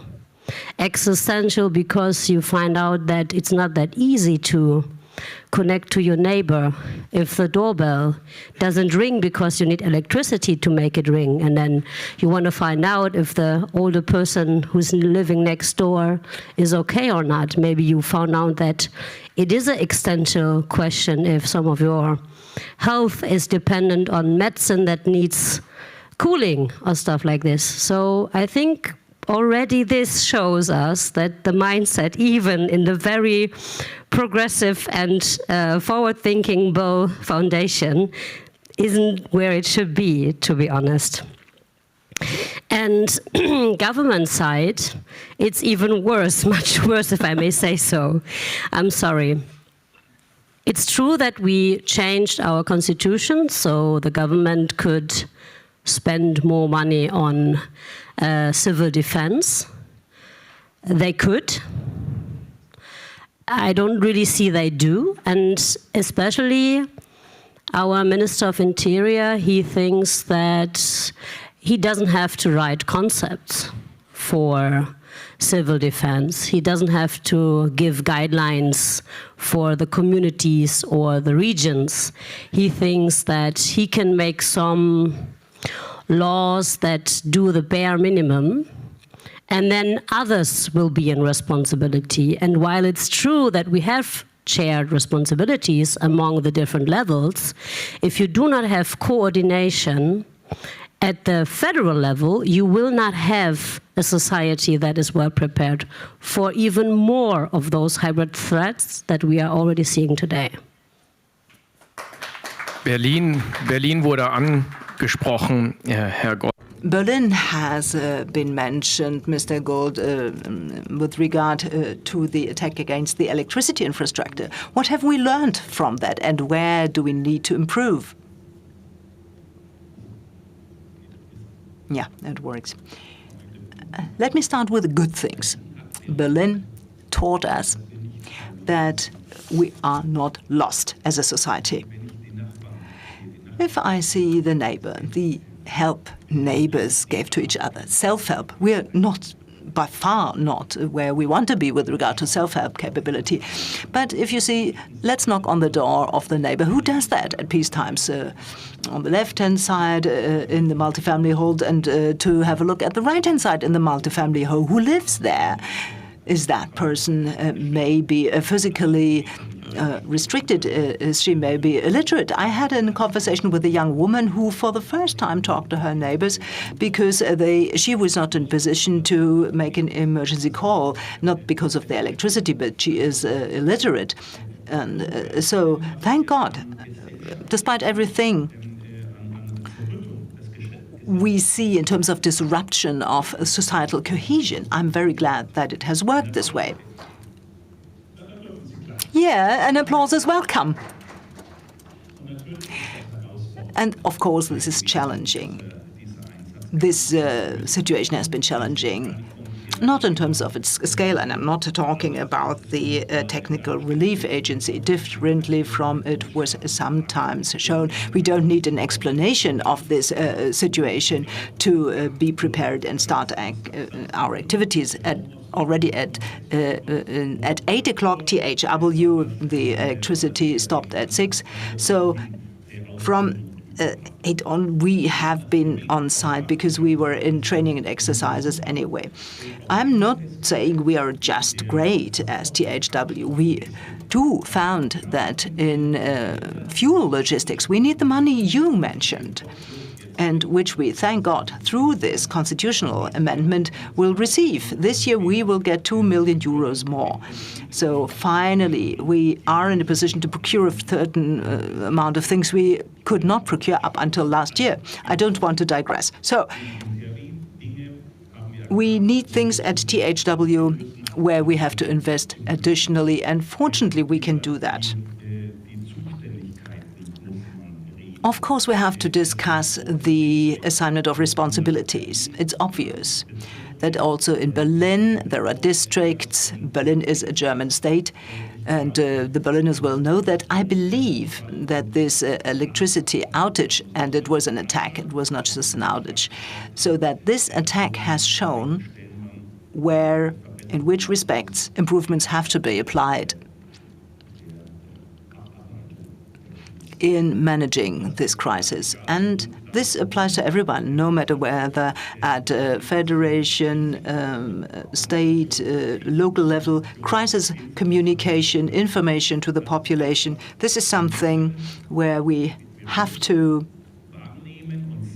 perceive and see and accept, I think we have already accepted it, that not the professional organizations and the policymakers alone and the administrations alone can manage and negotiate these things, but that 83 million people in Germany are part of the picture of managing such crises and getting prepared for them.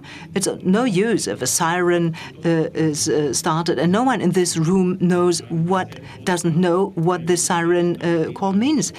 It's no use if a cell broadcast is shown on the phone, and then you see, no, it's not an outage, but it's the end of the outage, and you have to press that first to see that. So you receive the alert at night at 10, but it's not an alert, but it's a de-alert. So this is, of course, no good, because this creates even more unrest in the population. I'm usually tempted to say it's a drill. No, for those who were affected, it was not a drill. Everything else but that. But we are well advised to not just talk about individual political things, who was where at what time, but to really look at all levels and see what can we learn from from this deployment, from this attack. And for all levels of organizations, there's enough to do. It wasn't a scandal. It was no disaster in the sense of we couldn't manage that. But there are situations where not just a small part, where just a small part of the population is affected. It was a small part of Germany, of course, but we have to be prepared for different scale situations, and we can learn a lot from it. Actually, societal cohesion and that mindset shift. And Finland has obviously seems to have made a lot of progress in that mindset shift. But Annika, maybe you could tell us, how did you get there? I mean, or are Finns just born with that kind of mindset? Well, we have a bit different geographical location compared to other countries, and also our history that teaches a lot. But so there is this historical memory, and there, in a way, there are structures that support this kind of mindset.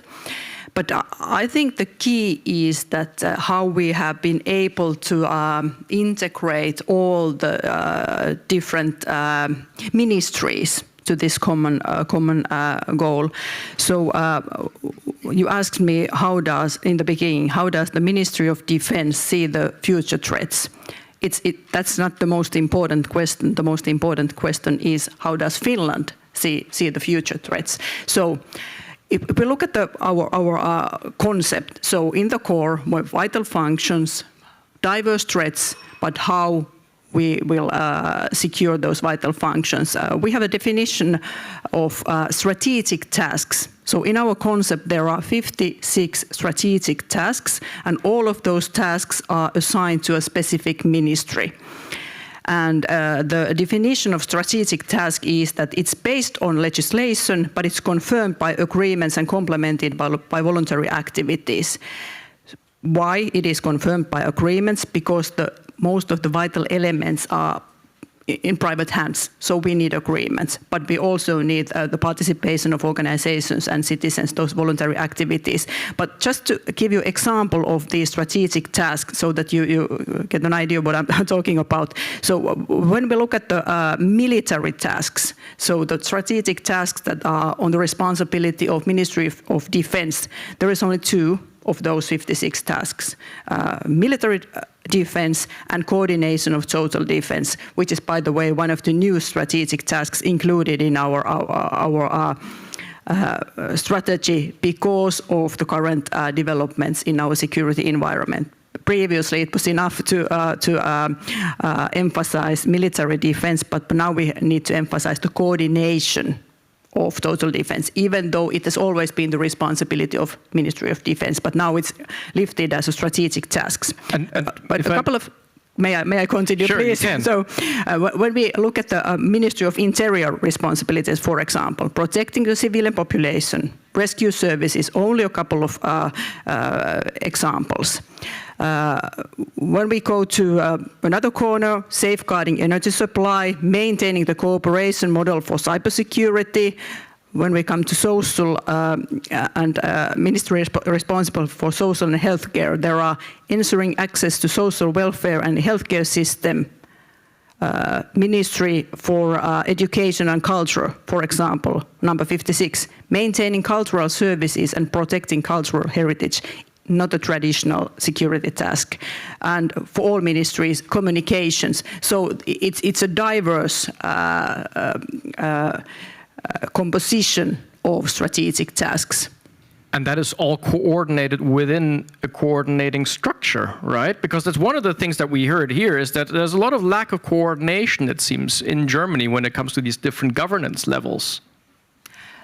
It is coordinated, but in Finland the structure it's structured so that the ministries are quite independent in their specific sectors. So basically, they need to coordinate the activities together with the other ministries. So, and when we go from strategic level to operational level, so there, in most cases, there isn't a need. When we look at the response activities, in most cases, there isn't need for strategic decision making, but the authorities start to operate. And only when it's really a bad situation, as during COVID-19 pandemic, then we needed those strategic activities, such as legislation and so on. So that was the first time when in Finland the state of emergency was declared after the Second World War. Wow. Christian Mölling, do we need to become more Finnish here in Germany?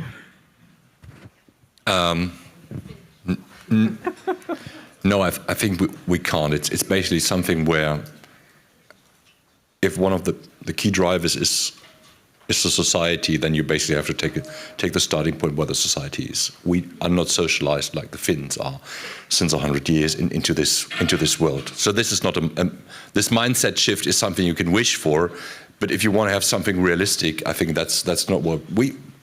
I mean, I would quote. Maybe that's a good starting point. I would quote our chief of the army, Christian Freuding, who said we should be ready to fight tonight. And if you transfer that, it basically means, what you have is with what you go into the conflict. We are already in a part of the conflict, you're right. Doesn't feel like this. It's not a shooting war, but it's an ongoing intimidation that we're seeing. And I guess it's something where, again, everybody can do, even tonight, something to be prepared for something that can happen tomorrow. Supermarkets are open until, I don't know, late, so you can go and buy your stuff, and possibly better you do, because you don't know when the next pandemic or something else will come around.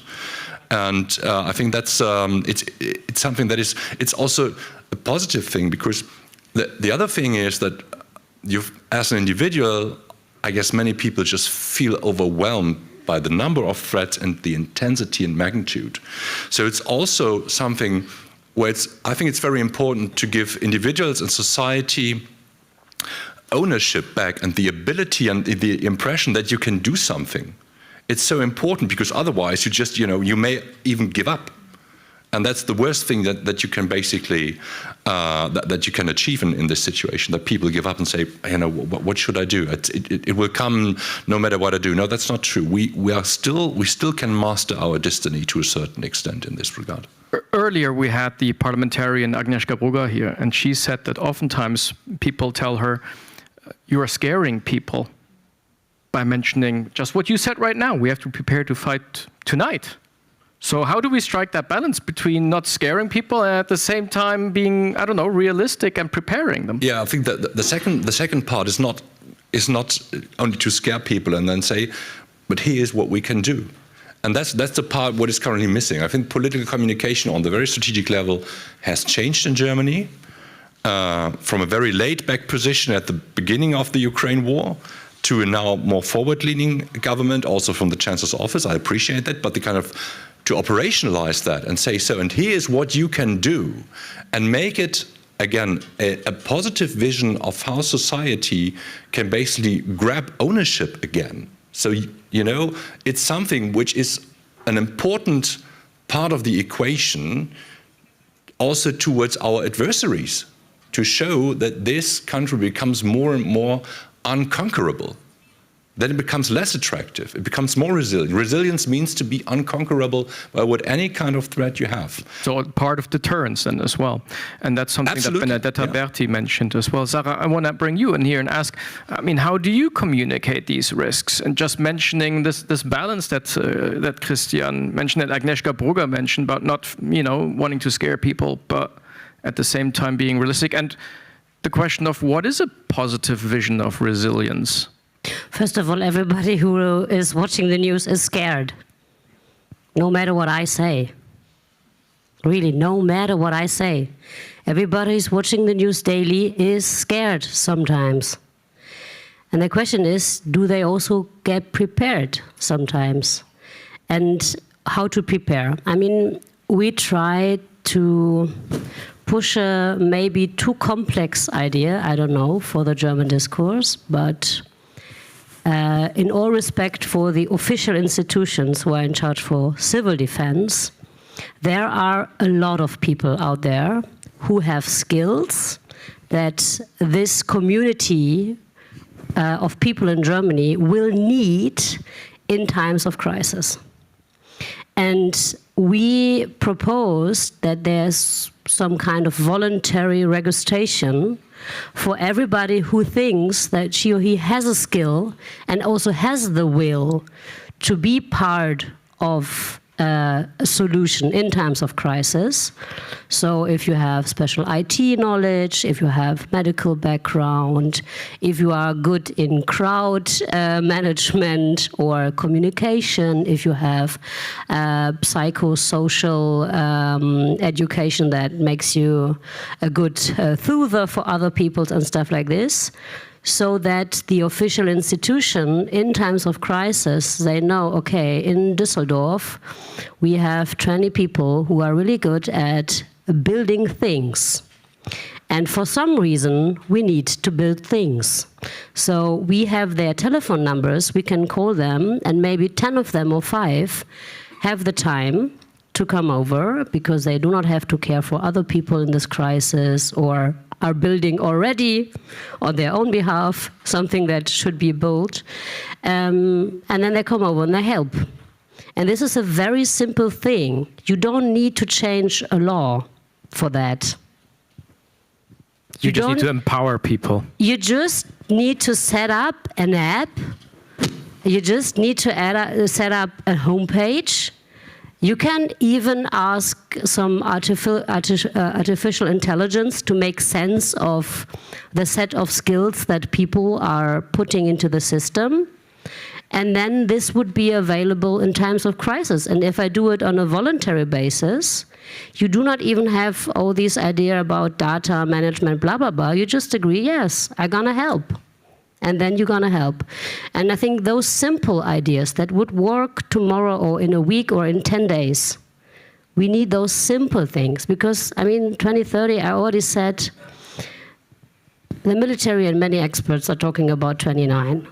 I don't think Putin is waiting for 29, but let's say 29. This is 35 months. I know how much I can do in a month. I'm scared if I imagine that we only have maximum 35 months to get things done. And that's also why I'm really, really focusing on the ideas that would help tomorrow, in 10 days, in 2 weeks, if we build them up.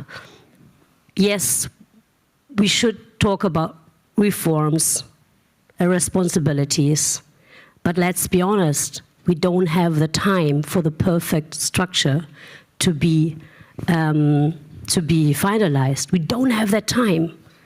If we do, because it turns out Putin is gonna die tomorrow, whatever, it's okay. But probably we don't have the time. So maybe we should really focus on what could work. We had some information this morning about the medical situation and how the hospitals have to prepare. And the timeline wasn't really a thing in this discussion. And I think this is very dangerous. Because of course, if I have a blank paper and a blank country and whatever, I can imagine that how many things we could do to really be well prepared. And then it's 2040 or what? I really want to make this point. If anybody here is in a position of power, maybe in the ministries or wherever, the timeline is short. Behave accordingly. We have a lot of catching up to do. I want to open Christian, you want to come in? Yeah, one point to add. And then we'll open the floor for Q&A. In terms of, I think it's true that this is a civil society dimension. I think there's a second part which goes to those preparations that are necessary for the specialized organizations, and in whatever kind of material and personal reserves that you basically need. And I think this is also the element where we can develop political leverage by doing the similar type of planning that we do in the military for the civilian defense. So having a benchmark, knowing just simple things. How much fire brigades do we need? And then say, okay, how much do we have? And that's what we, and this is the way how you basically get leverage on the defense spending. And I think you can do the same thing, literally the same thing, in a little bit more complex way for the civilian side as well, because I guess all the specialized organizations that we have in Germany know what they need in principle. So they can make at least a probable assessment of what is needed, and that is a bill that you can prepare as the benchmark that you have to reach. And then you put the timeline to it, and out of this you very simply get the number of orders that you would have to put, and the number and the amount of money that you need to put behind it.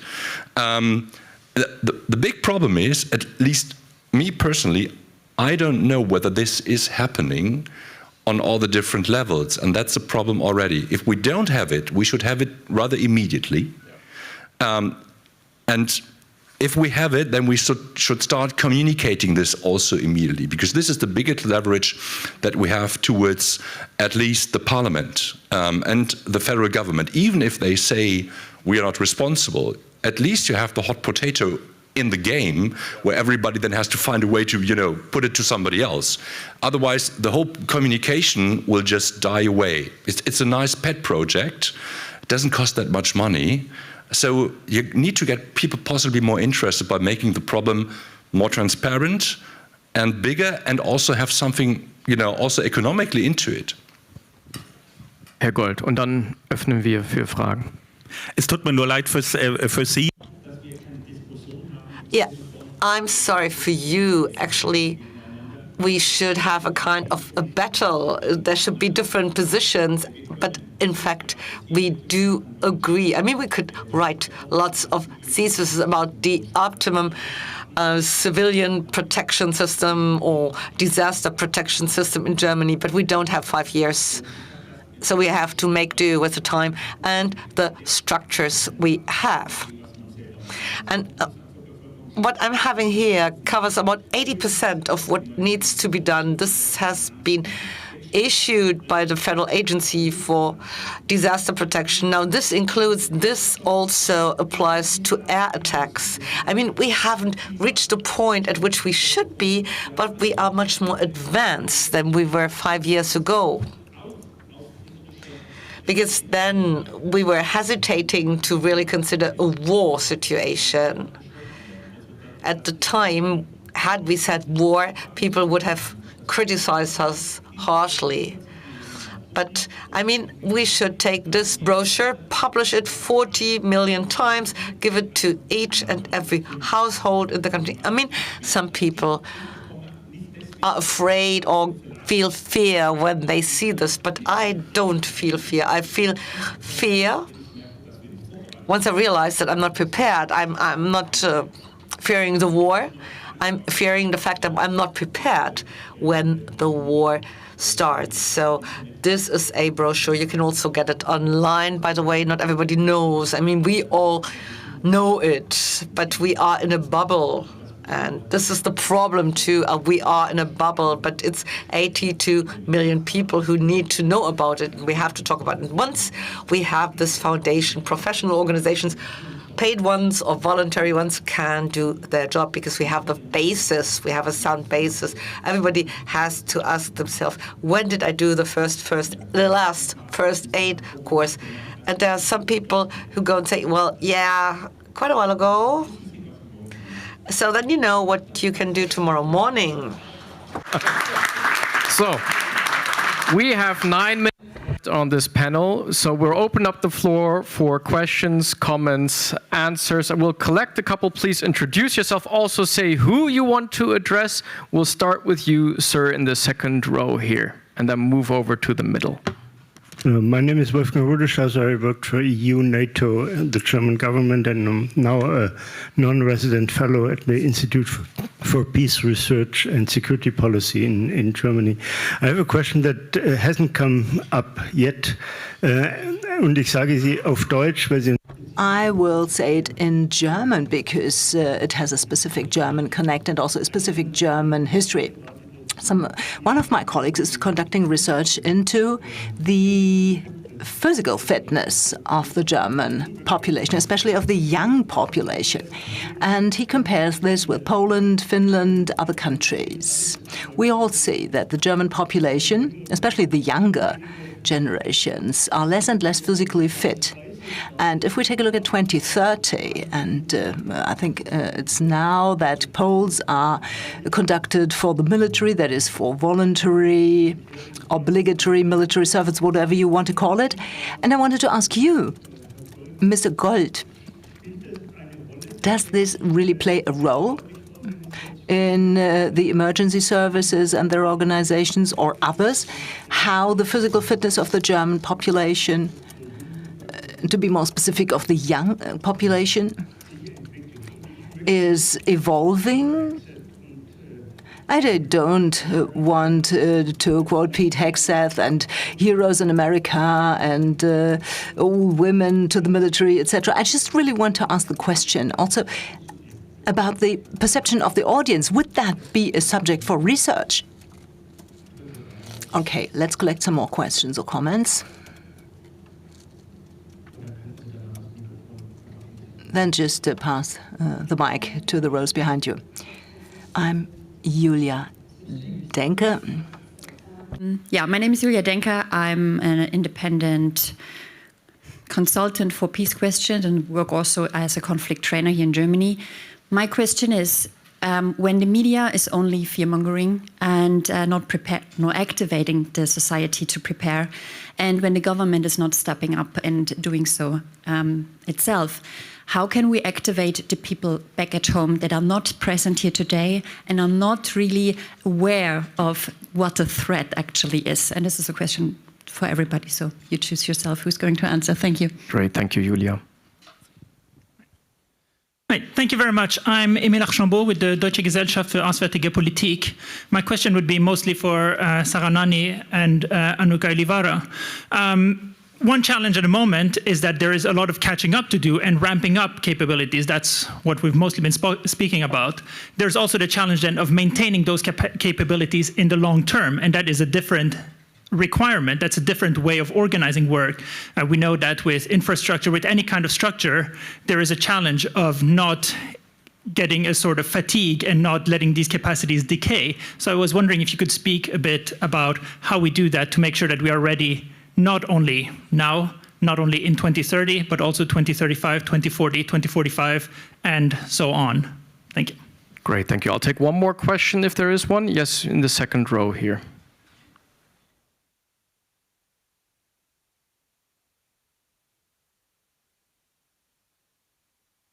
Thank you. Hi, my name is Antonia Brandt. I study security policy here in Berlin at the Hertie School. First, I want to make a note because we've been talking a lot about fear or being scared. I wrote my bachelor thesis about the question in what ways or what factors influenced people's support of weapons deliveries to Ukraine. And actually one big factor, if not the biggest factor for support, was the threat perception when it came to Russia. So people who felt that the threat was stronger, more imminent, they supported actually the policy of sending weapons to Ukraine.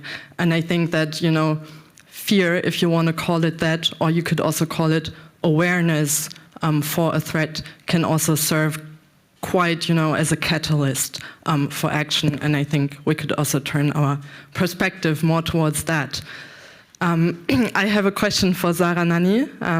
What can the Greens do currently in their position in the opposition to work, more towards everything that you have just talked about? What are specific action points that you are going to take in the next weeks and months? I'm interested in that. Great, thank you. Okay, Herr Gold, wir fangen mal mit Ihnen an der Frage. Okay, Mr. Gold, let's start with you, the question of physical fitness. Central Europe has an obesity problem overall. This is just an issue.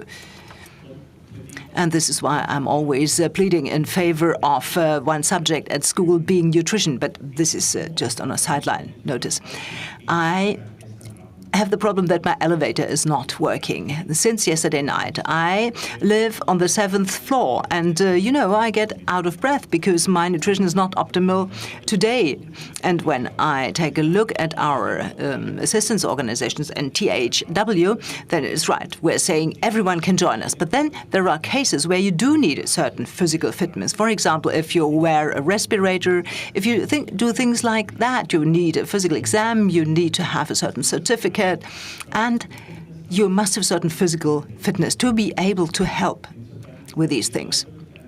So this would really be an interesting field to be addressed and researched into. But overall, how do we live in Central Europe? What is the diet of our societies in Central Europe? This is also a subject we should bear in mind and dedicate attention to. Ms. Nani, what abilities and not falling into fatigue? I don't know how we should fall in fatigue. I mean, we have the news every day, every week that make us not fall asleep for these kind of matters. And coercion from other states via hybrid threats and attacks is continuing even if Russia is defeated, hopefully soon. Via China and maybe also via the United States. I don't know, we will see. I don't fear that this society will have some kind of fatigue when it comes to becoming more resilient. I see that politicians are more of the problem, not so much the society, if I may say so. So I don't really fear that, to be honest. And on the other hand, also, I don't think it's very reasonable to speculate about the kinds of threats we are going to face in 20 years or in 15. I mean, artificial intelligence has evolved so much since I'm in Parliament, and I'm in Parliament only for 4 years. There are different kind of threats I couldn't have imagined 4 years ago. Maybe some people could. But even those people who were talking so much, yeah, artificial intelligence is going to change our life, they would not have predicted the concrete ways of how this could threaten us. It's helpful in many ways as well, but you know what I mean. So I think preparing now for later is more of how to find a way of working on these kind of resilience issues in a flexible, agile way, and to be fresh in your mind rather than building structures or taking decisions that have an effect in 20 years, because maybe in 20 years the world looks very different.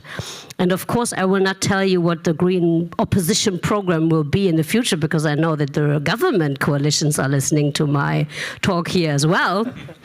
So we will have some surprises for that. But I can tell you what we did in the past, try to bring to the debate next to our idea of having this registration. We are proposing that there's an inquiry commission in the German parliament that asks the question, what kind of voluntary or maybe not so voluntary rules, procedures, whatever, do we have to establish in this society to be more resilient? So short-term, voluntary, quick fix, but then also we should take the time, and this is not a job that the Greens can do alone, although I know we would do it very good, but we need a society consensus about this. So we are proposing that together with the other democratic parties, there should be a discussion in the parliament together with the society to say, okay, maybe we have to find requirements on you have to do your first aid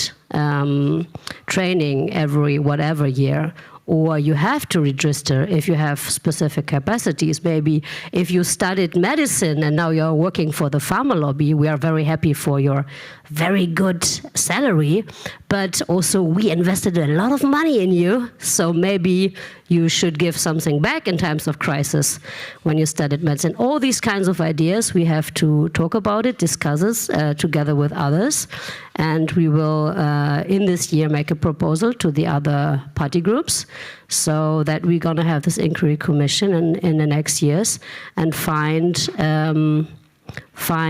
structures that, if we do have more time than 2030, we will do it a bit more structured, maybe. Thank you. Annika, Julia asked, how do you activate those people who don't necessarily know all the risks? Or doesn't Finland everybody know? In our DNA. No. You have to approach people through those channels that they use. So, and I always like to talk about education, educating also children, because that is where everything starts. Of course, if you are looking for like a couple of years of perspective, so then there isn't enough time. But my advice is to use those channels that people use. But there is also communication by words and communication by actions. If people see that authorities together are exercising, they are involving the organizations, they are involving the volunteers and so on. So that's also a message. But I totally agree what Christian said about this.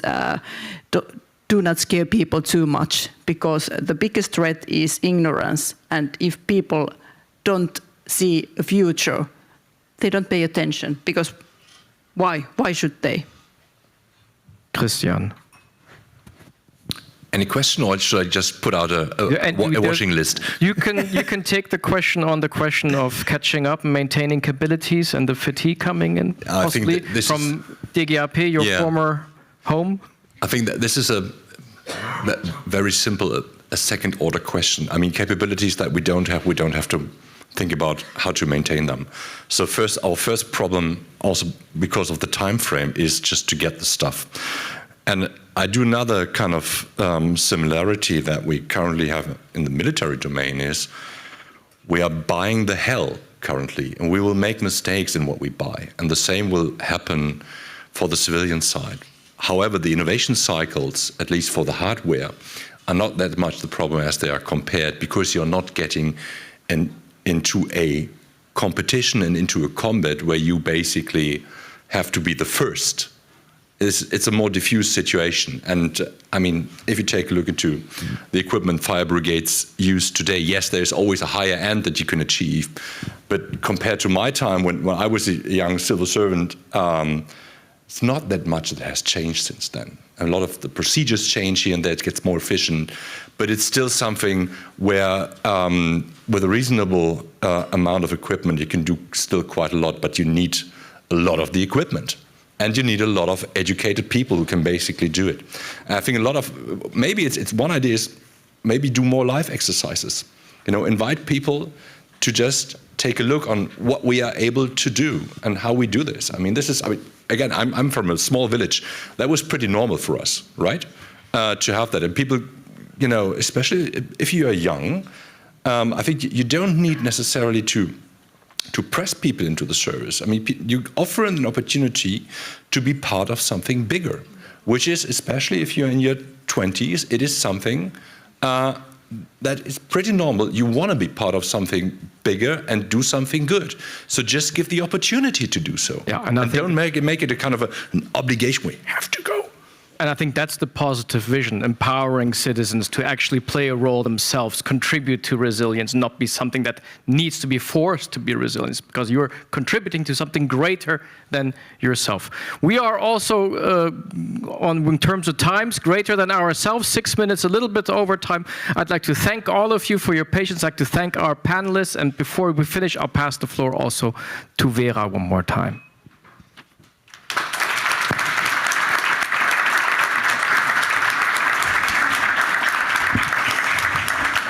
Danke, Roderick. Ich weiß, ich stehe jetzt. Thank you, Roderick. I think I know it's me who's between you and the buffet. This is why I will be brief. Still, wrapping up this conference, I would like to thank everyone warmly who participated in this conference. Many thanks to the speakers from at home and abroad. Thanks for being here. Thanks to the other half of the Foreign and Security Policy Desk, Philipp Staub, our moderators, Anna Brehm, Helena Quiz, Yannick Hartmann, Roderick Kefferpütz for their great support, to Policy 180 for the great cooperation, and nearly most important for the success of this day, the conference office, Florian Voss and Lukas Lorenz, the service, Nicole Bodstream, and hardware, Philipp Meyer, and the interpreters, as well as Marlene Heine. Without all of you, this conference would not have been possible. And finally, I would like to thank especially you for attending, for your attention, for your questions, and we hope to see you back to the Foundation very soon. In this sense, I wish you and all of us a nice rest of the evening. Thank you so much, and see you soon.